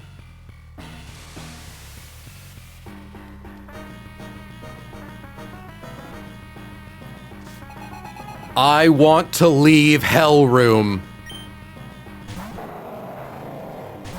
Out comes Groudon. It breaks the level cap at level 80. It sets up permanent sun for the rest of the fight. Magma Storm Visual Glitch Lamau. It has an Iapapa Berry. It has Precipice Blade, Stone Edge, Rock Polish, Heat Crash. It can kill you. Except Rose is fast, and Rose is powerful, and with Leaf Storm and 2 rare candies, she outspeeds and one-hit KOs.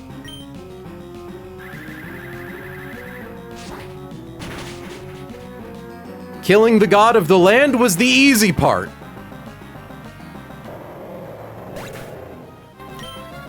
Next in comes Chlorophyll Tangrowth.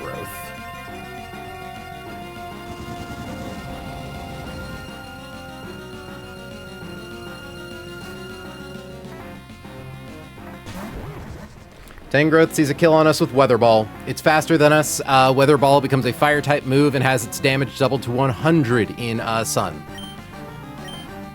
We are going to swap to Scalpel.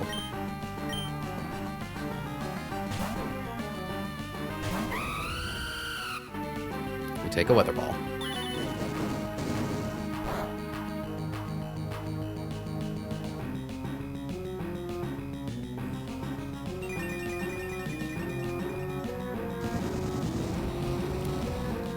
Tangrowth into Talonflame. Our HP is down to 90. Weather Ball always sees KO. Hidden Power Ice can sometimes KO. Should be Weather Ball though. And if it's Hidden Power Ice, we'll die to Magma Storm. Scalpel was one of our first friends. Scalpel was our first heart scale. Scalpel is the reason we made it past Brawley. It's the reason we made it past Cycling Road Rival. Tailwind has done mountains for this team. Scalpel, we nearly lost due to a bug that we were not aware of. But we were able to bring back from the dead, and we fixed that line with a whopping 2 HP pre-damage. For the final time, my friend, I ask that you click Tailwind. Tailwind blows for 4 turns.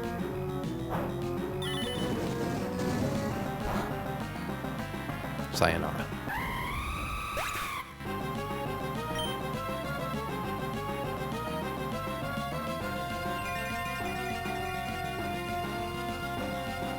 In comes the blimp. Tangrowth. We have a weather ball of our own. Get fucked.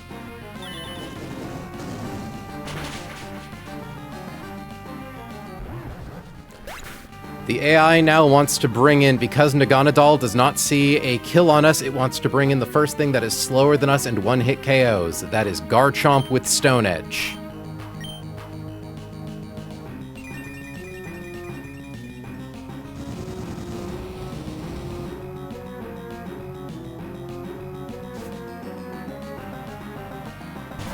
It will not get the chance.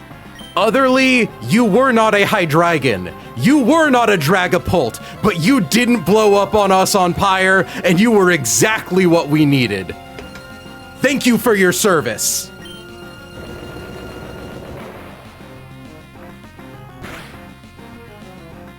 Critical hit. Didn't need that heart scale.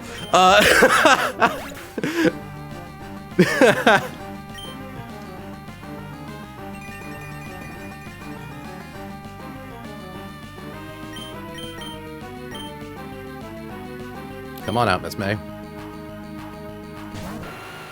You show a kill to exactly Houndoom. Miss May, I was so fucking excited when we landed the 5% roll to get you in Rustboro. All things considered, Nidoking is not actually the most valuable encounter you could get on that route. But your drill runs hit true. You were one of the goats from Cycling Road Rival. You are my dear channel mascot. Thank you for being a part of this team, and thank you for hitting exactly the damage range we need you to hit. Rock Tomb. Houndoom Mega Evolves. We have one final turn of Tailwind. We are faster than Houndoom for 1 turn.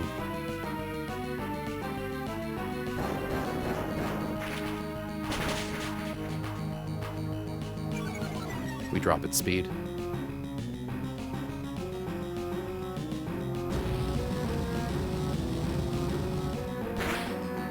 Thank you for your service.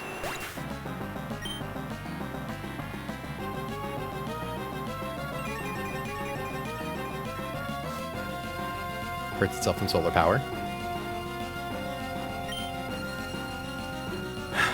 Sludge Bomb should be an exact kill. Exactly 106.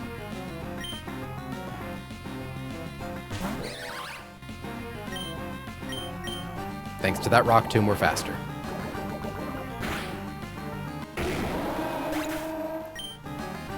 Visual Bug Lamau.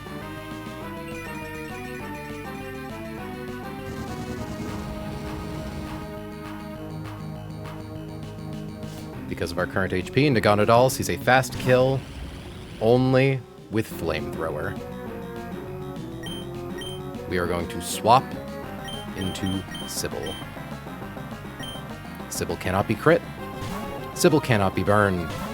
Naganadal is holding a choice scarf. It can only click Flamethrower.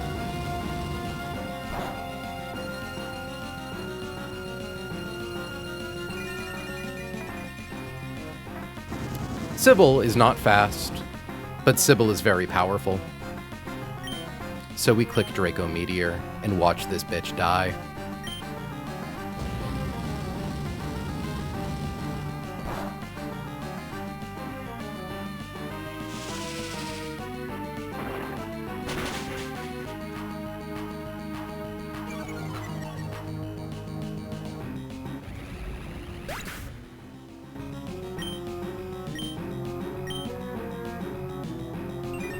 We take Magma Storm damage.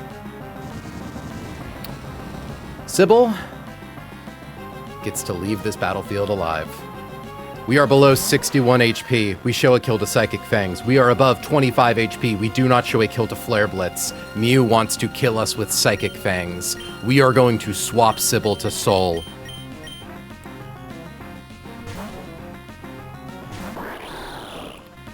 Greninja's a Dark type. We're immune.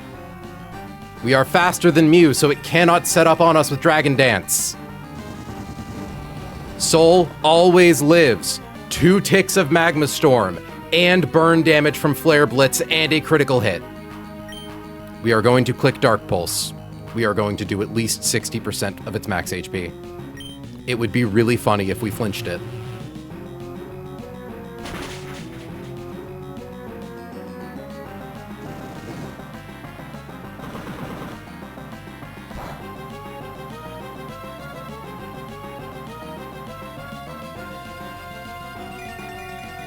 I'm tired of this motherfucking hell in this motherfucking room. Take us home, Soul! Get fucked, Maxie! Sorry, neighbors.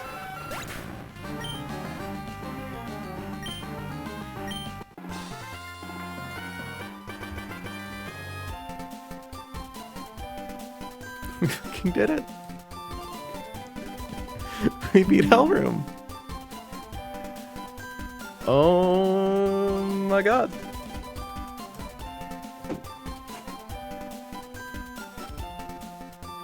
Oh my god, we did it.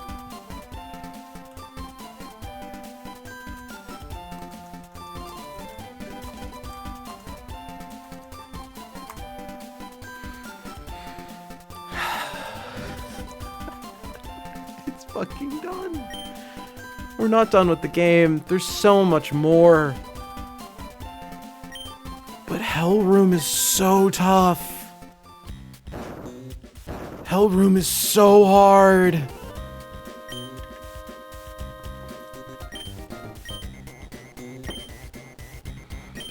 We only lost exactly what we were planning to lose.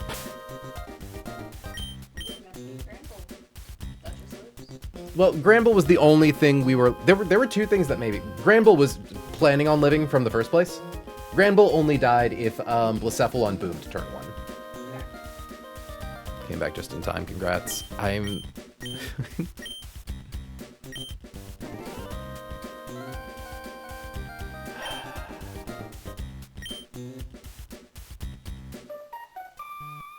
I'm gonna mute the game.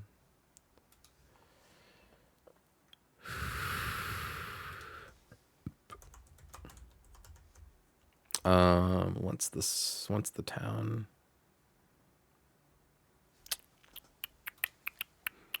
I can't remember the name of the town. Verdant Turf.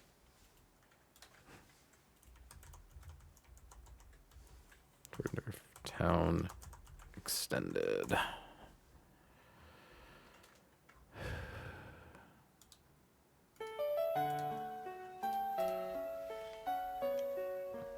I'm tired. I have been stressed about Magma Room for so long. I did not think we could do it. I saw the Kangaskhan on the first team and I was ready to throw in the fucking towel right out the gate. When I looked at Maxie, I truly thought there was not a rat's chance in hell that we could ever clear him. I thought we were doomed on Tabitha until Hannah and I slammed our heads into that wall long enough for it to break. All because we overleveled Pidgeot. But by some fucking miracle, the math worked out just right. Thank you for your service, Scalpel. Our time together was short, but thank you for your service, Otherly. I'll see you next stream, Miss May.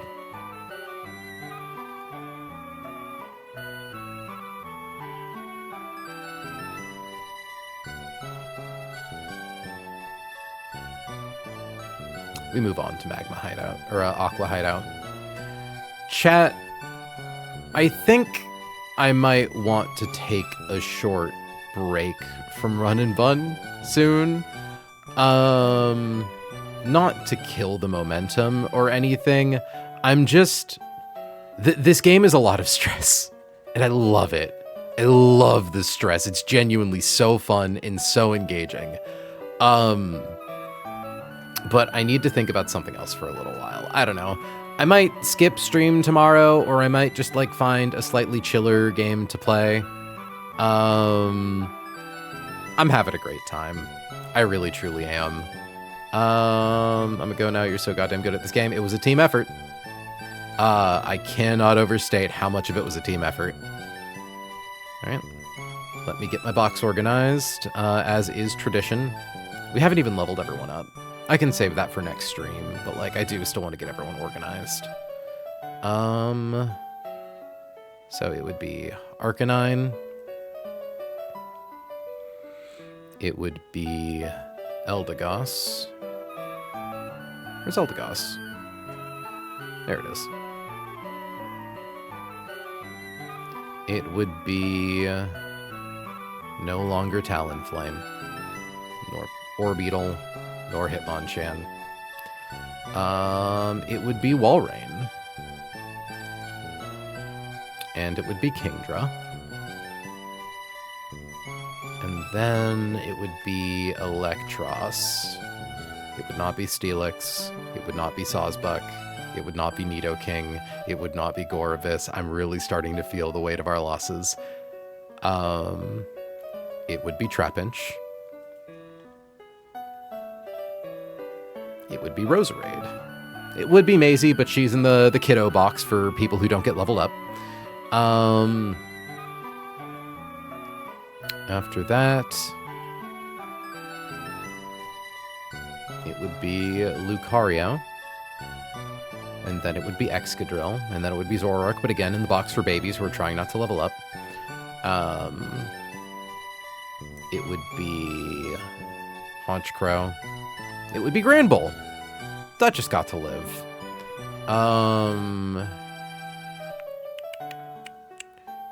After that, it would be Ledian.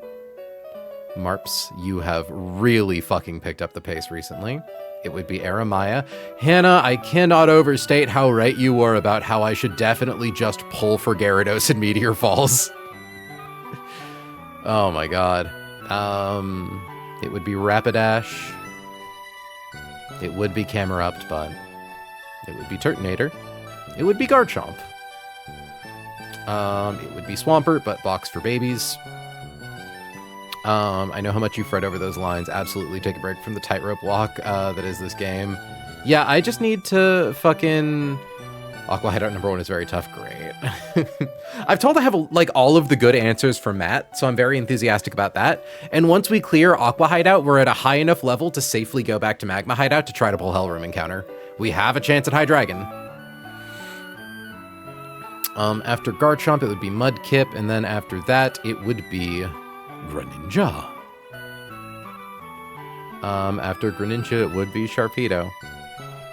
And then it would be Dhelmise, Basculegion. Oh, wait, no. It would be Electrode, then Dhelmise, then Basculegion, then Corviknight, and then Altaria, and then would be Castform,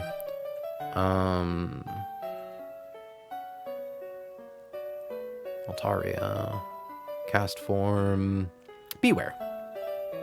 And then Kecleon. And then Slowbro's already in position. And then it would be Pidgeot. Caracosta. Dreadnought. Noivern. Oh, wait, Breek, you're still here.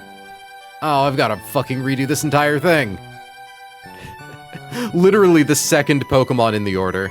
That's funny.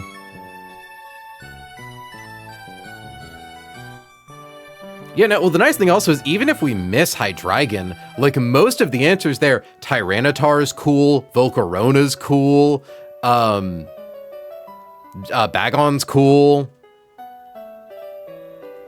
Like, virtually everything in there is a guy.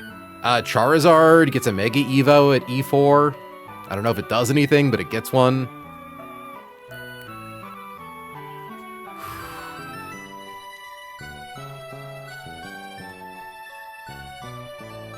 Box feels thin. But we've got enough.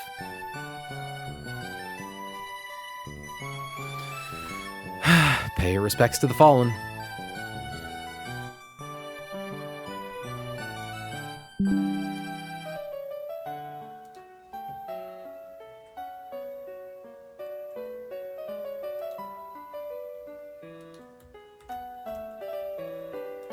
Okay.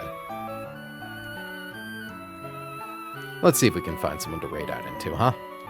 Stick around long enough so I can get the numbers boost from sending out a raid of moderate size.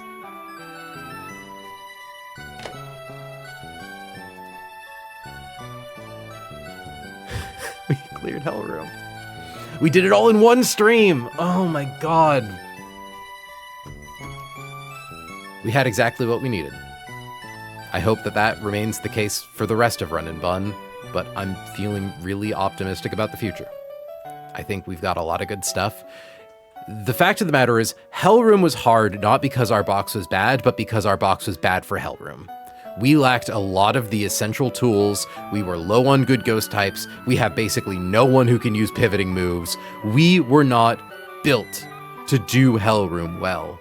The average number of sacks you make in Hellroom is 5. We only had 6. Honestly, fucking incredible.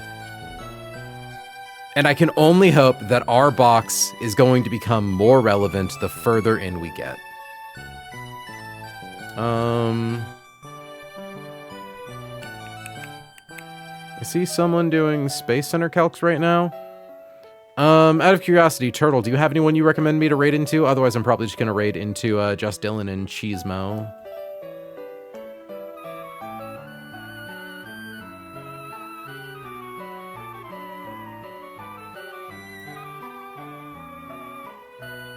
Just because I know Turtle has her specific group of people whom I can clout shark off of. Funny, haha, I don't actually, well, I mean, I don't know.